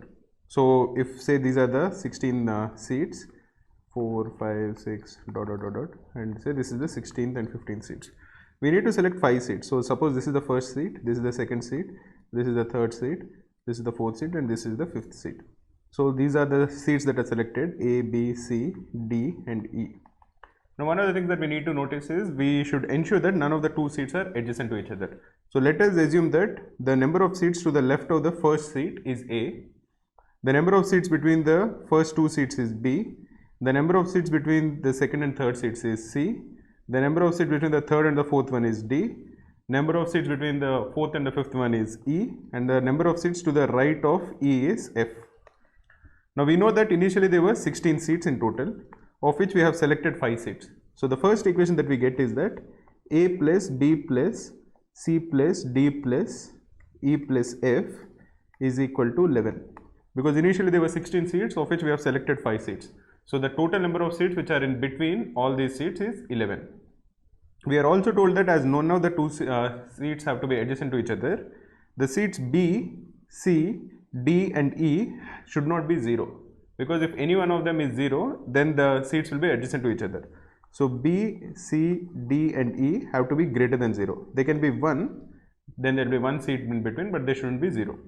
On the same hand, A and F, there is no such limitation. A and F can be 0. In the case where A is 0, the first guy, that is this capital A, will be occupying the leftmost seat. In the case where F is 0, the rightmost guy, that is E, will be occupying the rightmost seat.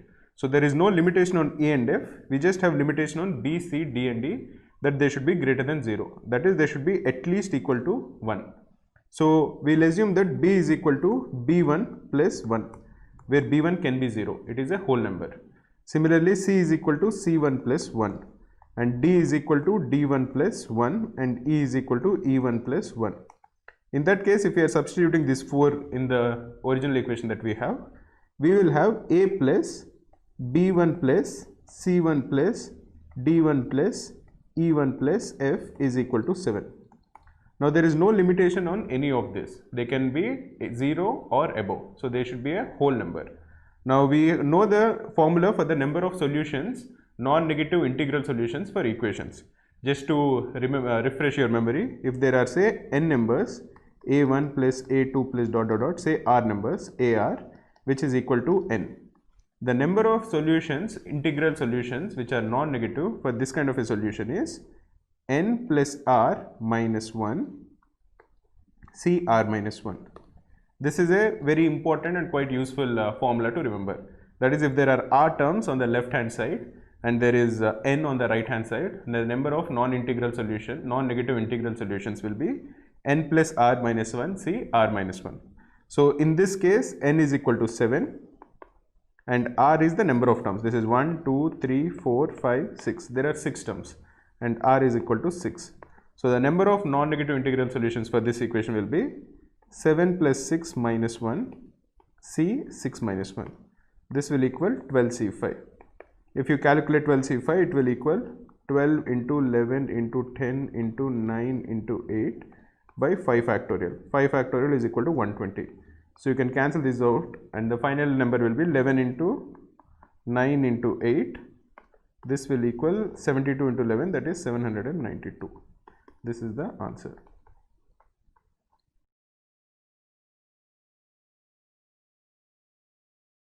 In this question, it is given that the cost price of 2 scooters is in the ratio 3:4. So the cost price of the first scooter, let us assume, is equal to 3k, and the cost price of the second scooter is equal to 4k. This is the cost price. Now Ajay made 1 lakh and 2 lakh profit from selling each one of them. So the selling price of the first scooter will be 3k plus 1, and the selling price of the second scooter will be 4k plus 2. This is the selling prices. Now which of the following cannot be the ratio of their selling price? So if you want to find out the ratio of the selling price, the ratio of the selling price is 3k plus 1 by 4k plus 2. Now here we don't know the value of k, we just know that k is greater than 0. We know that 3k and 4k are cost prices of scooters, so they cannot be negative. Now we are given 4 options and we have to figure out which of the 4 options cannot be the ratio of their selling price. So let us start with the first one. Let us see if 3k plus 1 by 4k plus 2 can equal 41 by 77. We'll solve this to get the value of k and we will see if that is a actual value of k, that is a permissible value for k. You can just cross multiply. 77 into 3 is 231k plus 77 is equal to 41 into 4 is 164k plus 82. So if you bring both the terms with k to the same side, it will be 67k will equal 5, or k is equal to 5 by 67. Now this is a number which is greater than 0. So this is a permissible value for the ratio. Hence option A cannot be the answer. We can do the same for even option B. If we are assuming that 3k plus 1 by 4k plus 2 is equal to 53 by 81, we can again cross multiply and we are going to get 243k plus 81 is equal to 53 into 4 is 212k plus 106, or 31k is equal to 25. So k will equal 25 by 31. This is also a positive number, so this is also a permissible value for the ratio. Hence it is not the answer. We are looking for a value which is non-permissible. Let us look at the third one. So 3k plus 1 by 4k plus 2 is equal to 37 by 49. We'll again cross multiply. 49 into 3 is 147k plus 49 is equal to 37 into 4 is 148k plus 74, or k is equal to minus 25. Here you can observe that because k is the cost price of the bikes, it has to be a positive number. So this is not a permissible ratio, hence this is the correct answer. Now this is one way of solving it. There is another shortcut which we can use to solve it. If you observe the ratio, it is 3k plus 1 by 4k plus 2. Initially the ratio of the cost prices are 3k and 4k, which is 3 by 4. Now to the numerator you have added 1 and to the denominator you have added 2. That is, you have basically added 1 by 2, which is 0.5, which is less than 3 by 4. So 3k plus 1 plus 4 by 4k plus 2 is less than 0.75. Because the number that you added 1 by 2 is less than 3 by 4, which is the original ratio. Hence the cumulative ratio will become less than 0.75. Another way to look at it is 3k plus 1.5 by 4k plus 2. This is exactly equal to 0.75. Because you can take 2k plus 1 common, so this will become 3 by 4. So if the numerator is 3k plus 1 instead of 3k plus 1.5, the given equation, that is 3k plus 1, is less than 3k plus 1.5. So 3k plus 1 by 4k plus 2 will be less than 3k plus 1.5 divided by 4k plus 2. But this is equal to 0.75. So the given ratio of the selling prices is less than 0.75. Now we can easily calculate the ratios, the given 4 ratios. You will have your calculator in the examination. We can easily calculate them quite fast. So for example, 41 divided by 77, this is equal to 0.53. The second one is 53 divided by 81. This is 0.65. The fourth option is 61 divided by 97. This is equal to 0.62. And 37 divided by 49 will equal 0.755. If you look at the 4 options, the first option, the second option and the fourth option, all of them are less than 0.75 and all of them will be permissible values. The only ratio which is greater than 0.75 is option C. Hence this is non-permissible, and so this is the correct answer, which is option C.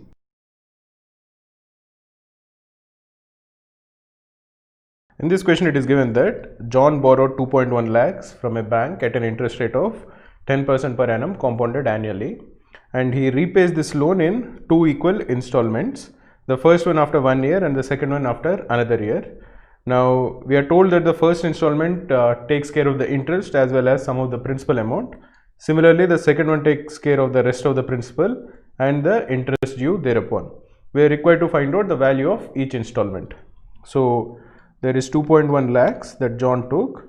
This is at the end of 1 year he pays X, and at the end of the second year he pays another X. Now we are required to find out the value of X. Now when he takes 2.1 at the end of 1 year at an interest rate of 10%, the value becomes 2.1 into 1.1, which is equal to 2.31. Now of this John pays off X. So for the remaining year the principal will be 2.31 minus X, and this at the end of 1 more year becomes 2.31 minus X into 1.1. At this point John pays off X and this will be cleared. So this is actually equal to X. Now if we simplify this, we are going to calculate, we are going to get the value of X, which is 2.31 into 1.1 minus X into 1.1 is equal to X, or 2.31 into 1.1 is equal to 2.1x. Now we can simplify this. 2.31 divided by 2.1 is actually equal to 1.1. We have just found out earlier. So the value of X is 1.1 into 1.1, which is equal to 1.21 lakhs. So the answer that we are looking for is 1.21 lakhs.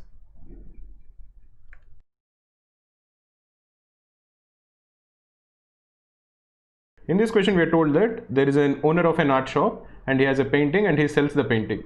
But before he sells the painting, he initially hikes up the price by X% and then he gives a discount of the same of X% and then he sells.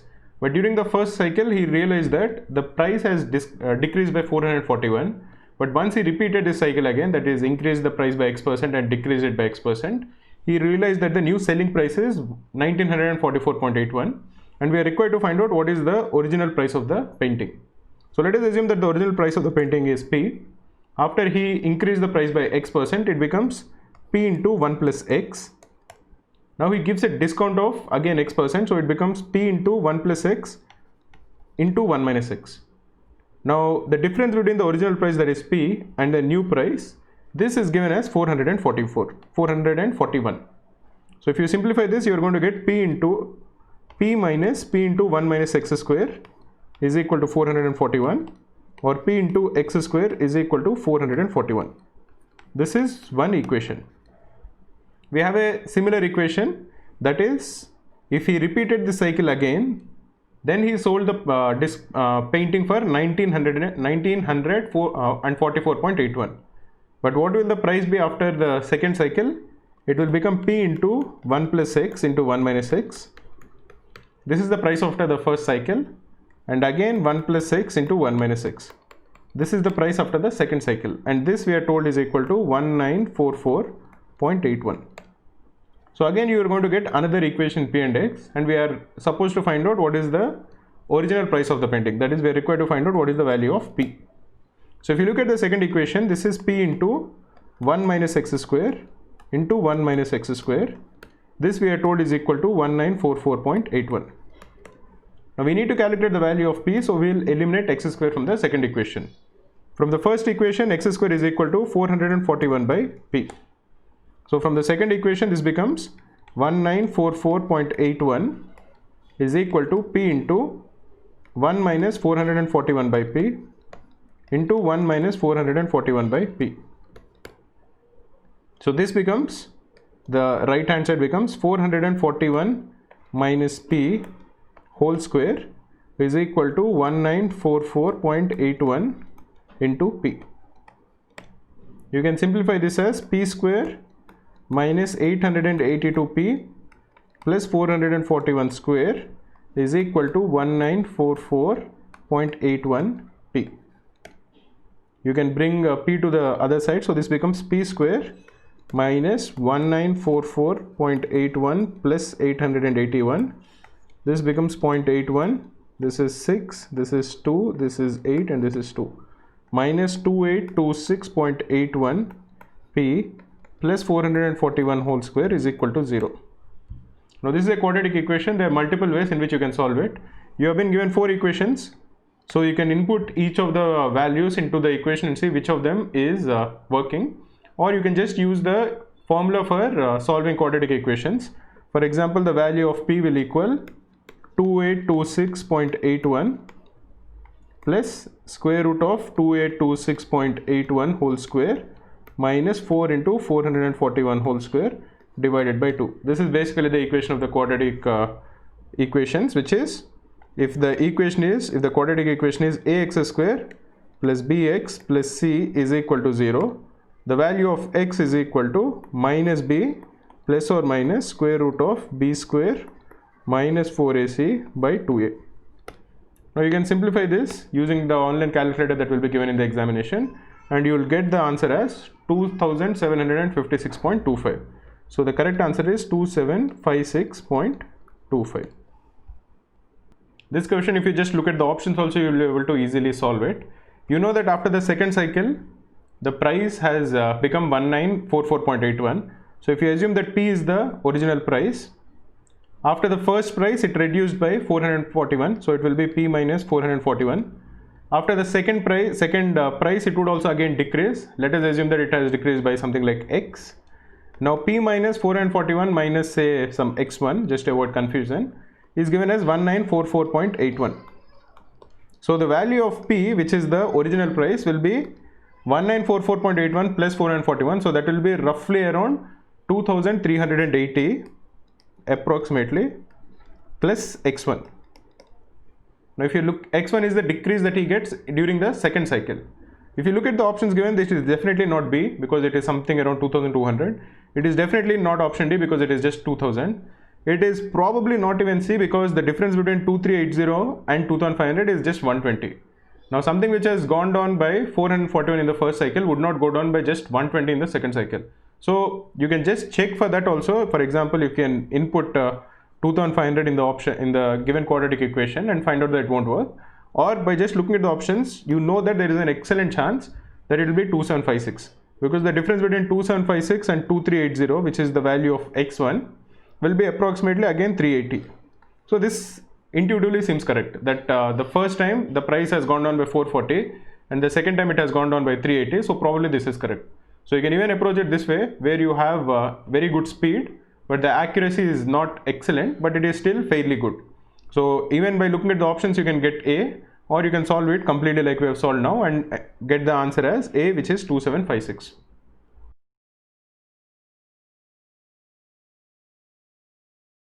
In this question, we are told that there is an ice cream vendor and he sells 100 ice cream bricks for rupees 800 each.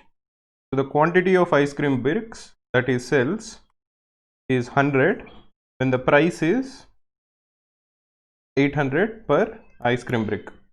Now he notices that if he is decreasing the price by 25 rupees, he is able to sell 50 more bricks for every time that he is reducing the price. So suppose he reduces the price by 25t, then the price becomes equal to 800 minus 25t, and the number of ice cream bricks that he sells will become equal to 100 plus 50t. Now what should the value of t be such that the total revenue is maximized? The total revenue is quantity into price.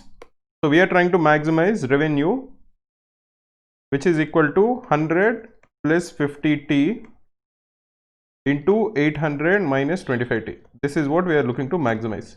So let us first take the constants out. So we will take 50 out of the first bracket and 25 out of the second bracket. So this becomes equal to 50 into 2 plus t, and this becomes equal to 25 into 32 minus t. This entire product is what we are trying to maximize, or we are trying to maximize 1250 into t plus 2 into 32 minus t. This is what we are trying to maximize, or essentially we are trying to maximize t plus 2 into 32 minus t. Now there are many ways in which we can calculate what is the value of t for which this product is maximized, but one simple trick that you can do is, you should notice that the sum of t plus 2 and 32 minus 2 is a constant.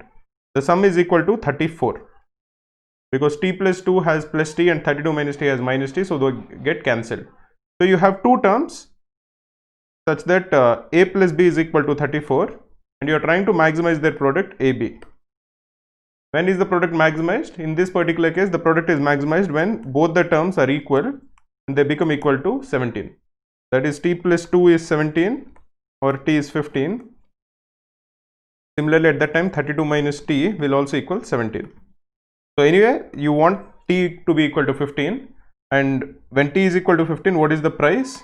The price is equal to 800 minus 25t, which is equal to 800 minus 25 into 15. 25 into 15 is 375.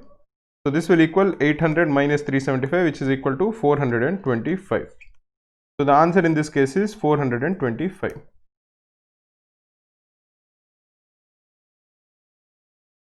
In this question, we are told that a computer can either be sold for 19,200 rupees cash, or it would take 4,800 cash as initial payment and 5 equal installments. Let us assume that the equal installment is k, or 5 equal installments. Both of these, they are saying, will cost the same.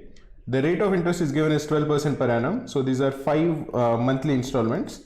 This is at the end of 1 month, this is at the end of 2 months, this is at the end of 3 months, 4 months and 5 months. And the rate of interest is 12% per annum, which will be 1% per month.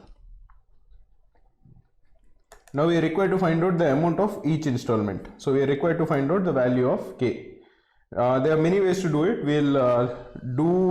We'll calculate the difference in the cash flow. So initially, if in the first time he is paying 19,200, in the second method he is paying 4,800. So this would amount to initially taking a loan of say 14,400. This is basically 19,200 minus 4,800, 14,400, and repaying it at the end of every month by paying k, and k. So if he is paying equal installments of k at the end of every month, it would be the same as taking a loan of 14,400. So if you look at it, At the end of 5 months, 14,400 would pay him 14,400 into 1.01 to the power 5. This is the amount at the end of 5 months is equal to k into 1.01 to the power 4. This is from the first month. From the second month, there are only 3 months remaining. So it will be plus k into 1.01 to the power 3 plus k into 1.01 to the power 2 plus k into 1.01, and the last k, there is no time period, he basically pays it back at the end of 5 months, so it will be plus k. If you simplify this, if you just divide 14400 into 1.01 to the power 5 whole divided by 1.01 to the power 4 plus 1.01 to the power 3 plus 1.01 to the power 2 plus 1.01 to the power 1 plus 1.01 plus 1. This is basically we are taking k common in this entire product. Then you are going to get the value of k. If you simplify this, if you can use your calculator and find the number, you will understand that it will be something close to 2965, which is the correct answer. In this question, it is mentioned that Gopal borrows rupees X from Ankit at X% annual interest. So here is Ankit, and he gives X rupees at 8% interest to Gopal. Now Gopal adds Y of his own money and lends rupees X plus Y to Ishan at 10% annual interest. So there is Ishan here, and Gopal lends X plus Y at 10%. At the end of the year, after returning Ankit's dues, the net interest retained by Gopal is the same as that accrued to Ankit. So first, in this instance, when Gopal lends X plus Y to Ishan, the total interest that Gopal gets is X plus Y into 10 by 100. And the net interest that Gopal has to pay to Ankit is X by 100 into 8. Therefore, after paying Ankit's dues, the net interest that Gopal receives is X plus Y into, this is 1 by 10. 1 by 10 minus 8x by 100. This is what Gopal has with him after returning Ankit's dues. Now we are told that this is equal to the net interest that Ankit receives. So this is actually equal to 8x by 100. Now you can simplify this. So it will be X plus Y is equal to 16x by 10, or Y is equal to 6x by 10, which is equal to 3x by 5. Now let us continue the question. On the other hand, if Gopal had lent X plus 2Y to Ishan, so instead of X plus Y, if he had lent X plus 2Y at 10%, the net interest that would be retained by him would have increased by rupees 150. So in the second instance and the first instance, the only difference is the additional Y that Gopal has lent to Ishan. So the interest accrued on the additional Y is 150. So for 1 year, Y into 10 by 100 accrues 150, or Y is equal to 1500. Therefore, X, which is equal to 5Y by 3, is equal to 2500. Now if all the interests are compounded annually, find the value of X plus Y. We know that X is equal to 2500 and Y is equal to 1500, so X plus Y is equal to 4000. So the answer in this case is 4000.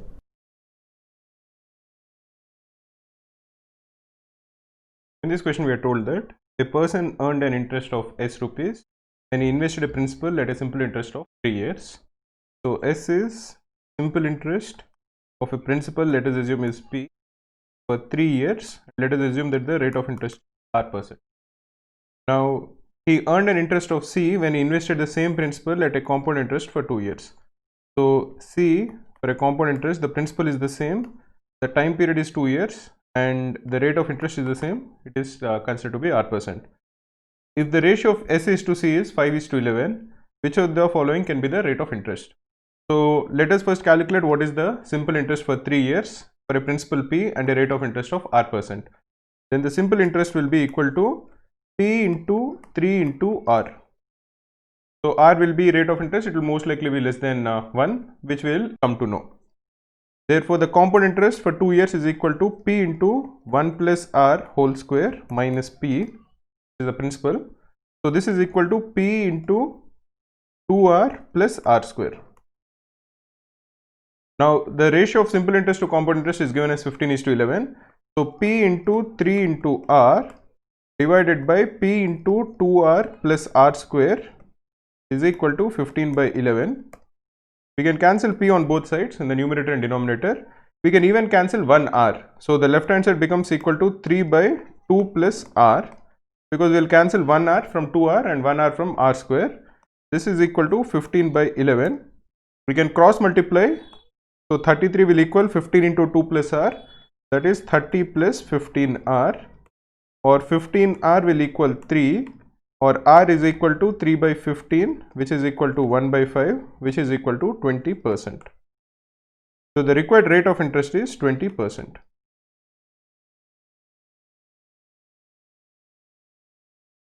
In this question it is given that there is a metal trader. He sells zinc, copper and iron. On a particular date, the cost price of iron is 25% more than copper, which in turn is 33% more than zinc. So let us first put down a table. So this is zinc, this is copper and this is iron. Now we'll assume the cost prices here. So it is given that cost price of iron is 25% more than that of copper. So let us assume that the cost price of copper is 100. Therefore the cost price of iron will be 125. Now it is also given that copper's cost price is 33.33% more than zinc. Therefore if you assume that zinc's cost price is X, X into 1.33 is equal to 100, or X is equal to 100 by 1.33, this comes to 75. So cost price of zinc is 75. The profit booked on zinc, copper and iron is 50, 40 and 30%. So we are assuming the profit percentages here. So profit percentage on zinc is 50, on copper is 40% and on iron is 30%. So using these two we can actually calculate the selling price. So the selling price will be 75 into 1.5, this will be 112.5, 100 into 1.4, this is 140, and 125 into 1.3, 125 into 1.3 will be 162.5. You can do these calculations using your scientific calculator, which will be provided in the examination. Now we are told that the overall profit of all of this, the overall profit is 40%. We are required to find out what is the ratio of the quantities of zinc and iron sold on that day, assuming that every metal is traded. So let us assume that the ratio of each of this is say X, Y and Z. Say X kgs of zinc, Y kgs of copper and Z kgs of iron are sold. In this case the total cost price will equal 75X plus 100Y plus 125Z. And the total selling price will equal, we are just multiplying selling price with ratio, this will be 112.5x plus 140y plus 162.5z. But the ratio of these two should be 1.4, because it is given that the overall profit percentage is 40%. So if you multiply the total cost price by 1.4, you should get total selling price.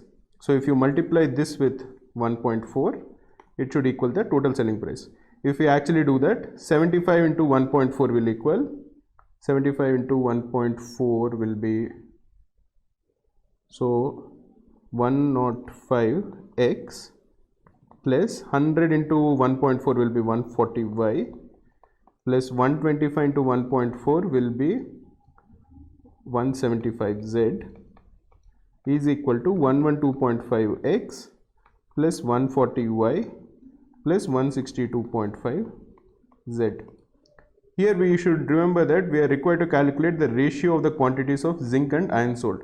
That is, we are required to find out X by Z. This is what we need to find out. From this equation, luckily, Y gets cancelled. Y gets cancelled because it is 141 on the left hand side and 141 on the right hand side.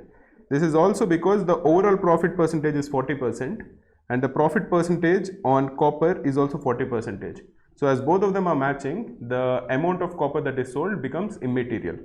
So if you actually cancel this 140y on both sides and simplify the expression that is given, you get 12.5z is equal to 7.5x, or x by z becomes 12.5 by 7.5. Both of them are multiples of 2.5. You can actually simplify this and you will get this as 5 by 3, which is the answer.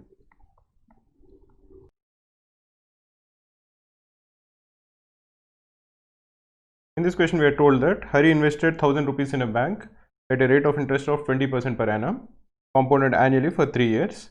He withdrew 100 at the end of the first and the second years. So he invested 1000 in a bank. The rate of interest is 20%.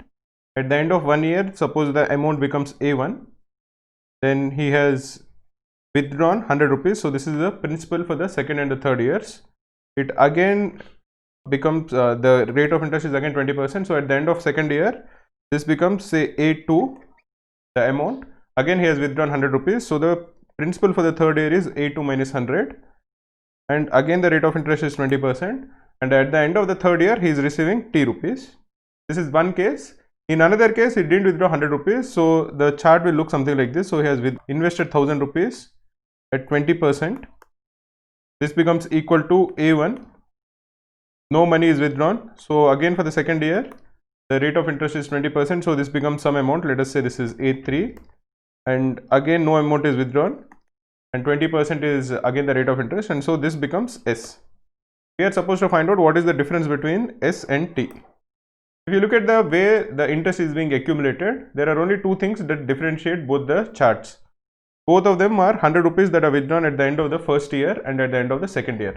So the difference between S and T is basically the amount that the 100 which could have been earning interest for 2 years in the first case and 1 year in the second case would have accumulated. So the difference between S and T is equal to, what would this 100 rupees become in 2 years? This would become 100 into 1 plus, what is the rate of interest? 20%.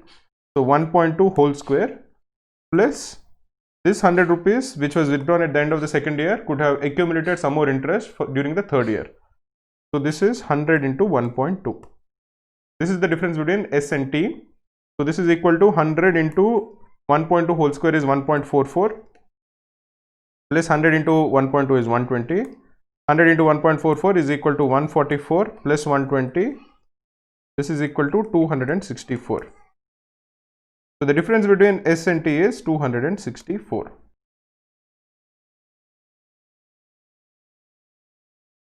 In this question, it is given that a seller gives a discount of 15% on the retail price and she still makes a profit of 2%. So as the profit is 2%, let us assume that the cost price is 100. So the selling price will be 102 as the profit is 2%.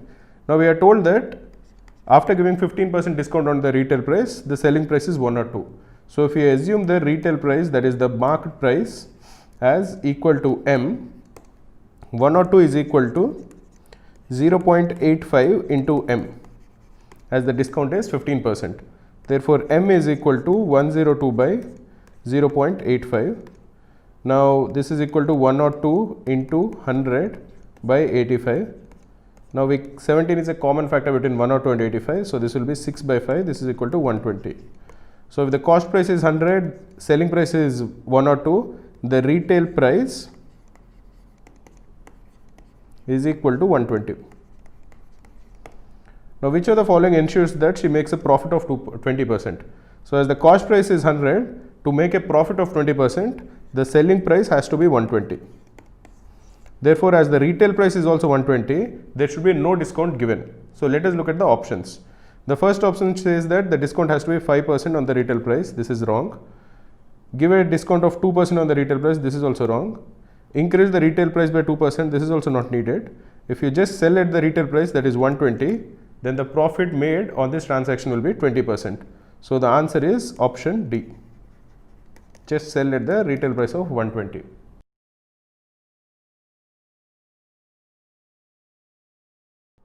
In this question, we are given a expansion and we are asked to simplify the expansion. The expansion is 1 by 2 square minus 1 plus 1 by 4 square minus 1 plus 1 by 6 square minus 1 dot dot dot plus 1 by 20 square minus 1. If you look at each of the denominators, they are even number squares minus 1. So x square minus 1, for example, is equal to x minus 1 into x plus 1. So we can simplify the given expression, let us call it S, to equal 1 by 2 minus 1 into 2 plus 1 plus 1 by 4 minus 1 into 4 plus 1 plus 1 by 6 minus 1 into 6 plus 1 and so on, and the last term will be 1 by 20 minus 1 into 20 plus 1. This will equal 1 by 1 into 3 plus 1 by 4 minus 1 is 3 into 4 plus 1 is 5 plus 1 by 5 into 7 plus dot dot dot plus 1 by 19 into 21. Whenever you see an expansion of this sort where the denominators are in arithmetic progression, in this case it is 1, 3, 5, 7 and so on, it is very important and very useful if you can just split each of the fractions. For example, we can write 1 by 1 into 3 as 1 by 1 minus 1 by 3. This is half of 1 by 1 minus 1 by 3. That is the value of 1 by 1 by 3. And the value of 1 by 3 into 5 is equal to half of 1 by 3 minus 1 by 5. Why are we doing it this way? Because we want to cancel many of the terms. The second term, which has a negative sign in front of it, will be the first term in the succeeding term with a positive sign in front of it. So both of them will get cancelled. Similarly, 1 by 5 into 7 will equal plus half of 1 by 5 minus 1 by 7. You can continue doing that and the last term will equal, that is 1 by 19 by 21 will equal half of 1 by 19 minus 1 by 21. Now if you cancel all the terms which have opposite signs, you can cancel minus 1 by 3 from the first bracket with plus 1 by 3 in the second bracket, and minus 1 by 5 in the second bracket with plus 1 by 5 in the third bracket, and so on. Similarly, you will cancel the plus 1 by 19 in the last bracket, but the first term of 1 and the last term of minus 1 by 21 will be remaining. So you can simplify this as half into 1 minus 1 by 21. This is equal to half into 20 by 21. This is equal to 10 by 21. So the correct answer in this case is 10 by 21.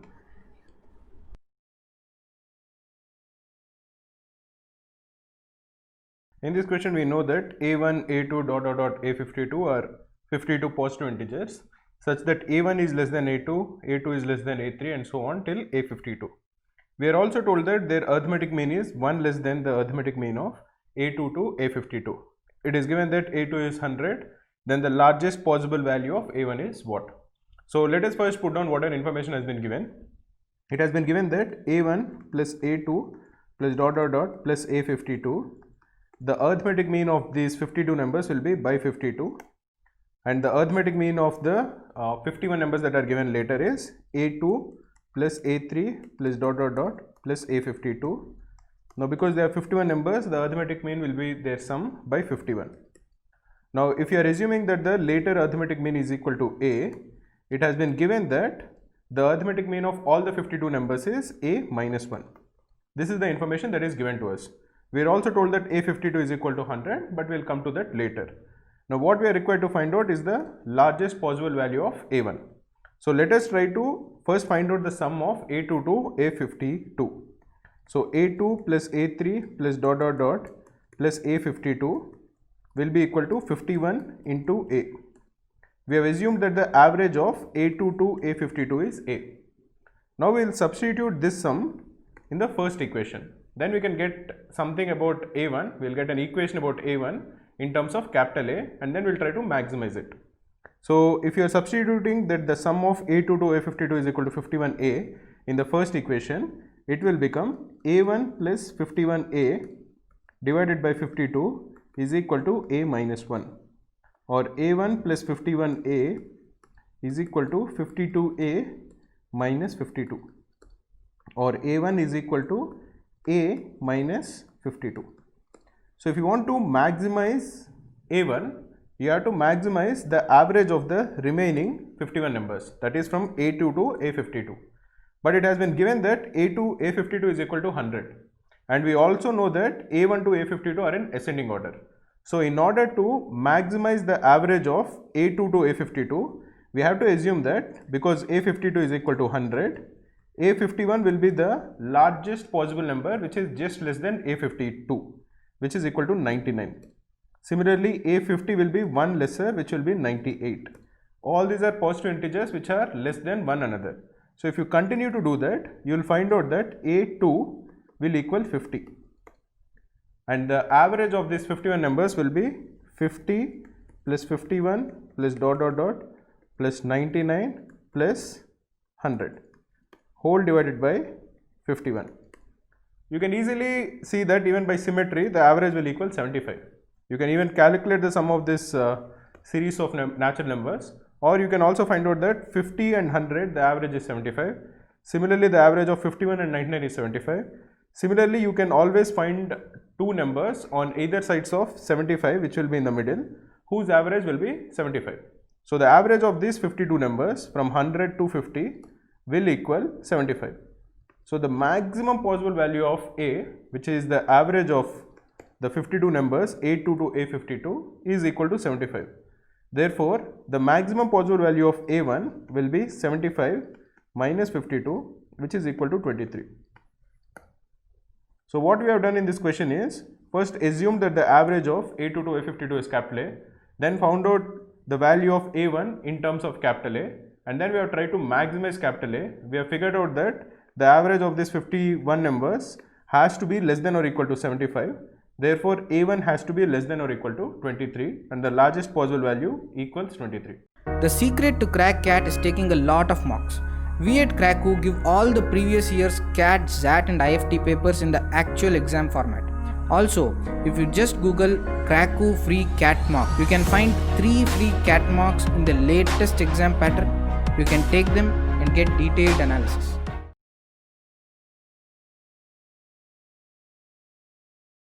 In this question, we are told that there are 6 positive integers, of which at least 5 are different. So let us assume that the 6 positive integers are A, B, C, D, E and F. Let us assume that they are in ascending order. Of these 6 numbers, we know that at least 5 of them are different. So at max 2 numbers can be equal. This is maximum. We are given the mean of these 6 numbers. We are told that the mean is 17. What is the mean? Mean is the average of the 6 numbers. So in this case, A plus B plus C plus D plus E plus F divided by 6 is equal to 17.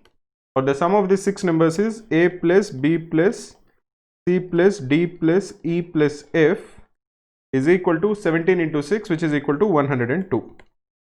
We are also told that the median of these 6 numbers is 22. If you have 6 numbers which are in ascending order, then the median will be the average of the middle 2 numbers. So in this case, we are also told that C plus D divided by 2 is equal to 22, or C plus D is equal to 44. So using this, we know that A plus B plus E plus F is equal to 102 minus 44. What is the value of 102 minus 44? That will equal 58. Now we are supposed to find out what is the maximum possible value of the largest number. To find out the maximum possible value of the largest number, in this case F, we have to minimize the maximum possible value of the remaining 3 numbers, that is A, B and E. Can we make A to be equal to 1, B to be equal to 2 and E to be equal to 3? We can't make E to be equal to 3 because we know that C and D are less than or equal to E and their average is 22. So E has to be at least greater than or equal to C and D. And as their average is greater than or equal to 22, at least one of them is greater than or equal to 22. So in this case, if you are trying to minimize the value of E, the only way we can do it is we will make C to be equal to D to be equal to 22, so that their average is 22 and their sum is 44, and E will be just greater than them, so E will equal 23. In this case, A plus B plus F is equal to 58 minus 23, which is equal to 35. Now there is no restriction on A and B, we just know that they are the two smallest numbers. So we'll make A to be equal to 1 and B to be equal to 2. We can't make both of them to be equal to 1 because in this case we have assumed that C is equal to D. So we have both the numbers which are equal.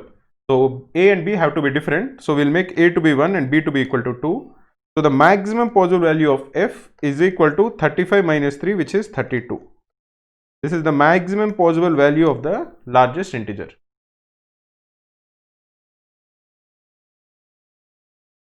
In this question we are given a function t of n is equal to 1 minus 3 by n. If you simplify this, this is equal to n minus 3 divided by n. This is the value of Tn. We are supposed to calculate the value of the ratio of two products. The product in the numerator is the product of T51 into T52 into T53 to dot dot dot into T100. This is the number in the numerator. The number in the denominator, the product of Tn when n varies from 4 to 50. So this is equal to T4 into T5 into T6 to dot dot dot into T50. So let us calculate the value of the numerator and denominator in simple terms and then take their ratio. The value of the numerator is T51 to T100.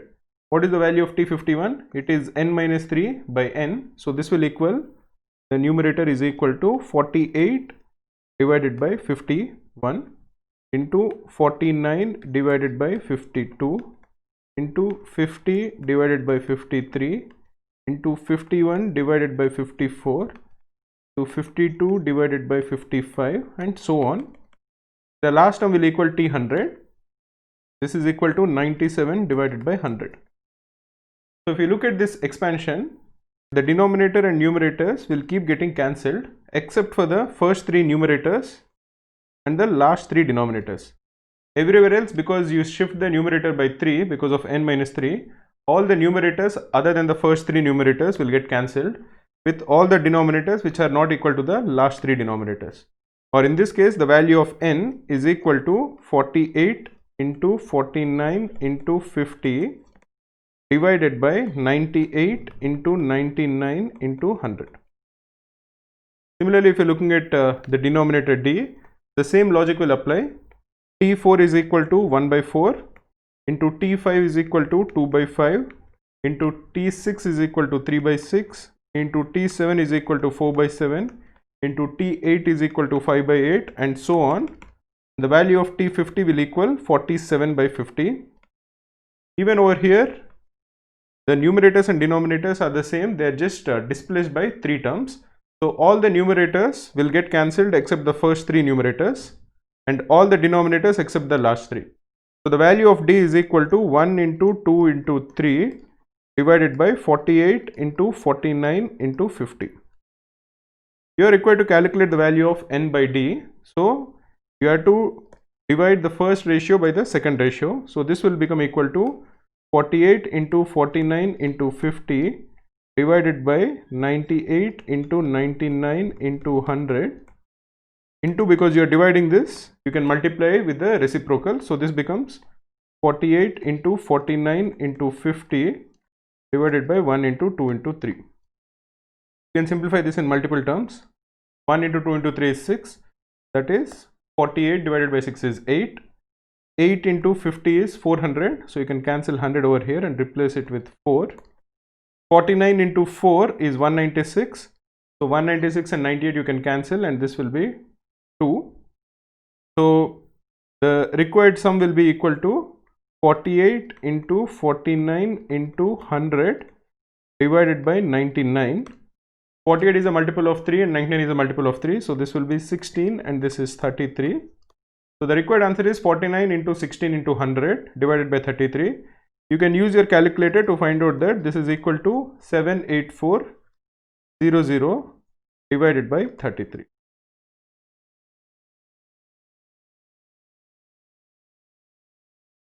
In this question we are told that there is an India-Australia match in which Sachin hits a 6 such that the ball continues to go in a semicircular trajectory. So initially from here the ball will take a semicircular trajectory, it will bounce once and it will take another semicircular trajectory and another semicircular trajectory and it will continue to do that until it finally comes to rest.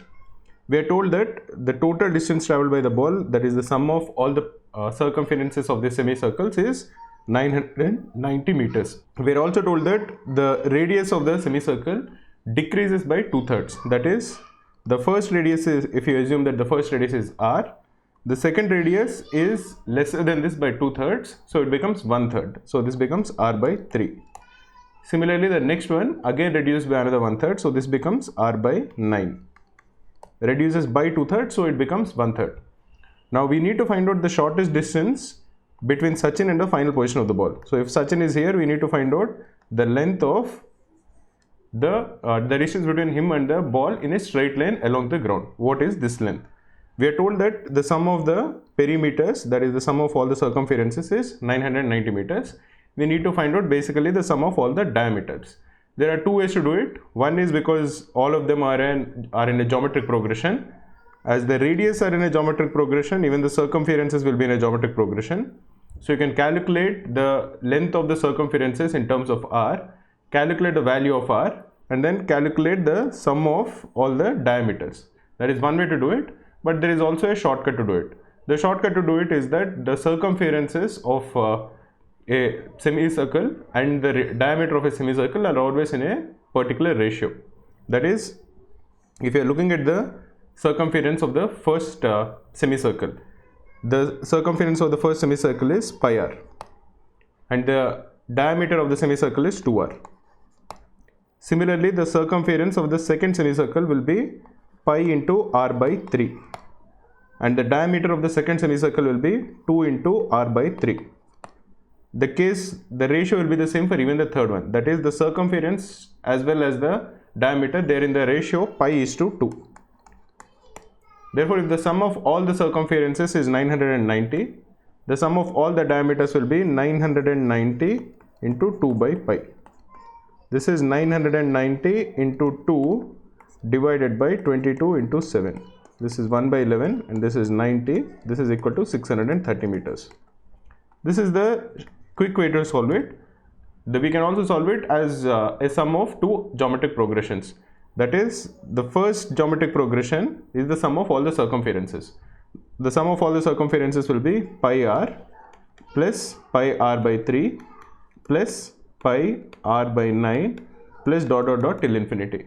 The sum of this geometric progression will be the first term, that is pi r, divided by 1 minus the common ratio. The common ratio is 1 by 3. So this becomes pi r divided by 2 by 3. So this becomes 3 pi r by 2. We are told that this is equal to 990, or pi r is equal to 660, or 22 by 7 into r is equal to 660. This is 30, or r will equal 210 meters. Now once we know that the value of the initial radius, the first radius is 210 meters, what is the sum of the diameters? The sum of all the diameters will be 2r plus 2r by 3 plus 2r by 9 plus dot dot dot till infinity. This is also a geometric progression where the first term is 2r and the common ratio is again 1 by 3. So it will be, the sum of the geometric progression will be 2r by 1 minus 1 by 3. This is equal to 2r whole divided by 2 by 3, which is equal to 3 into r. We know that r is equal to 210 meters. So the sum of the length of all the diameters will be 3 into 210, which is equal to 630 meters, which is the same that we got in the initial method also.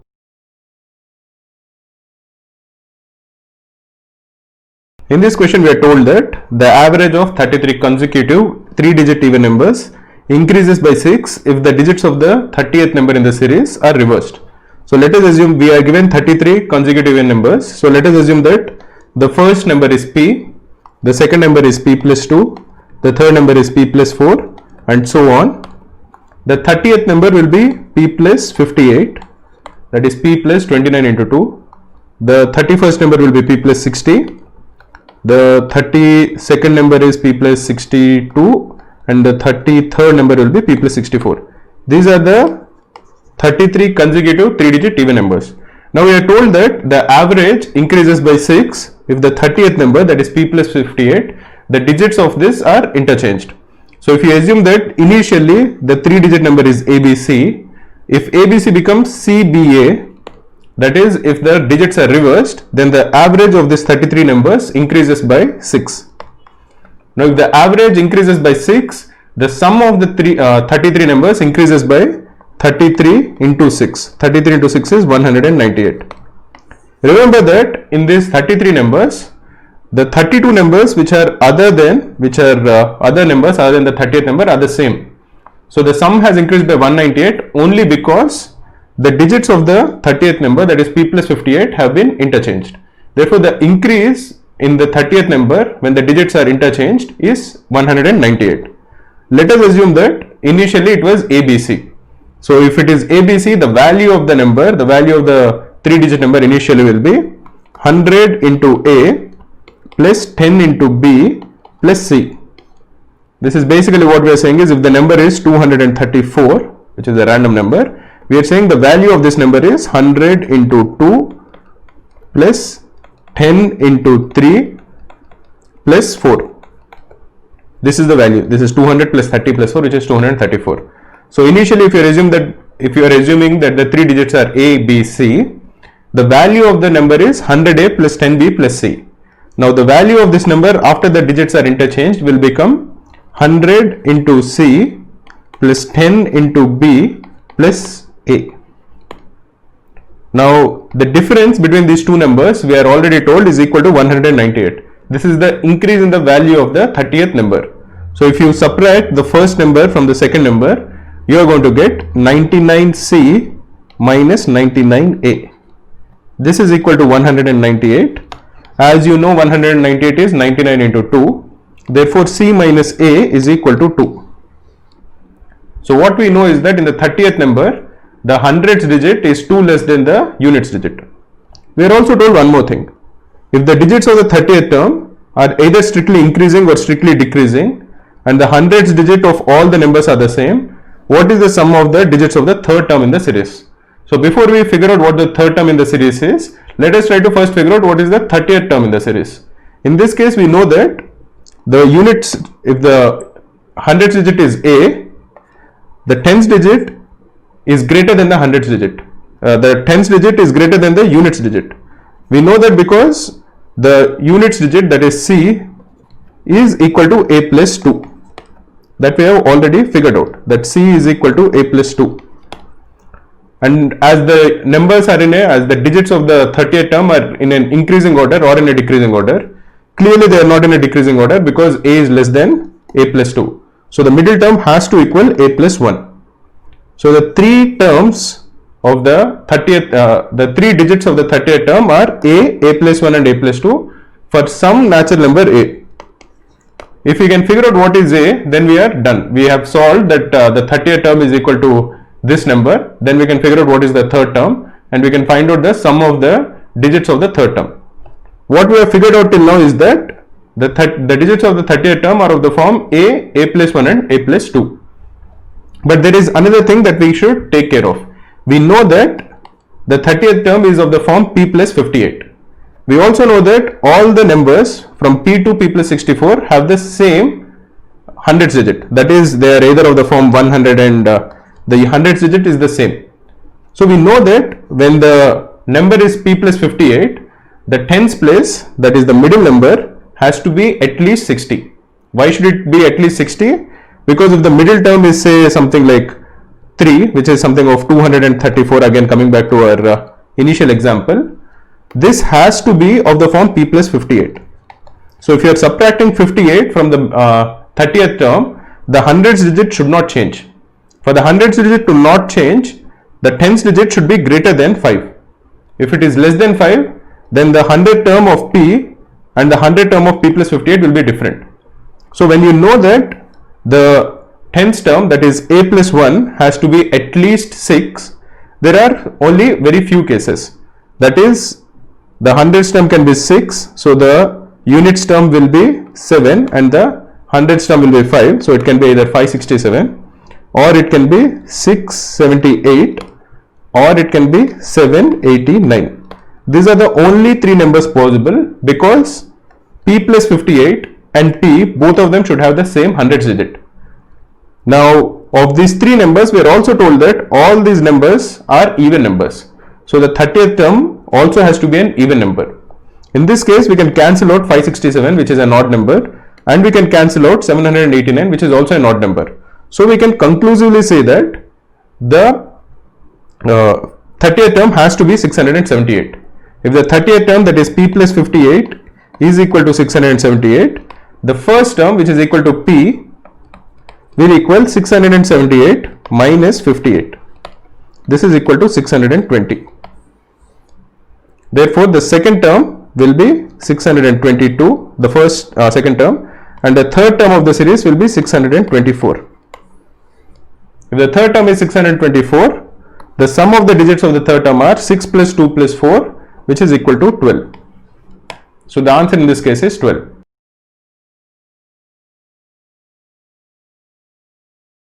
In this question, it is given that there is a beaker, and in a beaker there was one bacteria which was kept at t is equal to 0 seconds.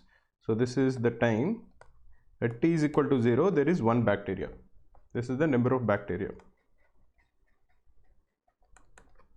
Immediately before every second, the bacteria triples itself, and immediately after every 2 seconds, a disinfectant kills 1/3 of the bacteria.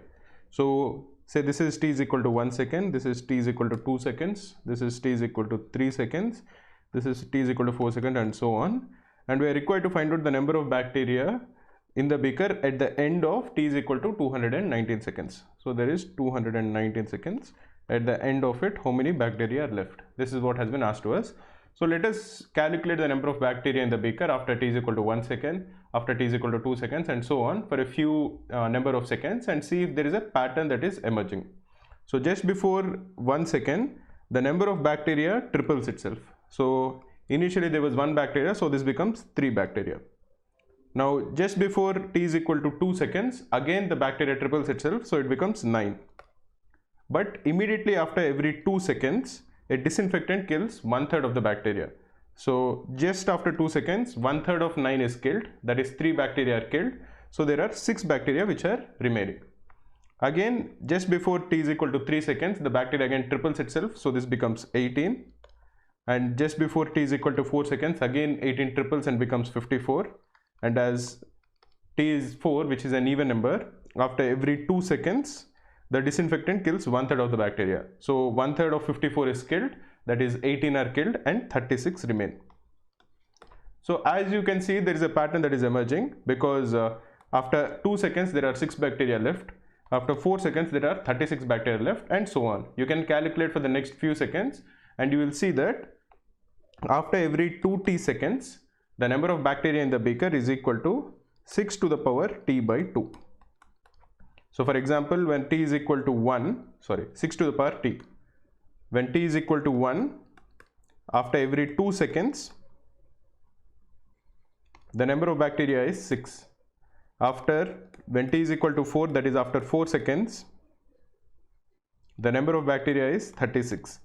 You can calculate the same for even 6, 8 and so on, but for every even number, the number of bacteria is a multiple of 6, which is actually equal to 6 to the power the number of seconds by 2.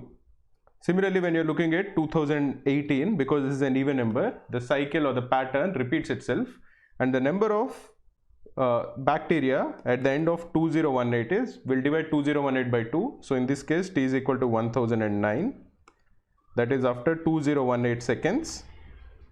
The number of bacteria in the beaker is equal to 6 to the power 1009.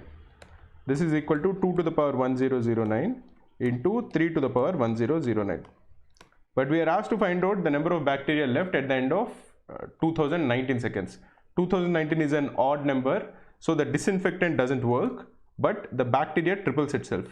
So the number of bacteria at the just before 2009 is, when you multiply this number with 3, and you are going to get 2 to the power 1009 into 3 to the power 1010. So the answer in this case is 2 to the power 1009 into 3 to the power 1010.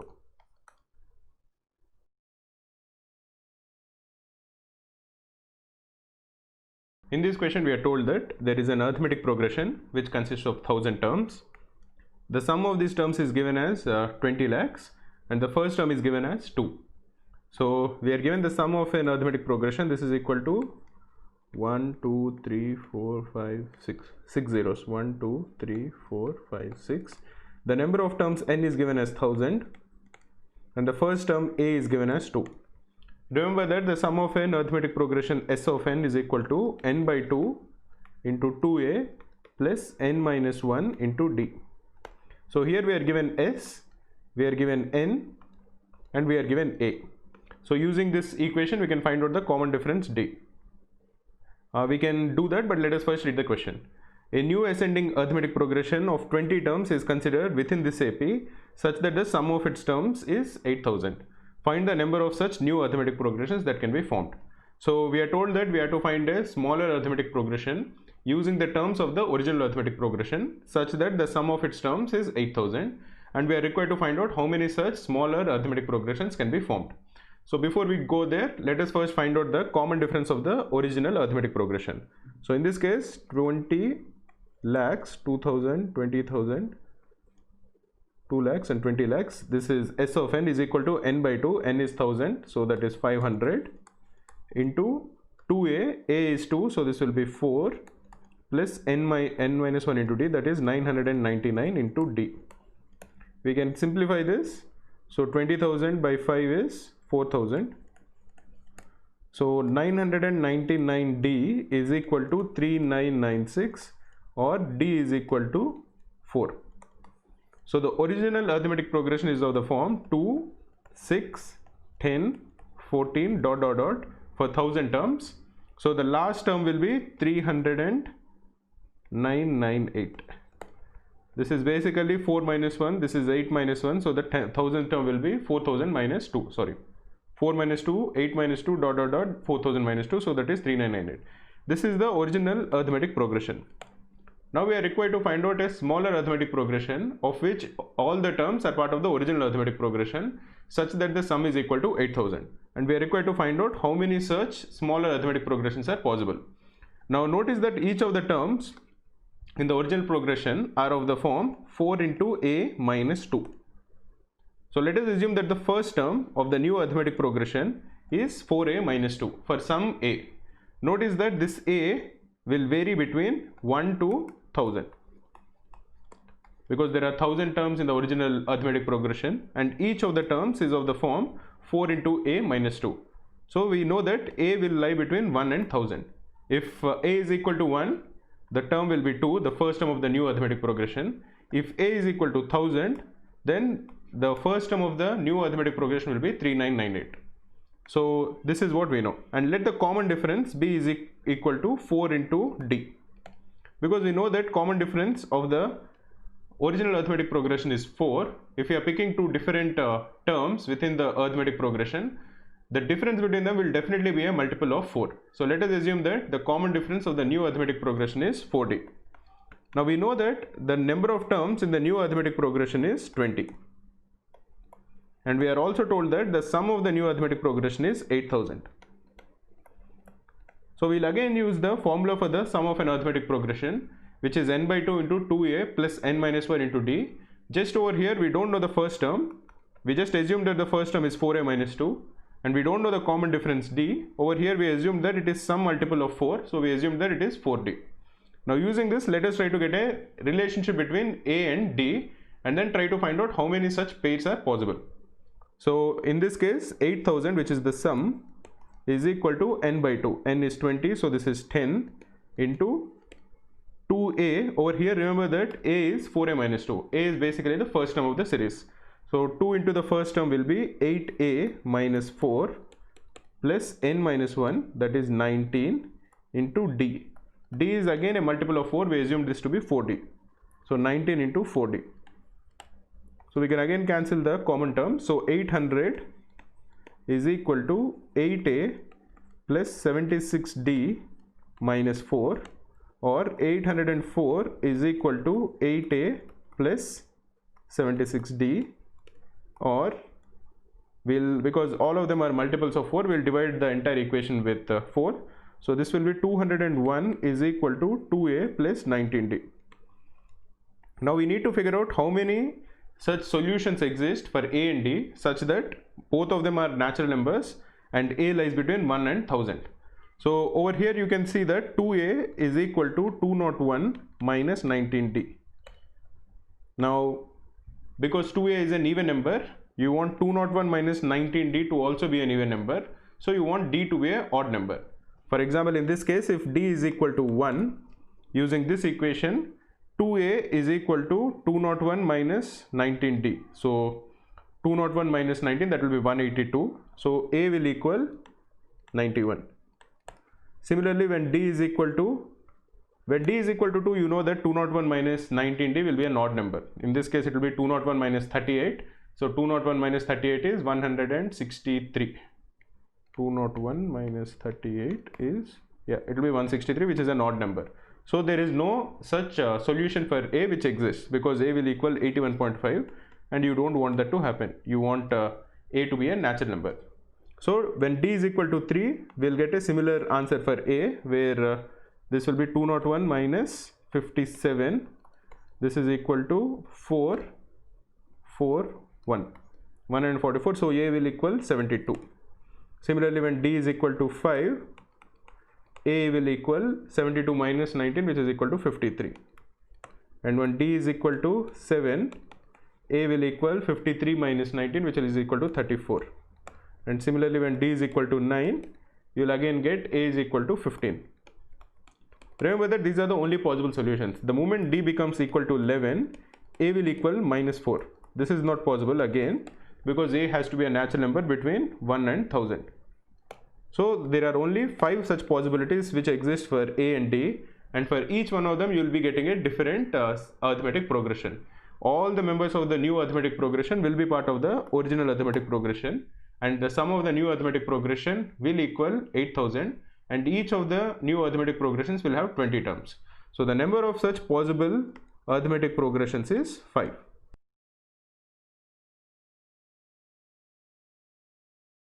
In this question, it is given that if the population of a town is p at the beginning of the year, at the beginning of the next year it becomes 2p plus 3. Now we are told that at the beginning of 2019 the population of the town is 1000. We are required to find out the population at the beginning of 2034. So if at the beginning of the first year the population is p, at the beginning of the second year it becomes 2p plus 3, and at the beginning of the third year this term is multiplied by 2 and 3 is added to it. So when this is multiplied by 2, we are going to get 4p plus 3 into 2 from here, and an additional 3 is added. So this becomes 4p plus 3 into 1 plus 2. Now at the beginning of the fourth year, this term is again multiplied by 2 and then 3 is added. So this becomes, first 4p when multiplied by 2 is 8p, and 3 into 1 plus 2 into 2 becomes 3 into 2 plus 4, and then an additional 3 is added. So this becomes 8p into 8p plus 3 into 1 plus 2 plus 4.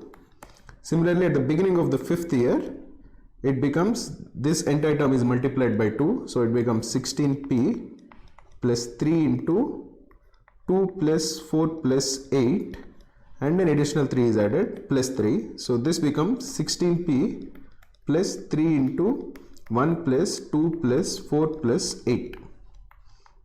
Now you can see a pattern emerging. So at the beginning of the nth year, the total number becomes 2 to the power n minus 1 into p plus 3 into 1 plus 2 plus dot dot dot. Here there will be n minus 1 terms. So this becomes plus 2 to the power n minus 2. Now if you are looking at the question that is given, 2019, that is at the beginning of the first year, there is 1000, and 2034, here notice that 2019 is the first year, 2020 will be the second year, and 2034 will be the 16th year. Notice that it will be the 16th year and not the 15th year, because these kind of things matter in this calculation. So at the beginning of the 16th year, the total will be 2 to the power 15 into p plus 3 into 1 plus 2 plus dot dot dot plus 2 to the power 14. We'll substitute 1000 in place of p once the calculation becomes more straightforward. So this is 2 to the power 15 into p plus 3 into 1 plus 2 plus dot dot dot to the plus 2 to the power 14 is actually equal to 2 to the power 15 minus 1. So this will be 2 to the power 15 into p plus 3 minus 3. Here if you substitute 1000 in place of p, the answer that you are going to get is 1003 into 2 to the power 15 minus 3. This is the answer. This is a slightly calculation intensive problem, and you have to ensure that you don't commit any silly mistakes when you're making the calculation.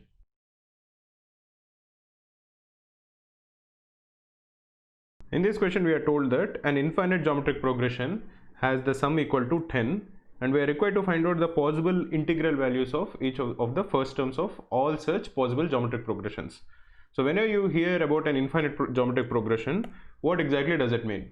It means that a geometric progression is of the form a, ar square, dot dot dot, and ar to the power infinity. Basically there are infinite such terms. Now an infinite geometric progression is defined only if the value of r, that is the modulus of r, is less than 1. So each of the terms, the absolute value of the terms is actually decreasing, and for those kind of geometric progressions we have the sum possible. So for example, for any geometric progression where the first term is a and the common ratio is r and the number of terms is equal to n, the sum of the geometric progression is a into 1 minus r to the power n by 1 minus r. Now for an infinite geometric progression, modulus of r is less than 1. So r to the power n, as n becomes very large, if n becomes infinity, r to the power n becomes very close to 0. So the sum of a infinite geometric progression is equal to a by 1 minus r. Notice that in this case r to the power n or r to the power infinity is assumed to be 0. So the value of this geometric progression is, sum of the geometric progression is a by 1 minus r. Over here we are told that there is a infinite geometric progression such that its sum is equal to 10, and we are required to find out all the possible values of the r, of all the possible values of the first term, which is a. Now as we discussed earlier, for an infinite geometric progression the modulus of r is less than 1 and it is greater than 0. So r lies between 1 and minus 1, and r will not equal 0 because common ratio of 0 doesn't make any sense. So over here we can easily calculate the value of a. So a is equal to 10 into 1 minus r, or a by 10 is equal to 1 minus r, or r is equal to 1 minus a by 10. Here we know the boundaries of r. We know that r lies between minus 1 and 1, so we can easily calculate the boundaries for a. So 1 minus a by 10 will lie between minus 1 and plus 1.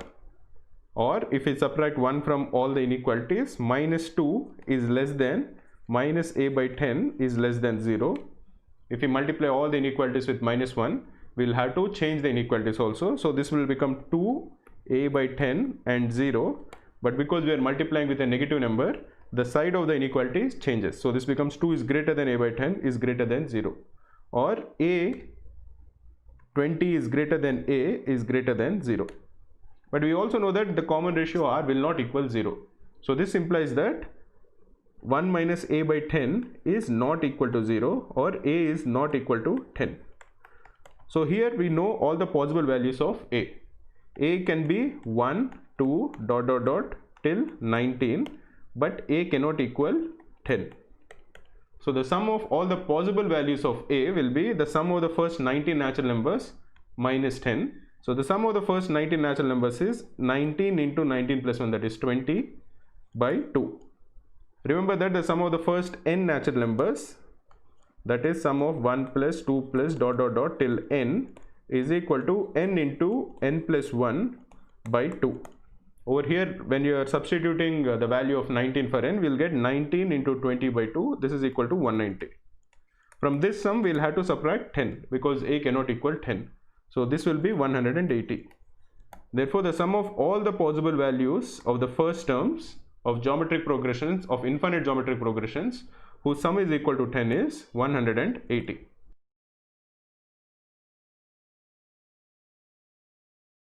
In this question, we are told that a and b are roots of the equation 8x square minus 7x plus 1 is equal to 0, and we are required to find out the value of 4 into a plus b plus a square plus b square plus a cube plus b cube plus dot dot dot till infinity. The first thing that you should see when you see this kind of a equation is that this has infinite terms and this has the sum of two geometric progressions. So the first thing that we should confirm is that both a and b are less than 1. Why should we do that? Because whenever there is a geometric progression of the form ar plus ar square ar cube in this way, where the common ratio is less than 1, then the sum of this geometric progression is finite. In this case, the sum of the geometric progression will be a by 1 minus r, where r is the common ratio between two consecutive terms. In this case, the required sum, that is 4 into a plus b plus a square plus b square, can be transformed into a plus a square plus a cube plus dot dot dot till infinity plus b square plus b cube plus dot dot dot till infinity. So this is the sum of two geometric progressions. The first geometric progression is a square, a cube until infinity, and the second one is b square, b cube till infinity. Now we don't yet know whether a and b are less than 1, but suppose that a and b are less than 1, then the required sum will transform into 4 into the sum of a plus a square plus a cube plus dot dot dot will be a, which is the first term, by 1 minus the common ratio. The common ratio between two different consecutive terms is a. So this will be 4 into a by 1 minus a plus b by 1 minus b. Notice that a by 1 minus a is the sum of a plus a square plus dot dot dot till infinity, and b by 1 minus b is the sum of b plus b square plus b cube plus dot dot dot till infinity. Again, we have to confirm first that a and b are less than 1. Basically, the modulus, both of them should lie between minus 1 and plus 1 for this sum to add up. Now, if you look at the quadratic equation, given quadratic equation 8x square minus 7x plus 1 is equal to 0. The sum of the two roots is a plus b is equal to the coefficient of x, that is minus 7. The minus of that is 7 by the coefficient of x square, that is 8. So the sum of the two roots is 7 by 8, and the product of the two roots a into b is equal to 1 by 8. Now we know that a and b are both less than 1 because the sum is less than 1 and the product is positive. If the product a into b is 1 by 8, this would mean that both a and b are either positive or both of them are negative. If both of them are negative, their sum will be negative, but because the sum is positive, we can infer that both a and b are positive. And if a and b both are positive and their sum is less than 1, in this case the sum is 7 by 8, then we can infer that both of them are less than 1. So the required sum that you need to calculate is just simply calculating 4 into a by 1 minus a plus b by 1 minus b. Now it is quite easy to calculate a by 1 minus a plus b by 1 minus b. Once we calculate this sum, we'll multiply it by 4 to get the required answer. In this case, we'll just simplify this. So this will be a into 1 minus b, that is a into 1 minus b plus b into 1 minus a whole divided by 1 minus a into 1 minus b. So the numerator can be simplified as a plus b minus 2ab divided by 1 plus ab minus a plus b. We know the value of a plus b, we know the value of ab, so you can calculate the numerator and the denominator quite easily. In this case, the numerator will be 7 by 8 minus 2 by 8 whole divided by 1 plus 1 by 8 minus 7 by 8. So this will simplify to 5 by 2. We are required to find out the value of 4 times this. So we'll have to multiply 5 by 2 with 4. So 5 by 2 into 4 will equal 10. So the required answer in this case is 10. Here we have first identified that for the given quadratic equation, both the roots are less than 1. We can identify that because we know that the product of the roots is 1 by 8, which is positive, and the sum of the roots is 7 by 8, which is also positive.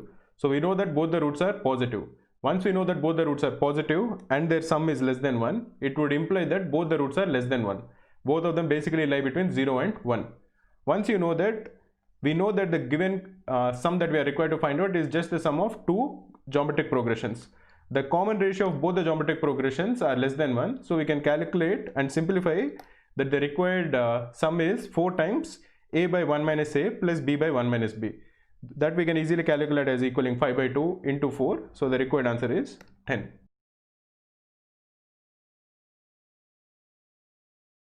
In this question it is given that f of x is a 4-degree polynomial and the coefficient of x to the power 4 is 1.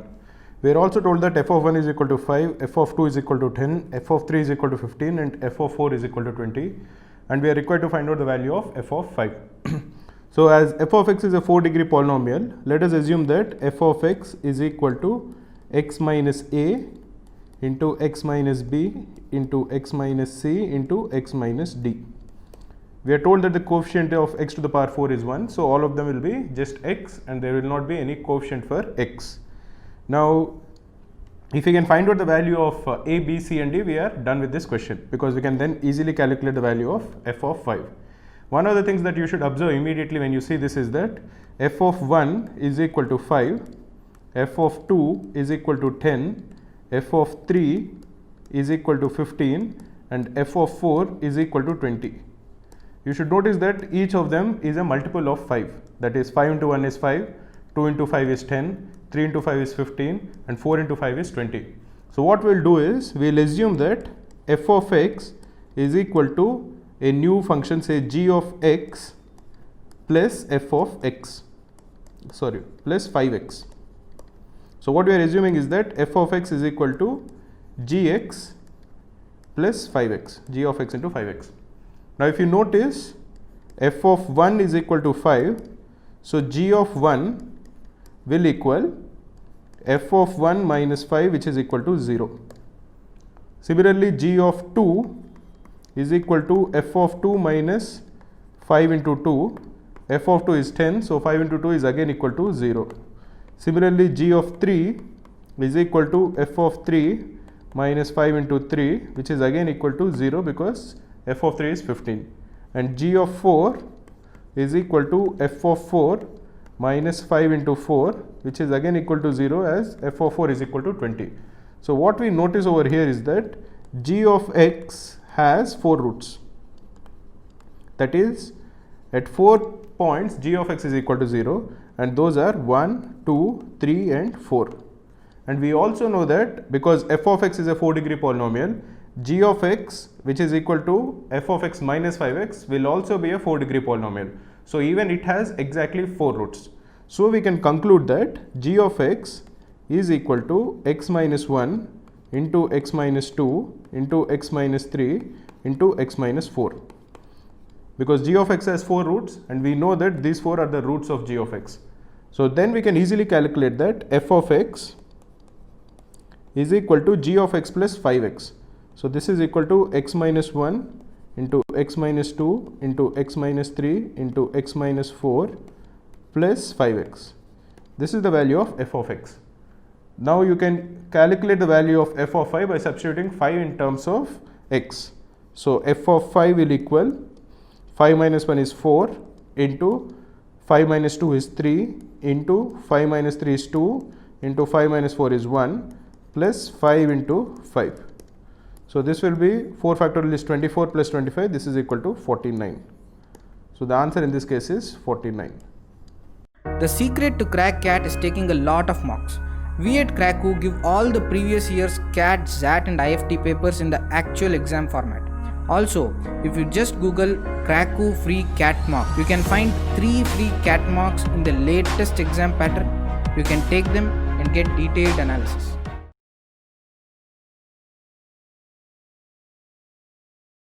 In this question, we are asked to find out for how many integral values of k does the quadratic equation y is equal to modulus of x square plus kx plus 7 and the line y is equal to 2 intersect at exactly 3 points.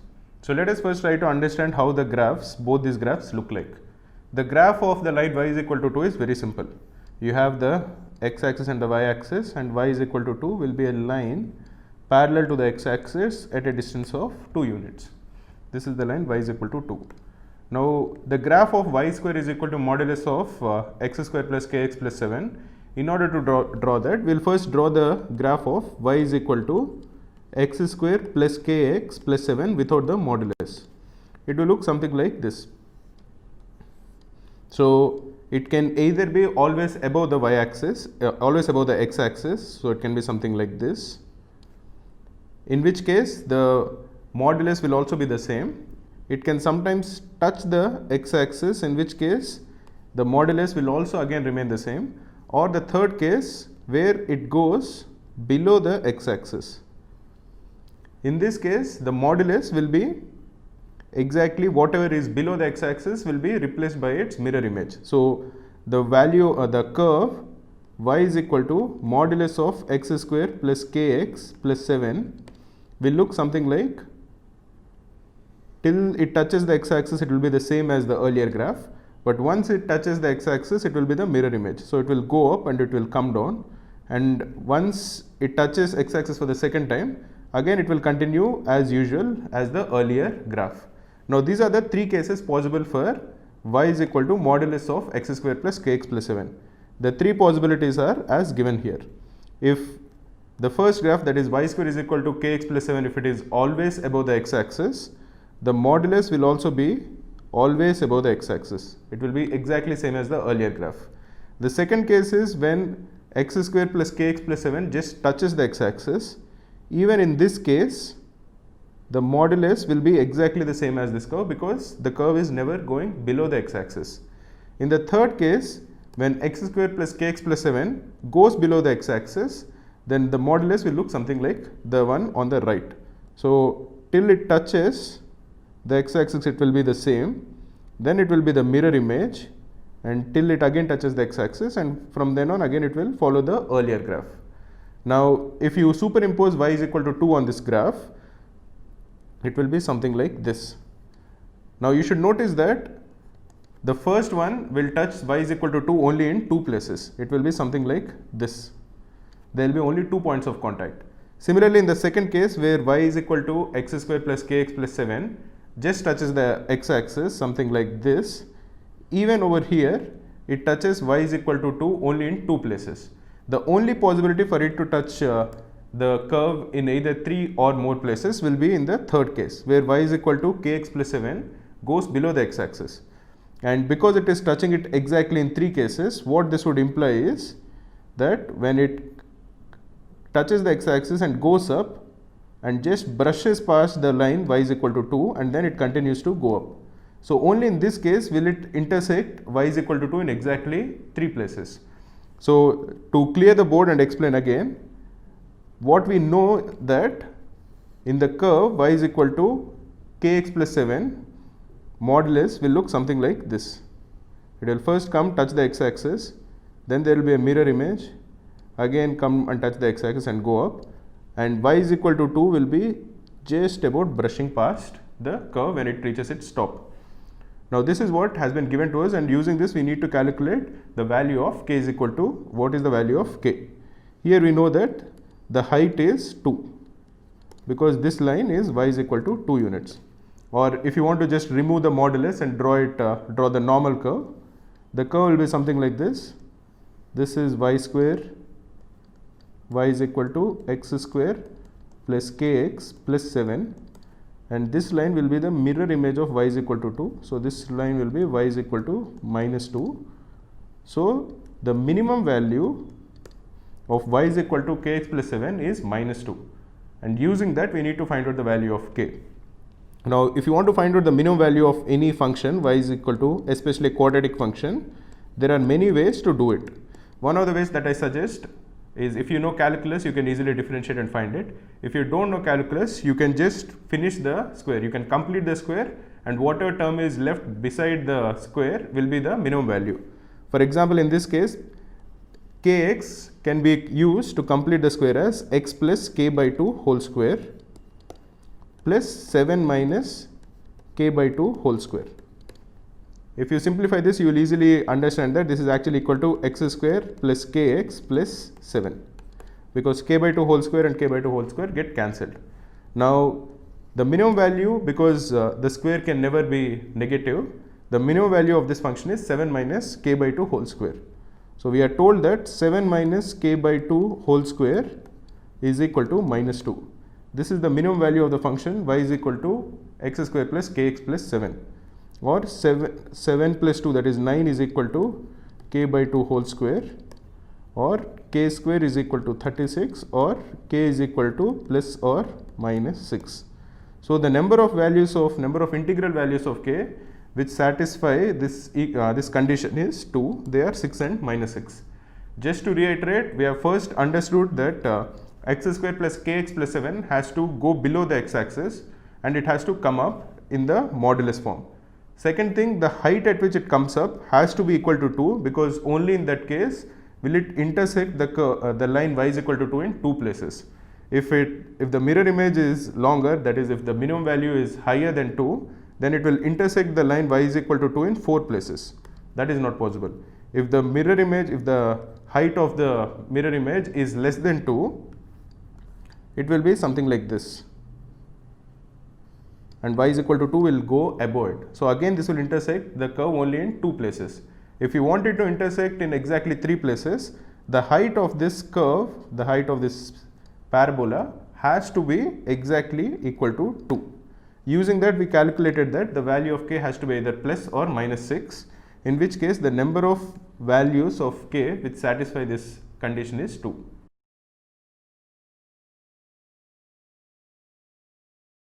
In this question we are asked for what value of a will the equation a square minus 9 into x square minus a square plus 2a minus 3 into x plus a square plus a minus 6 is equal to 0 will have more than 2 solutions.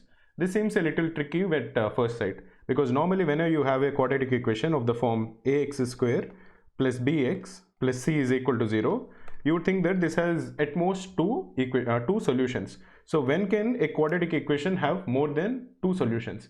This will happen only if this is a tautology. That is, for any value of x, the left hand side should equal 0. That will happen if the coefficient of x square is equal to 0, that is a is equal to 0. At the same time, the coefficient of x should also equal 0, that is b should also equal 0, and the constant term c, that also should equal 0. In this case, for whatever value of x, ax square will equal 0, plus bx will also equal 0, plus c also will equal 0. So this quadratic equation will have more than 2 solutions. So in the given equation, we'll do the same thing. We'll equate the value of the coefficient of x square, the coefficient of x, and the constant term. All three of them should simultaneously equal 0. The coefficient of x square is a square minus 9 is equal to 0.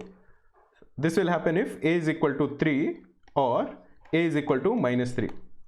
So the first condition is that a should be either 3 or a should be minus 3. The second condition is that the coefficient of x should equal 0. This would happen if a square plus 2a minus 3 is equal to 0. This is a quadratic equation in a, so this will be a plus 3 into a minus 1 is equal to 0, or a should equal minus 3 or 1. Similarly, the third condition is that the constant term should equal 0. That is, a square plus a minus 6 should equal 0. This can be factorized as a plus 3 into a minus 2 is equal to 0, or a should equal minus 3 or 2. So all the three conditions should be met. As you can see, this would happen only when a is equal to minus 3, when all the three conditions are met. So whenever a is equal to minus 3, the given quadratic equation will transform into a tautology, which is 0 is equal to 0, which is satisfied for any value of x. So the given quadratic equation will have more than 2 solutions.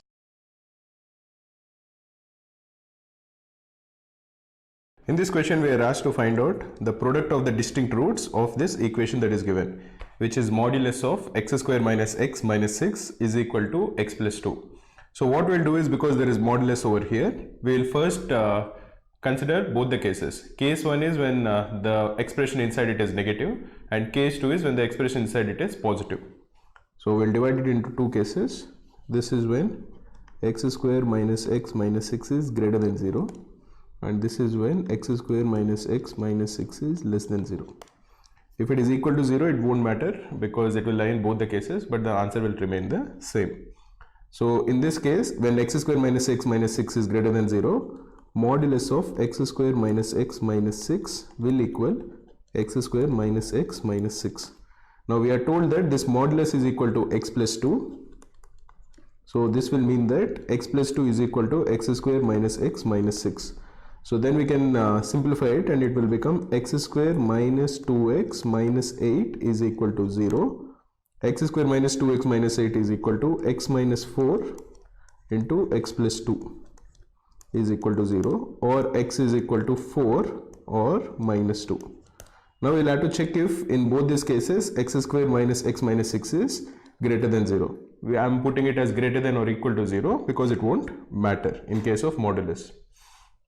So when you put x is equal to 4, it will become x square minus x minus 6 will become 16 minus 4 minus 6, which is equal to 6. This is greater than 0, so this is a valid answer. Similarly, when you put x is equal to minus 2, x square will be 4, minus x will be plus 2, and minus 6 will be minus 6. So this is equal to 0. So this is also a valid solution. So in this case, the two solutions that we have are x is equal to 4 and x is equal to minus 2. Similarly, if you consider the case where x square minus x minus 6 is less than or equal to 0, in this case, modulus of x square minus x minus 6 will equal minus of x square plus x plus 6, because this is negative. So modulus of y when y is negative is equal to minus y. This is true whenever y is less than 0. So in this case, x square minus x minus 6 is minus of x square plus x plus 6, but we know that the value of this modulus is equal to x plus 2. So x plus 2 is equal to minus of x square plus x plus 6. You can cancel x and you can take x square to the other side, and then you will get x square is equal to 4, or x is equal to plus 2 or minus 2. Again, we'll have to check whether in this case x square minus x minus 6 is less than or equal to 0. So if you input that, you are going to get if x is equal to 2, it will be 4 minus 2 minus 6. So this is equal to minus 4. So this is a valid solution. If you input x is equal to minus 2, as we have seen earlier, x square minus x minus 6 will equal 0. So this is also a valid solution. So the number of distinct roots that you have are, the actual distinct roots are 4, minus 2 and 2. These are the only three cases. We have considered minus 2 twice because in both the cases we have put greater than or equal to 0. So when you look at the distinct roots, there are 4, minus 2 and 2, and their product will equal minus 2 into 2 into 4, which is equal to minus 16. So the answer that we are looking for in this case is minus 16. So whenever you see a question where there is a modulus, try to see if you can consider two different cases where the value inside the modulus is greater than 0 or the value inside the modulus is less than 0. And then you can solve it, find the distinct roots and then answer the question.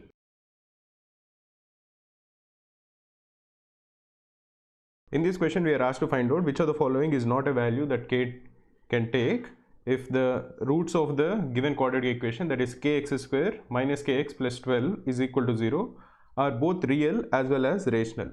So whenever you are given a quadratic equation of the form ax square plus bx plus c is equal to 0, the two roots of the quadratic equation are minus b plus or minus square root of b square minus 4ac by 2a. Here b is the coefficient of x, a is the coefficient of x square, and c is the coefficient of is the constant term.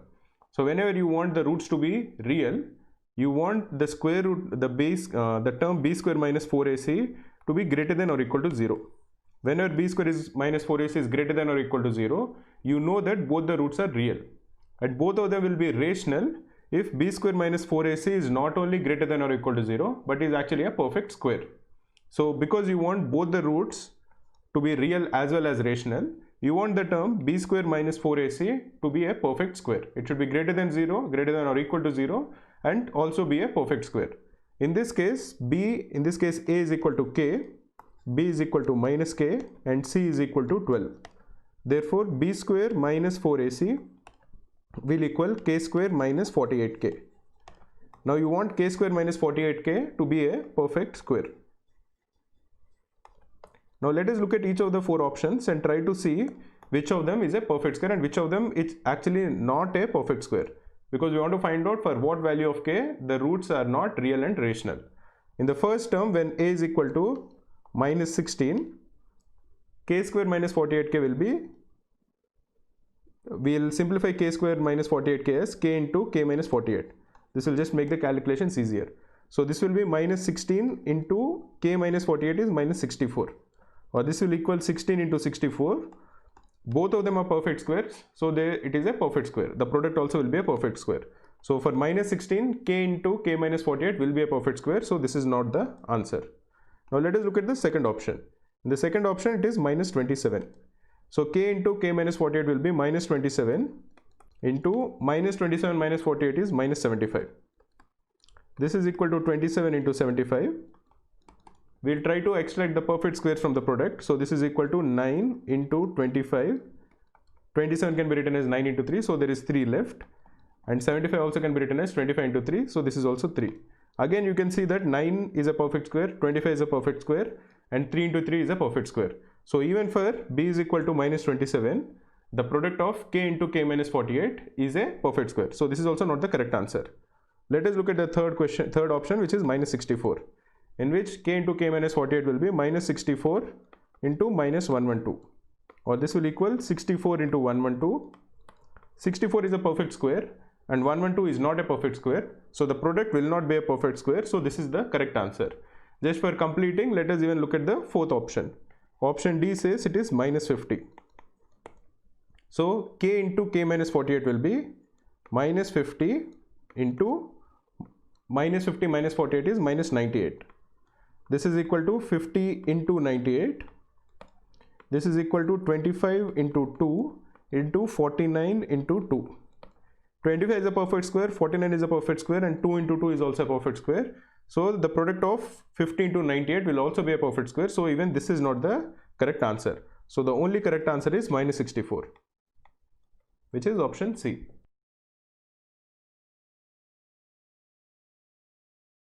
In this question, we are given an equation which contains x to the power 4, and we are given the 4 roots of this equation. We are told that each of the roots is of the form p by q, that is, it is a rational number where p and q are prime numbers.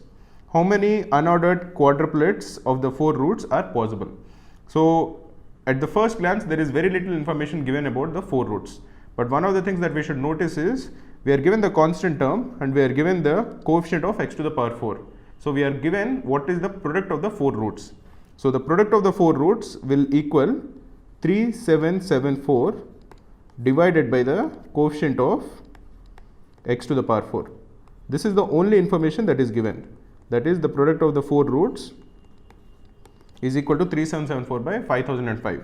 Now let us try to simplify this. Let us try to factorize this so that we understand what the fraction actually represents. That is 3774 by 5005. 3774, you can notice, is the even number. So this will equal 2 into 1887. Now the sum of the numbers 1887 is a multiple of 3. So we'll again divide it by 3. So this will equal 2 into 3 into 629. Now 629, we don't really know what are the factors of 629. So it might be a prime number, it might not be a prime number. So let us try to find some factors of 629. We'll try to divide it by different prime numbers which are less than its square. So one of the easy tricks that you should notice while factorizing is, given any number p, you will try to find prime factors around square root of p. If you are able to find out any prime number which is a factor of p, which is less than square root of p, then obviously it is not a prime number. But if p doesn't have any prime factors which are less than square root of p, then it is definitely a prime number. In this case, 629 is very close to 625, which is the square of 25. So what we'll try to do is, we'll try to find any prime factors of 629 which are less than 25. So prime numbers which are less than 25 are 2, 3, 7, 11, 17, 19 and 23. 629 definitely is not divisible by 2 because it's an odd number.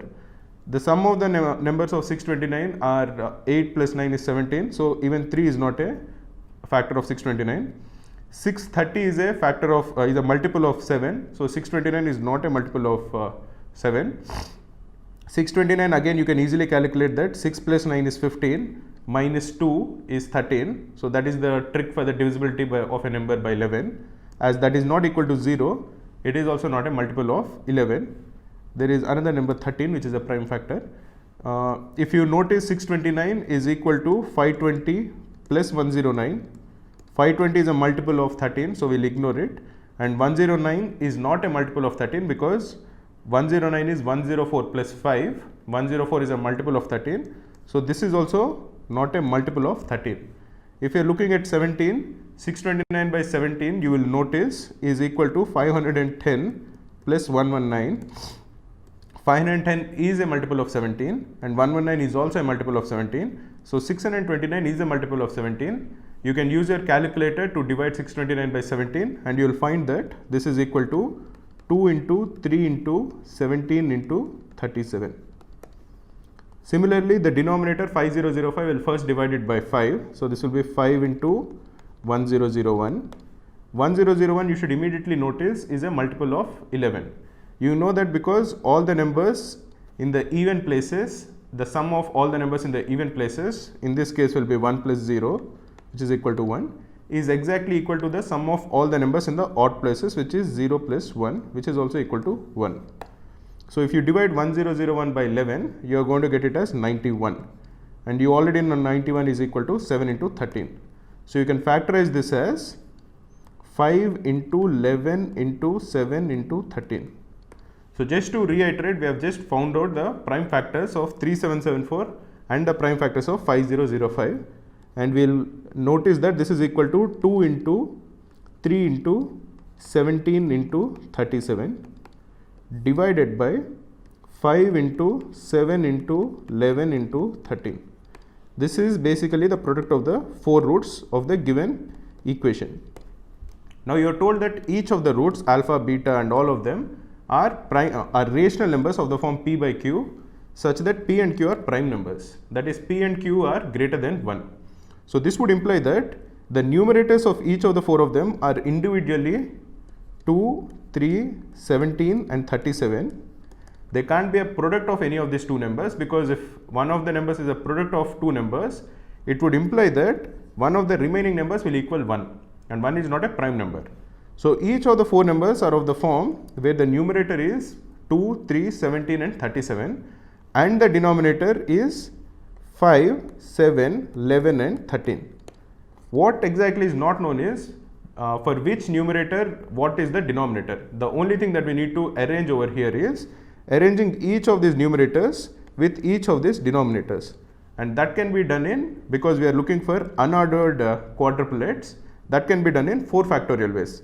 That is, the denominator for 2 can be found out in 4 ways, the denominator for 3 can be found out in 3 ways, the denominator for 17 can be found out in 2 ways, and the denominator for 37 can be the only remaining one, which is 1.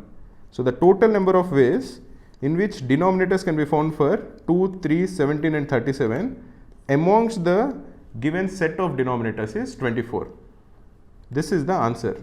Notice that we are given unordered quadruplets. If they are given as ordered quadruplets, the number would be 24 square, where we had to figure out which of them is alpha and which of them is beta and so on. But over here we are required to find out just the unordered quadruplets. So we just need to find out the values of the roots. This can be done in 24 ways.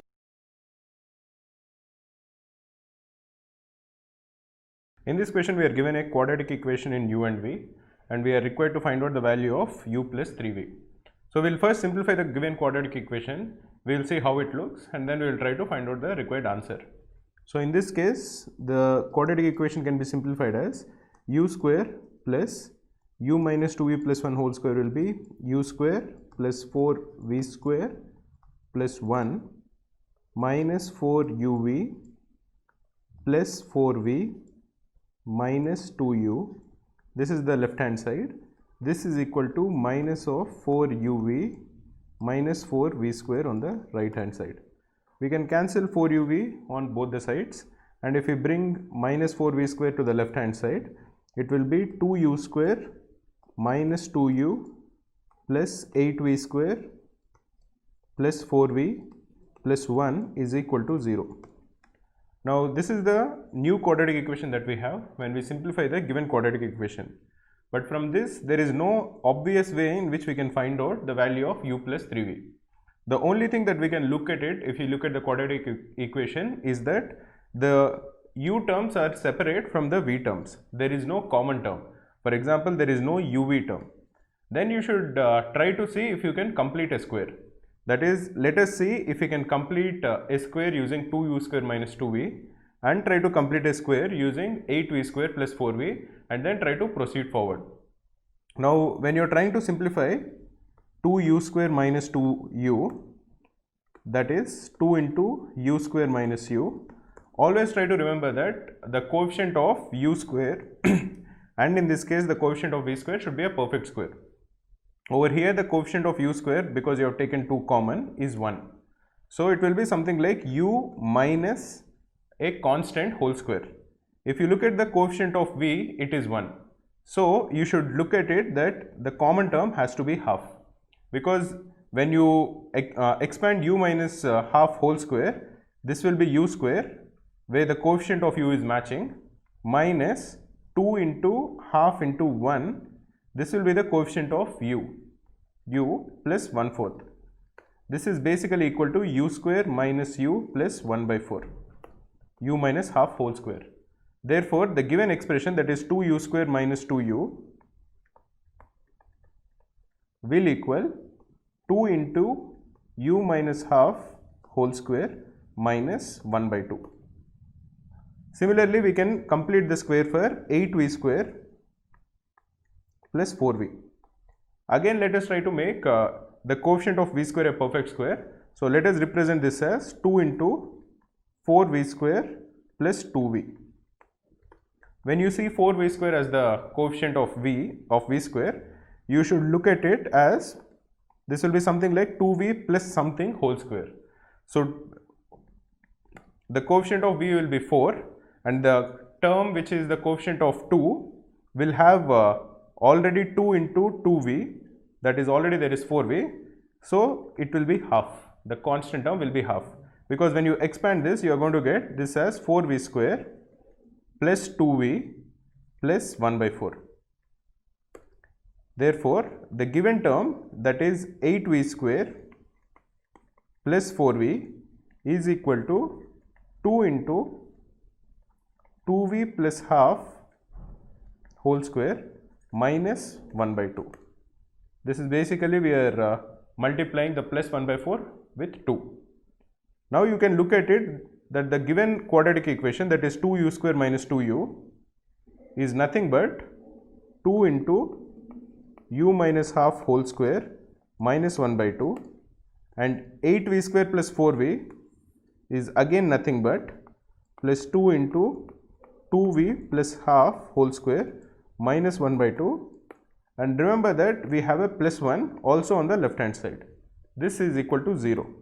Now this minus half and plus 1 will become 0, and what we are left with is u minus half whole square plus 2v plus half whole square is equal to 0.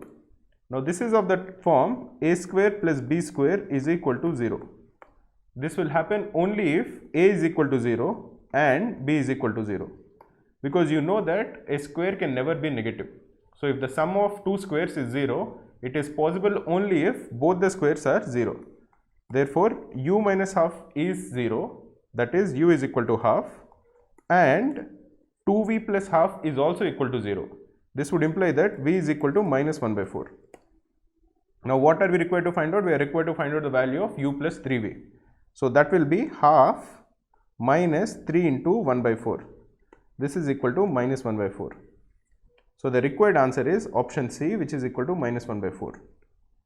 Now once you look at the quadratic equation that you get, and you notice that we are required to find out u plus 3v, then you can even look at the options. All the options are constants. Once you see that there is a constant over here, you should think that because there is no common term between u and v, there is no uv term, one of the ways in which we can proceed further is by completing squares. So then you can complete squares for u and v, and then calculate the exact value of u and the exact value of v, and find out the answer, which is minus 1 by 4.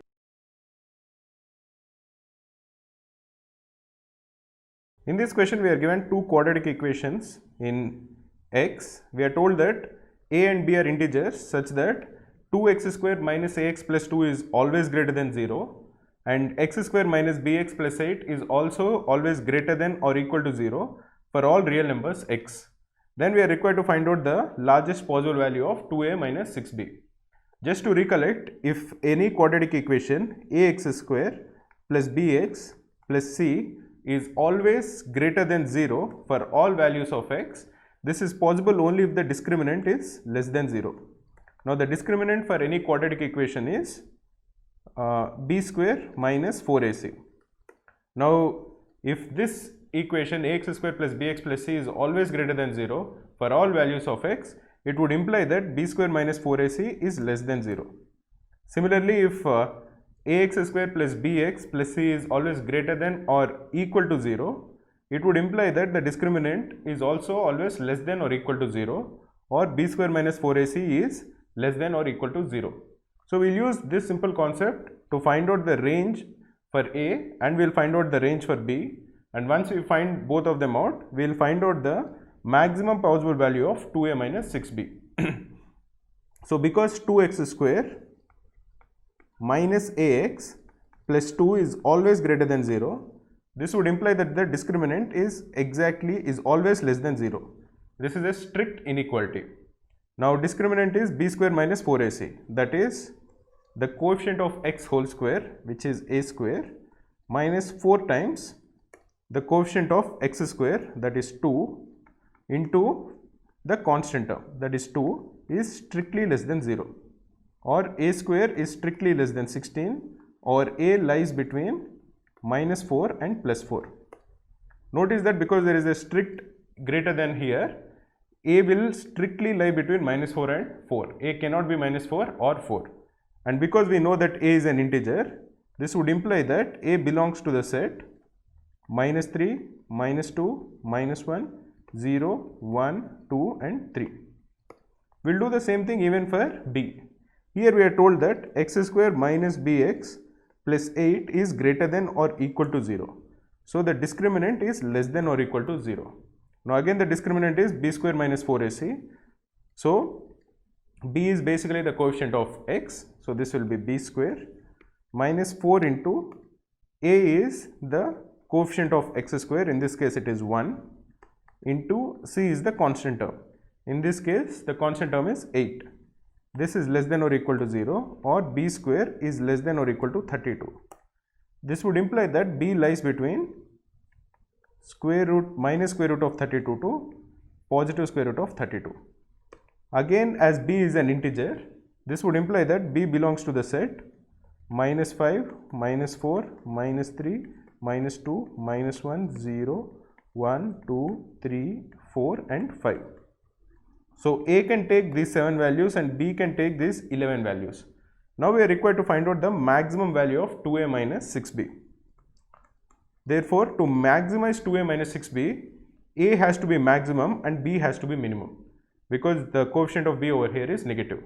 The maximum value of a is 3 and the minimum value of b is minus 5. So the maximum value of 2a minus 6b will be 2 into 3 minus 6 into minus 5. 2 into 3 is 6, minus of 6 into minus 5 is minus 30. So this will be 6 plus 30, which is equal to 36. So the answer in this case is 36.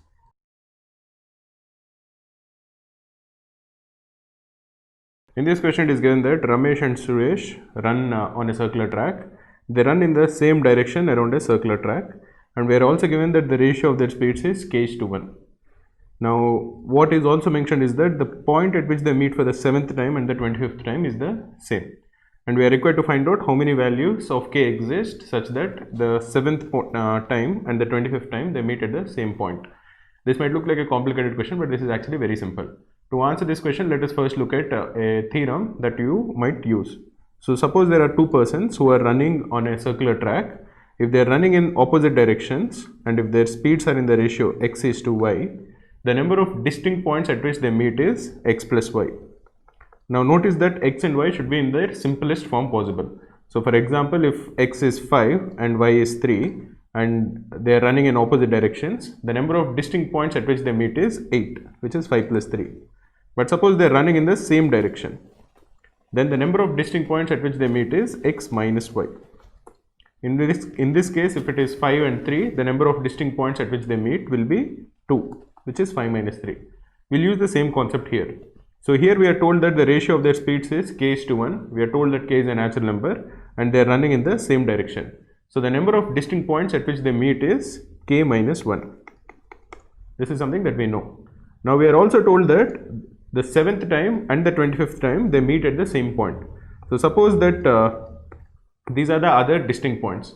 What we know is 25 minus 7 is equal to 18. That is, after 18 times they meet at the same point. So this would mean that the number of distinct points at which they meet is a factor of 18. This is only in this case will they meet at the same point, the 25th time and the 7th time. So now let us look at all the factors of 18 and then we will find out the respective value of k. The factors of 18 are 1, 2, 3, 6, 9 and 18. So what we know is k minus 1 is one of these numbers.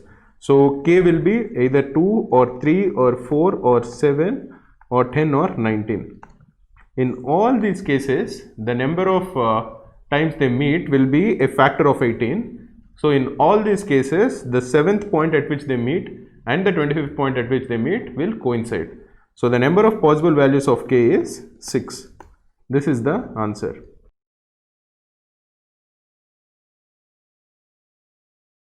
In this question it is given that there is a cyclist and a bus. They start from two cities P and Q at the same time and they keep going towards each other. Every day they travel at the same speed and they meet at a dhaba. They cross each other at a dhaba. Let us assume that this is P and this is Q. The cyclist is going from this side and the bus is coming from this side. Every day they cross each other at a dhaba which is at some point in the middle, not exactly midpoint. But one day the cycle starts 42 minutes later, because of which instead of meeting at the dhaba, they meet 5 kilometers away. So again this is P and this is Q. The cyclist again starts, but this time he starts 42 minutes later. So instead of meeting here at the dhaba, they meet 5 kilometers ahead, say E. And this distance is 5 kilometers. The bus starts at its usual time. And now we are asked to find out, we are given that the speed of the cyclist is 10 kilometers per hour. Now, what is the speed of the bus? This is what we are required to find out. There are many ways to do it, but if you understand symmetry and if you understand it intuitively, the answer can be gotten quite easily. So the only difference between the first scenario and the second scenario is that the cyclist has started 42 minutes later. The bus has started at the same time, and for the bus there is no real difference. So by the time the bus comes to the dhaba on the second day, the bus driver would have been expecting to see the cycle driver, but the cycle driver is not there. Now how far away is the cycle driver? The cycle started 42 minutes later. So the distance that the cyclist had to cover, which he didn't, is 42 by 60 hours into the speed of the cyclist, that is 10. If you simplify this, this is 7 kilometers. So on the second day when the bus is at the dhaba, the cyclist is at a point F, which is 7 kilometers away from the dhaba. Now the bus driver doesn't know it and he will continue to come towards the point P, and the cyclist will continue to go from F towards the point Q, and finally they meet at a point E. So if you are ignoring everything and if you are only considering the movement of the bus from the dhaba and the movement of the cyclist from F, both of them have started at the same point at the same time, and by the time the cyclist was able to cover the distance F to E, the bus was able to cover the distance D to E. Now the cyclist has covered 2 kilometers because D to F is 7 kilometers and D to E is 5 kilometers. F is 2 kilometers while D is 5 kilometers. So in the same time that the cyclist covered 2 kilometers, the bus driver or the bus covered 5 kilometers. Therefore the ratio of their speeds is 2:5. We already know that the speed of the cyclist is 10 kilometers per hour. Therefore the speed of the bus is 10 into 5 by 2. This is equal to 25 kilometers per hour. So the answer is 25.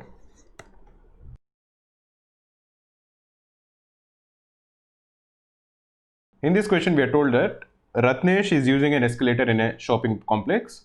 If he moves slowly, the escalator is also going down, and if he is going slowly down and he covers only 30 steps, then it takes 42 seconds to reach the bottom.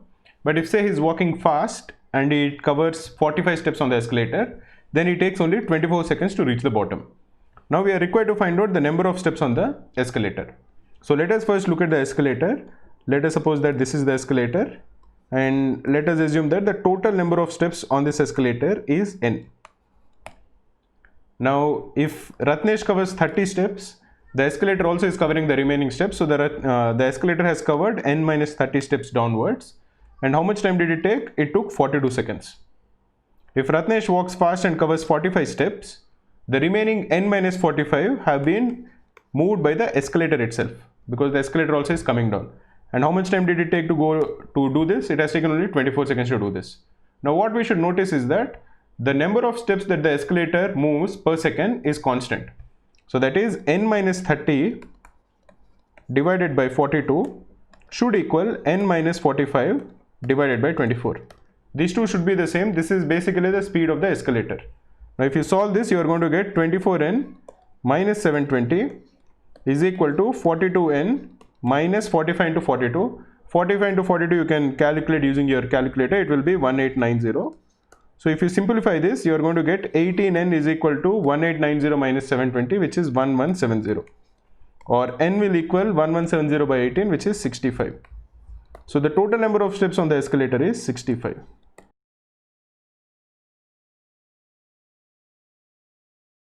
In this question it is given that there is a tank and it has two taps attached to it.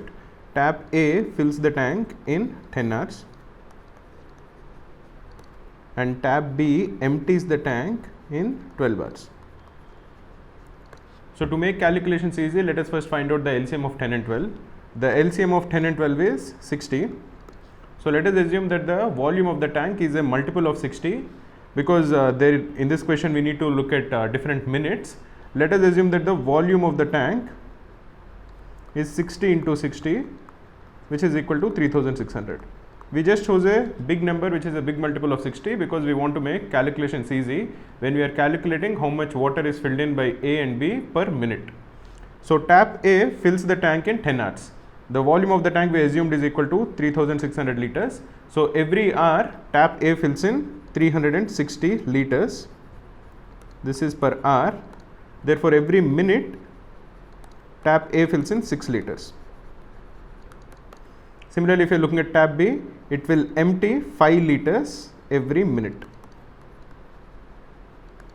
because it takes 12 hours to empty 3600 liters. Every hour it is emptying 300 liters, or every minute it is emptying 5 liters.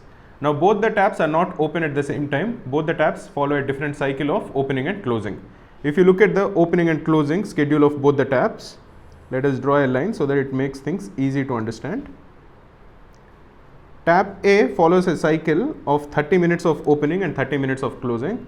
So if you are looking at A, it follows 30 minutes of opening and 30 minutes of closing. That is, it has a cycle of 1 hour. Tap B follows a cycle of 45 minutes of opening plus 45 minutes of closing. That is, its cycle is for 1.5 hours. Therefore, if you are looking at A and B together, their cycle goes on for 3 hours, which is the LCM of 1 and 1.5 hours. First A will open and close for 30 minutes each, so that is for 1 hour. B will do the same for 1.5 hours, and they keep on repeating, and as a whole the two pipes A and B repeat this cycle for 3 hours after every 3 hours. So the first 30 minutes both A and B are open,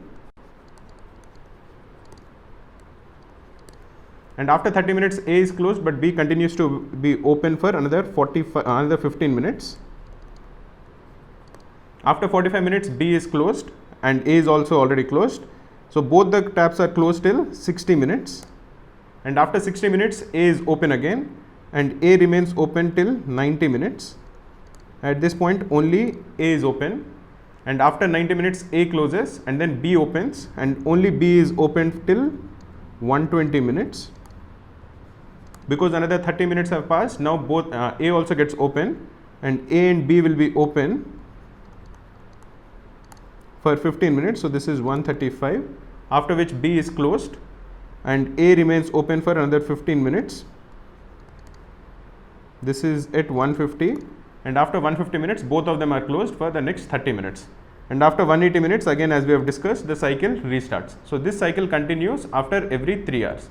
Now let us try to understand how much water is filled in each of these intervals. In the if in an interval A plus B, both of them are open, the effective water that is filled in per minute is only 1 liter, because A fills in 6 liters per minute and B empties 5 liters per minute. If only A is open, then the amount of water that is filled in is 6 liters, and if only B is open, the amount of water that is emptied out is minus 5 liters. Basically 5 liters are emptied out. So if you're looking at how much water is filled in this 3-hour cycle, if you're looking at the first cycle, after 30 minutes the water that is filled into the tank is plus 30. From 30 minutes the tank has 30 liters of water and B empties 5 liters every minute. So after the first 6 minutes the tank is empty. So even though B is open, from 36 to 45 it doesn't do anything. But in a normal cycle, if you think that some water has already been accumulated, the amount of water that is emptied out by B in these 15 minutes will be minus 75. This will not hold true for the first cycle, because after 36 minutes, that is after 6 minutes, the tank becomes empty. But after they continue for some period of time where some water has already accumulated into the tank, in these 15 minutes B will empty 75 liters. From 45 to 60 minutes nobody is working, so there is nothing that changes over here. From 60 to 90 minutes, where 30 minutes have passed and only A is open, the amount of water that is filled in is 6 into 30, which is plus 180. From 90 to 120, the amount of water that is emptied out of the tank by B will be 30 into minus 5, so this is minus 150. From 120 to 135, that is for 15 minutes, both the taps are open, so they will only fill 1 liter per minute, or in 15 minutes they will fill 15 liters. From 135 to 150, that is for 15 minutes, only A is open, so in those 15 minutes it is going to fill in plus 90 liters. So overall, in a normal cycle, other than the first cycle, the amount of water that is filled in by these taps in a matter of 3 hours will be plus 30 minus 75 plus 180 minus 150 plus 15 plus 90. If you calculate it, this is going to be 180 minus 150 is 30, plus 30 is 60, 60 plus 15 is 75, minus 75 is 0. So effectively it is only the last 90 liters that is filled in by both the taps. So in 3 hours they fill in 90 liters. We assume that the overall volume of the tank is 360 liters. So if you are looking for what is the total time that it takes for these taps to fill in the water, you can normally assume this to be equal to 3600 divided by 90 into 3. So you will get this to be around, say, 120 hours, which is basically the total volume 3600 divided by 90 into 3. But in this particular case that won't hold true, because they are not filling water into the tank in a uniform manner. First A is filling, then A is closed, then B is filling. So they are not following a straight line of filling water into the tank. They are following some sort of a zigzag method to fill water into the tank. So we will have to be very careful about the extreme values. That is what happens in the first cycle, what happens in the last cycle. Those are values that we have to be very careful, because they are not filling water in a uniform manner.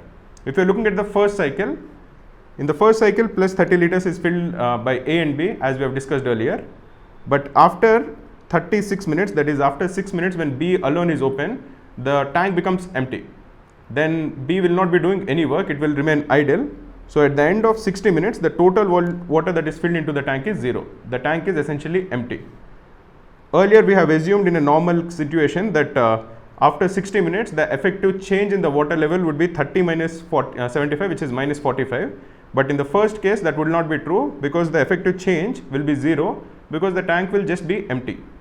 And after 90 minutes it will be plus 180. After 120 minutes it is going to be minus 150. And again everything else remains the same. So after the first cycle, after the first 3 hours, the amount of water that is filled into the tank is 180 minus 150, that is 30, plus 15, so that is 45, plus 90, so that is equal to 135. So after the first 3 hours, 135 liters are filled in. The next 3 hours fill in 90, the next 3 hours fill in another 90, and this continues for some time. We will assume that because we need to fill in a total of 3600 liters, we have already filled in 135 liters, so the remaining water that needs to be filled in is 3465 liters after the first cycle has finished. So let us assume that the 90 liter cycle of 3 hours continues for, say, 37 times. So 37 into 3 hours is 111 hours.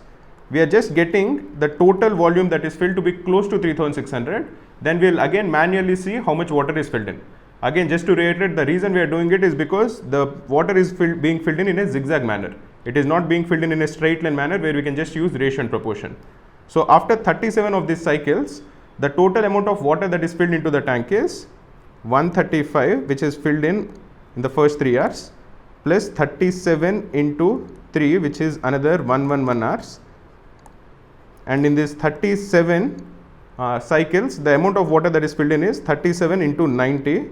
This is equal to 3330, or the total amount of water that is filled into the tank after 114 hours in total is 3330 plus 135, which is equal to 3465. We still need to fill in another 135 liters. Now let us look at what will happen after the first 30 minutes. After another 0.5 hours, 30 liters are filled in, so the total volume in the tank is 3495. After another 15 minutes, 75 liters are emptied. So after another 0.25 hours, the volume in the tank will be 3495 minus 75, so that is 3420. Then the tank is empty for 15 minutes, so another 0.25, nothing happens. The tank, the water level doesn't change because both A and B are not opening. In the next 30 minutes, only A is open and A fills in 180 liters. So after another 0.5 hours, from 3420 you add another 180, so the water level becomes 3600. So at this point the tank is completely full. So how much time has elapsed? It is 114 plus 5 plus 0.5, so 114.05 plus 0.25, 0.25 and 0.5 is another 1 hour. So the total time it takes is 115.5 hours.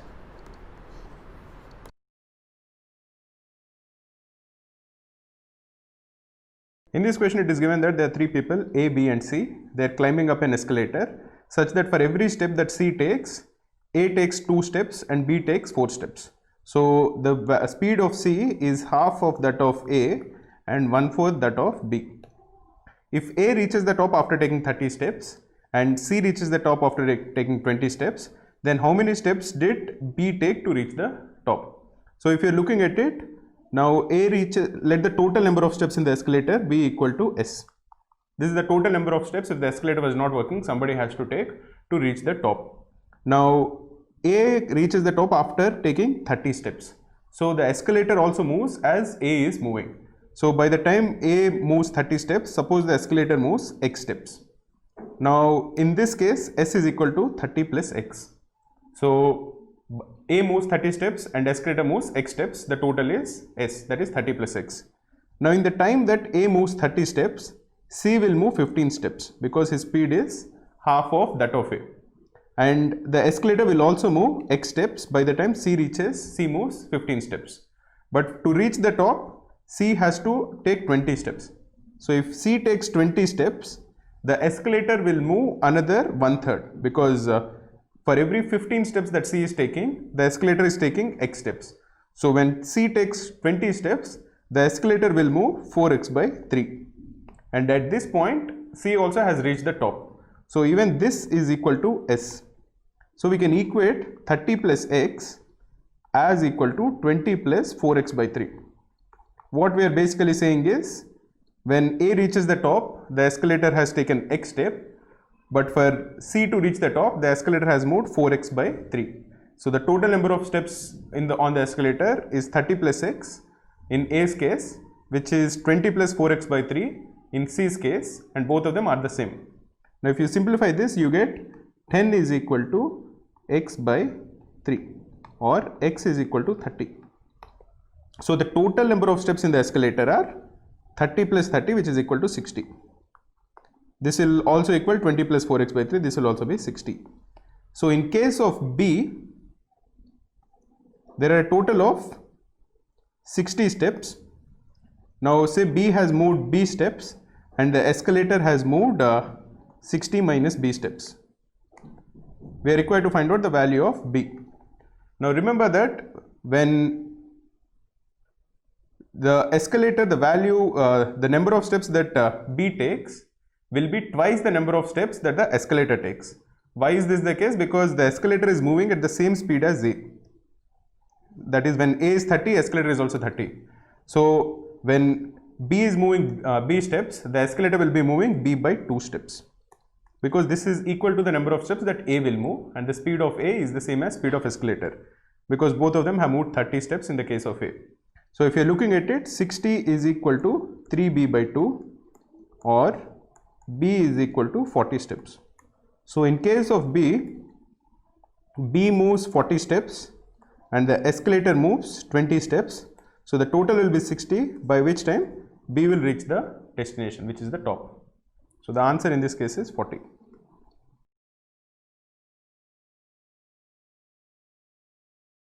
In this question, it is given that there is a water tank. It has two types of inlet pipes, type A and type B. When all the inlet pipes of type A are open, they bring water at the same rate. Same is the case for all the inlet pipes of type B. Now an empty tank can be filled in 30 minutes if 10 inlets of type A and 45 inlets of type B are open. So it takes 30 minutes if there are 10 inlet pipes of type A and 45 inlet pipes of type B are there. Similarly, it takes 1 hour, that is 60 minutes, when there are 8 inlets of type A and 18 inlets of type B are open. We are required to find out in how many minutes the empty tank will get completely filled if 7 inlets of type A and 27 inlets of type B are open. So this is a very standard question which is often asked in time, speed and distance. These kind of questions are often asked. So what we'll do is we'll assume that the tank has a volume of say 60 liters. Now why are we implying this to be 60 liters? Because we want it to be a multiple of 30 and 60. So the LCM of 30 and 60 is 60 liters. So if 10 inlets of type A and 45 inlets of type B are used, the 60 liter tank is filled in 30 minutes. So in 1 minute, 2 liters of water is filled. Similarly, if there are 8 inlets of type A and 18 inlets of type B, the 60 liter tank is filled in 60 minutes. So in 1 minute, 1 liter is filled. What we are assuming over here is that inlets of type A fill A liters per minute and inlets of type B fill B liters per minute. So if there are 10 inlets of type A and 45 inlets of type B, they fill 2 liters in 1 minute. Similarly, 8 inlets of type A and 18 inlets of type B fill 1 liter per minute. Using these two equations, solving them, we'll find out the value of A and B. Then we'll calculate the value of 7A plus 27B, and then we'll use it to solve the answer. So if you're looking at the first equation and the second equation, there are many ways in which you can solve it. We will multiply the first equation by 2 and the second equation by 5. Then we can eliminate B. So when you multiply the first equation by 2, you are going to get 20A plus 90B is equal to 4. And when you multiply the second equation by 5, you get 40A plus 90B is equal to 5. If you subtract the first one from the second one, you are going to get 20A is equal to 1, or A is equal to 1 by 20. So inlets of type A fill 1 by 20 liters per minute. Using any one of the two equations, you can solve for B also.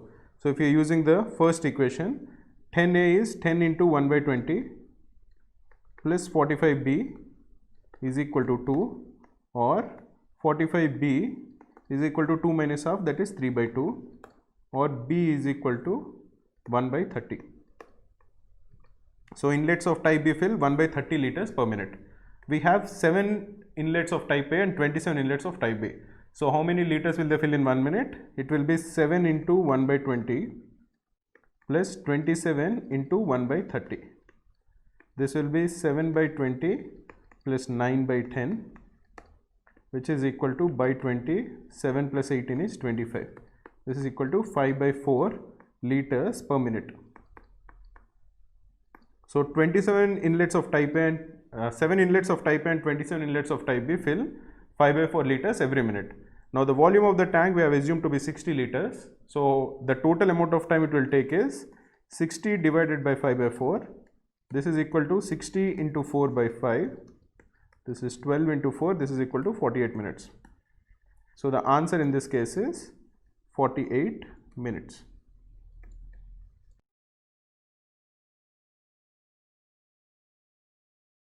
In this question, we are told that there is a sports manufacturing limited called Kookaburra Sports Limited.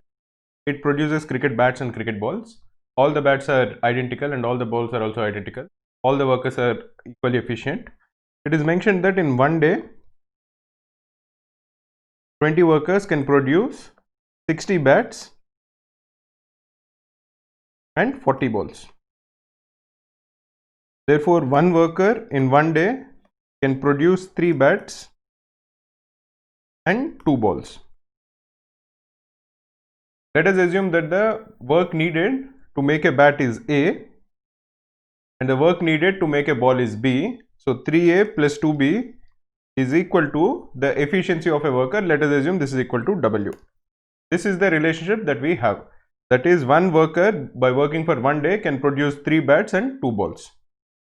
We are also told that 45 workers in 2 days, they can produce 180 bats and 225 balls. Therefore, in 2 days, one worker can produce 180 divided by 45, so that is 4 bats and 5 balls. Or in one day, one worker can produce 2 bats and 2.5 balls. So what this would imply is that the efficiency of a worker is also equal to 2A plus 2.5B. Or you can simplify this as, if you equate both of them, 3A plus 2B is equal to 2A plus 2.5B, or A is equal to 0.5B, or B is equal to 2A. So the work needed to make one ball is twice the work that is needed to make one bat. Now we are told one more thing.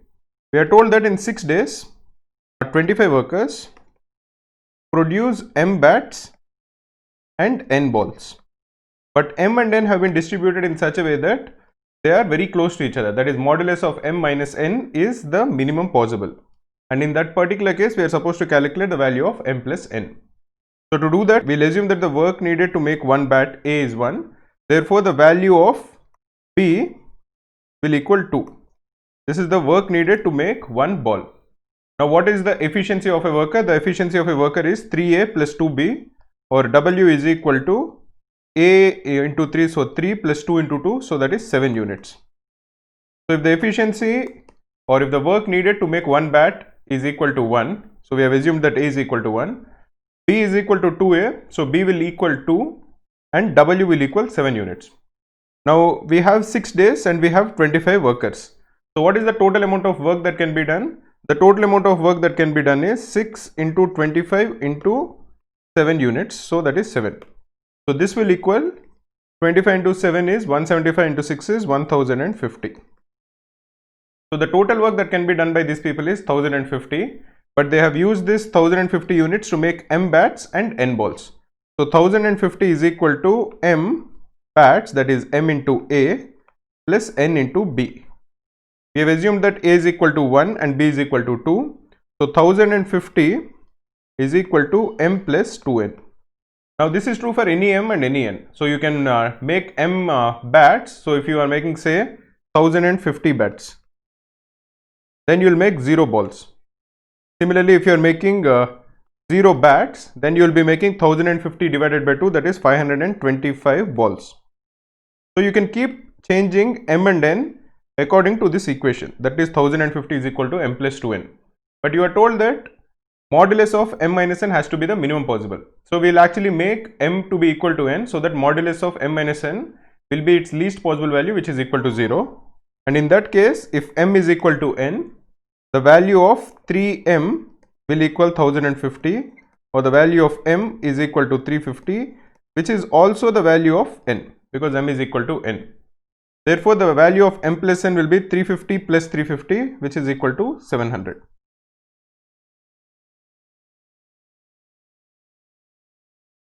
In this question, we are told that there is a tank and the capacity of the tank is 1200 liters. There are 2 taps, A and B, and both of them fill the tank. Tap A fills the tank in 30 hours. So every hour, because the volume of the tank is 1200 liters, tap A fills 1200 by 30, that is 40 liters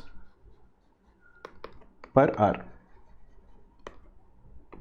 Similarly, tap B takes 40 hours to fill the tank, and the volume of the tank we know is 1200 liters. So every hour tap B fills 1200 by 40, that is 30 liters per hour. Now there is also a hole in the tank, but the amount of water that leaks out of the hole is not constant. It is mentioned that it decreases uniformly over time.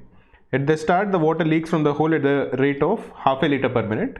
So from the hole, at the start it is half a liter per minute, so 30 liters per hour is leaking at the start. But after 4 hours, it reduces to 100 ml per minute. So into 60 is 6 liters per hour is leaking out of the hole after 4 hours.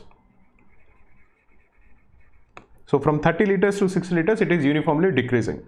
Now, and it becomes constant after that. Now we are required to find out if both the taps are open, how long will it take to fill the tank. So the first thing that you should do is consider how much water is filled into the tank in the first 4 hours, because the water that is seeping out of the hole is not constant. And after 4 hours, it is fairly simple, because we know that 40 liters plus 30 liters are being filled into the tank and 6 liters are emptying from the tank. So we know that the amount of water that is relatively or effectively getting into the tank is constant after 4 hours. Now if you're looking at the first 4 hours, let us first draw the axis. So this is the y and x axis. Now initially, the amount of water that is being drained out of the hole is 30 liters per hour. At the end of 4 hours, it becomes 6 liters per hour. So it will be something like this. And after that, it remains constant at 6 liters per hour. So it is constant. Now what we know is that this is 30 liters per hour. So the y-axis represents how much is the rate of flow out of the hole, and the x-axis represents the time. So this is the first 4 hours. This is when it is 0. This is 30 liters and this is 6 liters.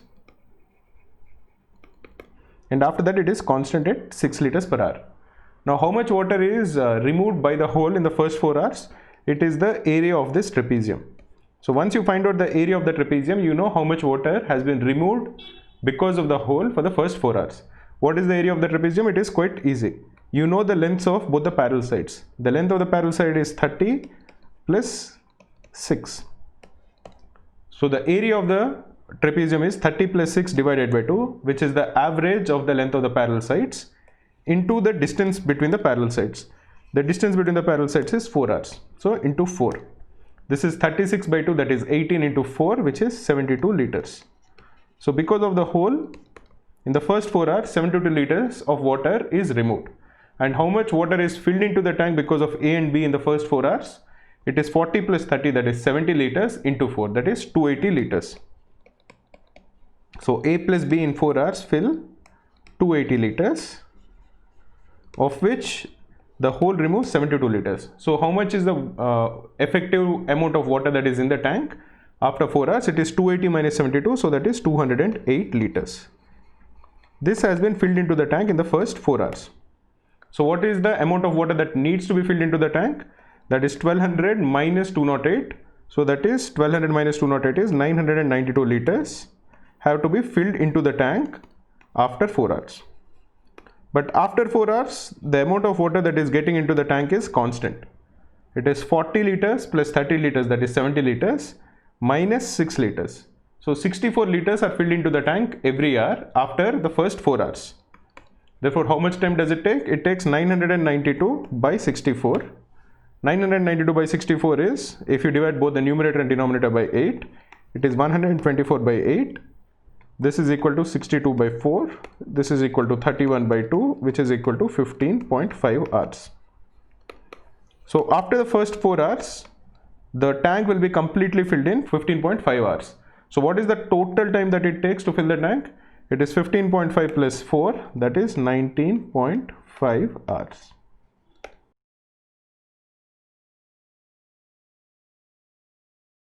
In this question, it is given that there is a rectangular tank. The height of the rectangular tank is given as 20 meters. In the rectangular tank, there is a 20 meters. In the rectangular tank, there is one inlet pipe, and the inlet pipe takes 60 minutes to fill the tank. and it also has 3 outlet pipes. The outlet pipes are on 15 meters, 10 meters and 5 meters height. Now each of the outlet pipes, the width of the outlet pipes differs. So the first outlet pipe, the one at the top, empties it in 360 minutes. The one at 10 meters empties the tank in 180 minutes. And the one at 5 meters empties the tank in 240 minutes. We are told that once all the 4 taps are open, then how much time will it take for the tank to get 80% filled? 80% of 20 meters is 16 meters. So we are required to find out at what time, how much time it takes for the tank to get filled up to 16 meters.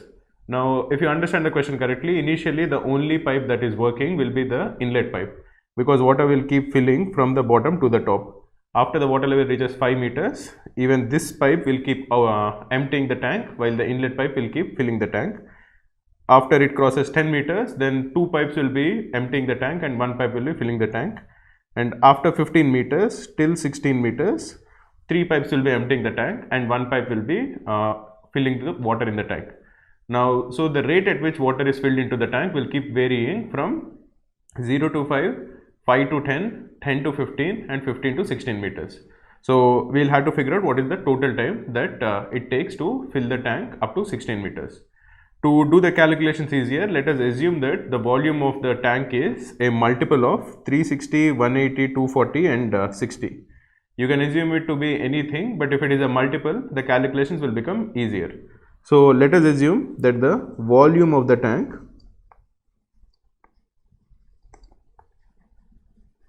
is 360 liters. Now the inlet pipe fills 360 liters in 60 minutes. So the rate of filling by the inlet pipe is 360 by 60, that is 6 liters per minute.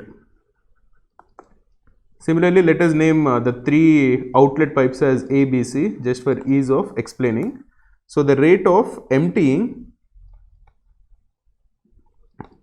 by pipe A is 360 and the time it takes is 360. So that is equal to 1 liter per minute. And rate of emptying by pipe B is equal to 360 by 180, which is equal to 2 liters per minute. And C is 360 liters, it empties in 240 minutes. So it empties 1.5 liters per minute. Now, as we discussed earlier, the rate at which water is filled will depend on the height of water present, because some pipes start working only after the water level reaches 5, 10 and 15. So between 0 to 5 meters, the total volume of water that needs to be filled is 90 liters. Why is it 90 liters? Because for 20 meters, the total volume of the tank is 360. So for the first 5 meters, the volume of water that needs to be filled is 360 by 4, which is equal to 90 liters. And the rate at which water is being filled is 6 liters per minute, because at the bottom 5 meters, only the inlet pipe is working. So that is 6 liters per minute. So the time it takes is 90 by 6, which is equal to 15 minutes. So in the first 15 minutes, only the inlet pipe is working and it fills 5 liters of water. 5 meters of water. Between 5 to 10 meters, that is over here, the inlet pipe is working along with outlet pipe C. Again, the amount of water that needs to be filled is 90 liters, and the rate at which water is being filled is 6 liters is coming in every minute, while pipe C is emptying out 1.5 liters every minute. So effectively 4.5 liters are being filled every minute. So the time it takes is 90 by 4.5, which is equal to 20 minutes. Between 10 to 15, over here, there is one inlet pipe which is filling at the constant rate of 6 liters per minute. The total volume that needs to be filled is 90 liters. But in this case, there are 2 outlet pipes. Outlet pipe C, which was there earlier.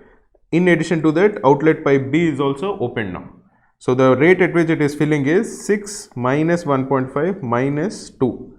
This is equal to 2.5 liters per minute. and the amount of time it takes is 90 by 2.5, which if you calculate will be 36 minutes. Finally, the last 1 meter, that is from 15 to 16 meters. Again, the volume of water that needs to be filled is 360 liters, which is the total volume of the tank, by 20. This is the height of the tank. So you need to fill only 18 liters. And the pace at which water is being filled is, now there is again one inlet pipe which is filling at 6 liters per minute, but now all the 3 outlet pipes are open. So it will be 6 minus 1.5 minus 2 minus 1. So this will be 1.5 liters per minute. And the time it takes is 18 by 1.5, which is equal to 12 minutes.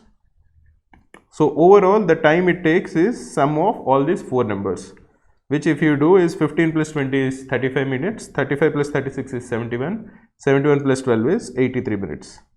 This is the answer. Once you understand the chronology, it will be quite easy to solve this kind of question.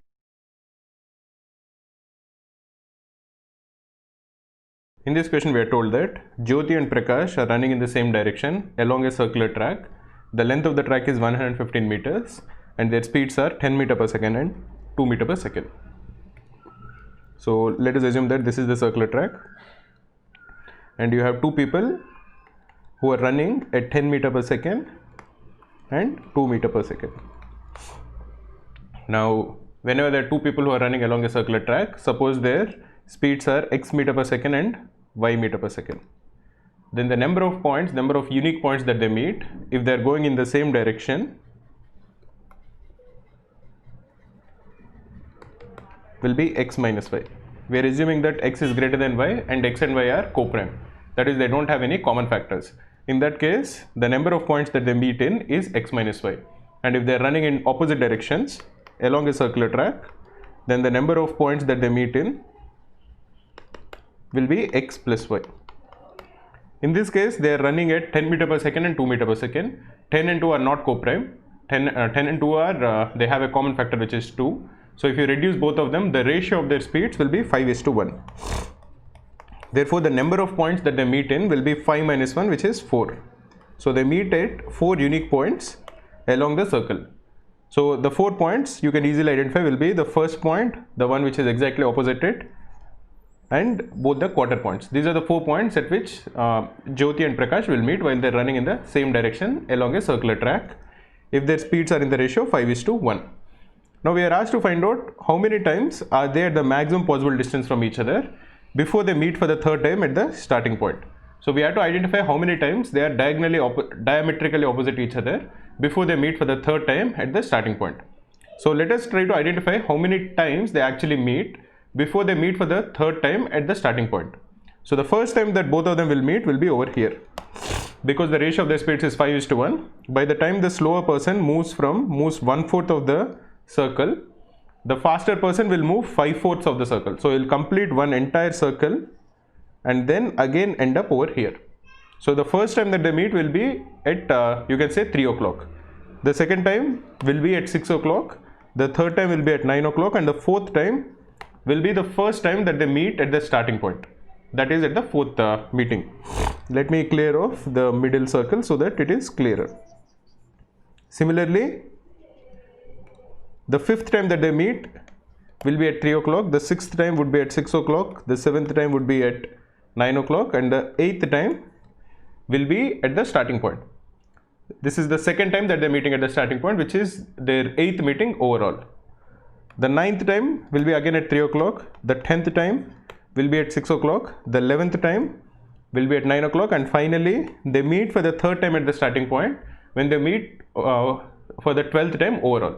So now we have to figure out, before they meet for the 12th time overall, how many times are they diametrically opposite each other. So if you look at it from the starting point when they just started and before they meet for the first time, they are diametrically opposite exactly once. So by the time the slower person comes somewhere over here, the faster person finishes more than half and they are diametrically opposite each other. By the time the slower person completes 1/4 of his square, the faster person again finishes more than diametrically opposite and he also meets the slower person at 3 o'clock. So by the time after they have started and before they have met for the first time, they're diametrically opposite once. Similarly, between the first time and second time, that is after the slower person crosses 3 o'clock, somewhere over here, by the time he reaches somewhere close to the middle point between 3 o'clock and 6 o'clock, the faster person will again go and meet him diametrically oppositely somewhere over here. And by the time the slower person goes from 3 to 6, the faster person again goes all the way and comes and meets him at 6 o'clock. So after they met for the first time and before they go for the second time, they're again diametrically opposite once. So the total number of times they're diametrically opposite is 2. This is the case always. Again, between the 11th time and the 12th time, the 11th time will be over here and the 12th time will be over here. Both of them are at the 11th point when they start off after meeting for the 11th time. But by the time the slower person completes somewhere close to half of the 11th and 12th meeting points, the faster person would first go and be exactly diametrically opposite him. And by the time the slower person completes and goes to the 12th meeting point, the faster person finishes another half a track and meets him at the 12th meeting point. So again, between 11th and 12th meeting points, they meet for the 12th time. So the total number of times they are diametrically opposite each other before they meet the third time at the starting point, which is actually the 12th overall meeting point, is 12. So the answer in this case is 12. But remember one thing that I was saying, I was casually mentioning it, that between the starting and the first time, when I was saying that they are diametrically opposite each other, the first guy will not be at half, he'll be slightly away from half. So, but between the 0th and the first time, they will be diametrically opposite exactly once.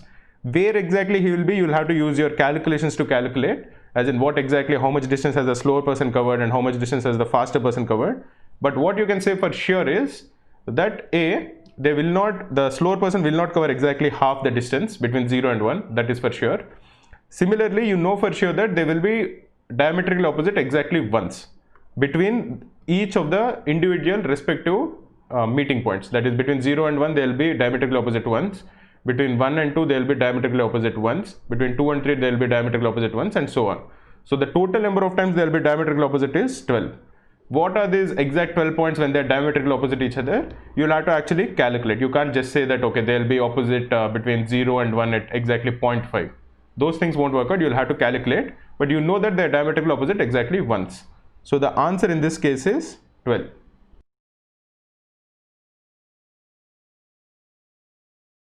In this question, we are told that there was a survey which was conducted in a school to find out how many students like particular subjects.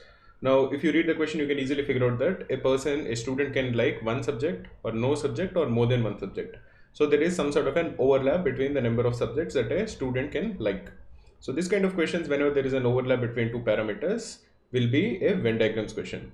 So if you look at it, 89% of the students like mathematics. So 89% of the students like maths, 92% of the students like physics, 85% of the students like chemistry, 74% of the students like biology, and 78% of the students like languages. We are also told that 2% of the students like none of the above mentioned subjects. The total number of students in the school is 400, and we are required to find out what is the minimum number of students who like none of the 5 subjects. So what we'll do is this, we'll assume that the number of students who liked exactly one subject is A. These are the students who liked exactly one subject. Let us assume that the number of students who liked exactly 2 subjects is B. And the number of students who liked exactly 3 subjects is C. Number of students who liked exactly 4 subjects is D. And number of students who liked exactly 5 subjects is E. Now we are required to find out the minimum value of E. Now we have some equations that we can form using the information that is already given. We know that the total number of students who liked exactly one subject plus the number of students who liked 2 subjects plus the number of students who liked 3 subjects plus the number of students who liked 4 subjects plus the number of students who liked 5 subjects can be found out. That is A plus B plus C plus D plus E is equal to 98. Notice that over here, even though we are mentioning this as number of students, we are actually calculating the percentage first. So for example, ignore the fact that there are 400 students for now. We'll try to find out the minimum possible percentage for E Once we find out the minimum possible percentage, we can multiply it with 400 to get the minimum possible number. So let us first focus on finding the minimum possible percentage of students, because most of the information that is given to us is in percentages, so it will be easier to calculate. So each of this is basically a percentage. A% is the percentage of students who liked exactly one subject, B% is the percentage of students who liked exactly two subjects, and so on. So if you're summing up A plus B plus C plus D plus C, this is out of 100% of students. We know that 2% of students did not like any subject. So the sum of A plus B plus C plus D plus C is equal to 98.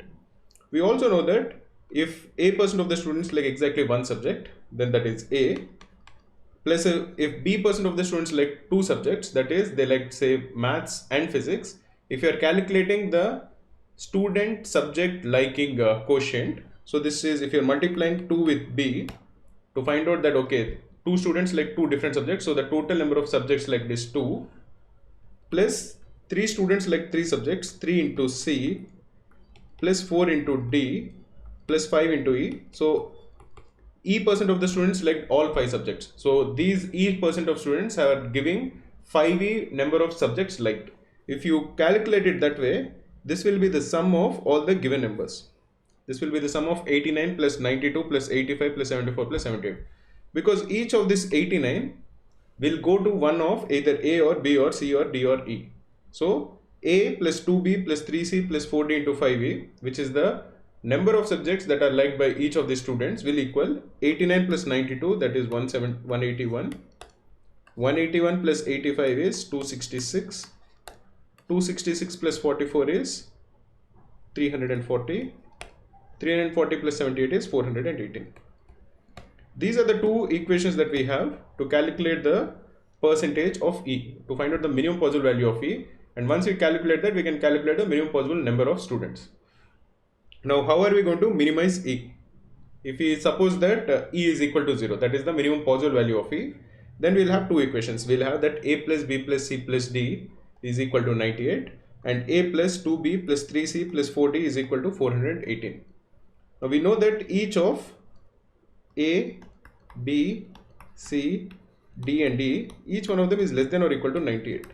Because the sum of all of them is equal to 98 and each one of them is a non-negative integer, then A plus B plus C plus D plus E each of them individually has to be less than or equal to 98. Therefore, the maximum value, if you are ignoring 5e in the second equation, will have to go to D because it has the highest coefficient. Its coefficient is 4. So if you are actually giving all of 98 to D, the value of 4D will equal 4 into 98. This is 392. So 392 is the maximum possible value of A plus B, 2B plus 3C plus 4D if A plus B plus C plus D is equal to 98. So whenever you want to minimize E, you want to maximize the coefficient amongst the rest, which is the highest. So in this case, it has to be D. So what we'll do is we'll assume A, B and C to be equal to 0. We'll try to maximize D. In this case, the value of E will be minimized because we are giving most of the other number to D. Then it becomes quite easy. Then we have only two equations to solve, that is D plus C is equal to 98 and 4D plus 5E is equal to 418. Here 4D plus 4E, if you are multiplying the first equation by 4, is equal to 392, or the value of E, which is minimum, will equal 18 plus 8, that is 26. And the value of D, which will be maximum, is 72. Notice that whenever you are decreasing D a little more than 72, the value of E will also increase and A and B and C will also become non-zero. So in order to minimize the value of E, you want to maximize the value of D because D has the highest coefficient in the second equation.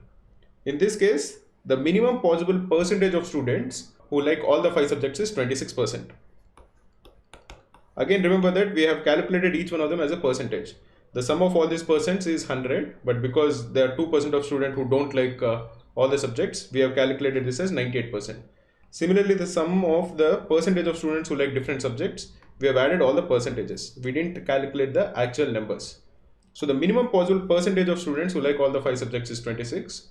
The total number of students in the school is 400. So the minimum possible number of students who like all the 5 subjects is 26% of 400. This is 26 into 4. This is equal to 104. The secret to crack CAT is taking a lot of mocks. We at Cracku give all the previous year's CAT, XAT and IFT papers in the actual exam format. Also, if you just Google Cracku free CAT mock, you can find 3 free CAT mocks in the latest exam pattern. You can take them and get detailed analysis.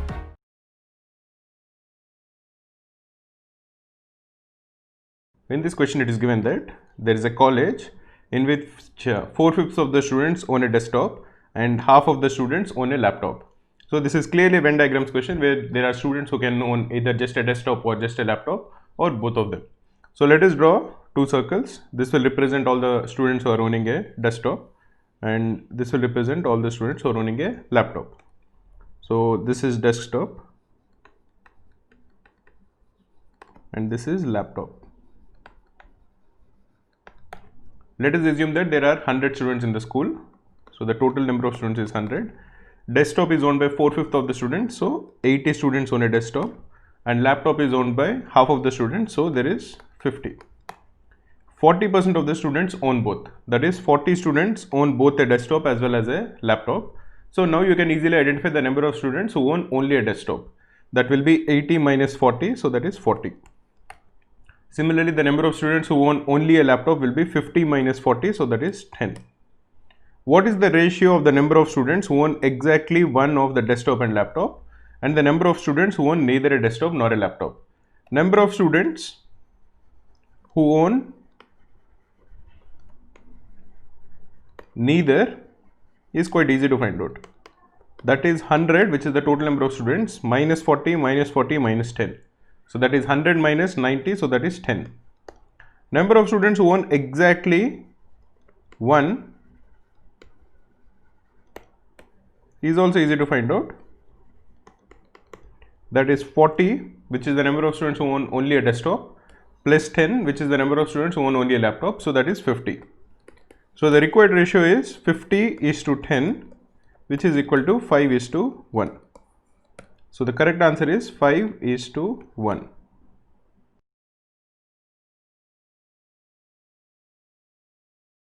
In this question, it is given that there is a college in which there are 400 students who are studying in that engineering college.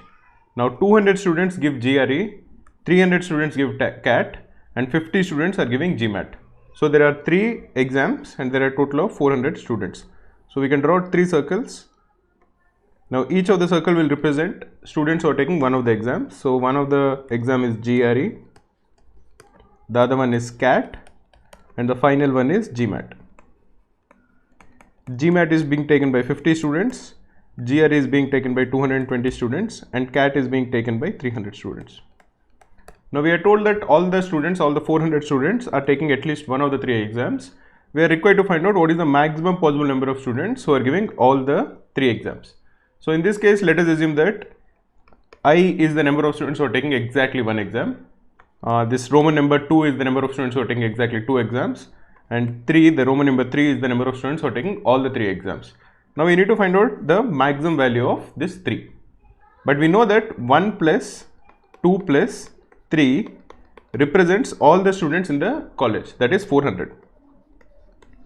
We also know that 1 plus 2 into 2 plus 3 into 3 represents the total number of exams being taken, because there are one number of students who are taking exactly one of the exams.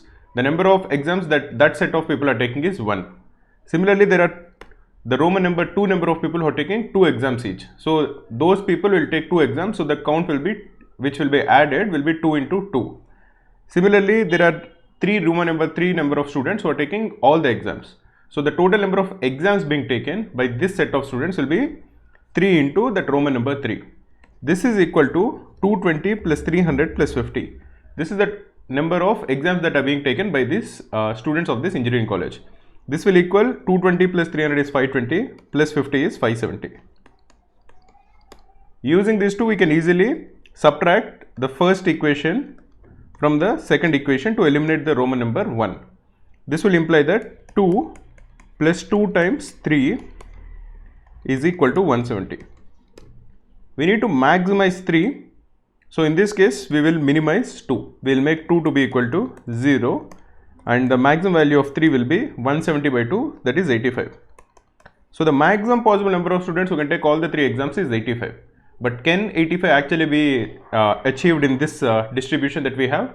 It cannot be achieved, because we know that only 50 students are taking GMAT. So even though the theoretical process that we have done to maximize the value of the Roman number 3 is giving us an answer of 85, that 85 cannot be achieved because we have only 50 students. So the maximum number of students who can take these 3 exams is 50. All the 3 exams will be if all the people who are taking GMAT are also taking are actually taking both of GRE and CAT, only then will this be achieved. And in this case, we can actually distribute the remaining students. So out of this 50, we have 170 left in GRE. We know that there is nothing common between GRE and GMAT in this particular case, where all the 50 people who are taking GMAT are also taking the other 2 exams. Similarly, there will be no overlap between only CAT and GMAT. Now, if you are assuming that the number of people who are taking only GRE is A, the number of people who are taking GRE and CAT but not GMAT is B, and the number of people who are taking CAT alone is C, we know that A plus B plus C is equal to 350. This is basically 400 minus 50, and we know that A plus B is equal to 220 minus 50, so that is 170, and B plus C will equal 300 minus 50, so that is 250. Using three equations, we can easily solve for A, B and C, which will be that C is equal to 180, A is equal to 100 and B is equal to 70. So if the distribution you have is something like this, A is 100, B is 70 and C is 180. In this case, the maximum number of people who are taking all the 3 exams, the number of people who are taking all the 3 exams will be maximized, and this will be 50. So the answer in this case is 50.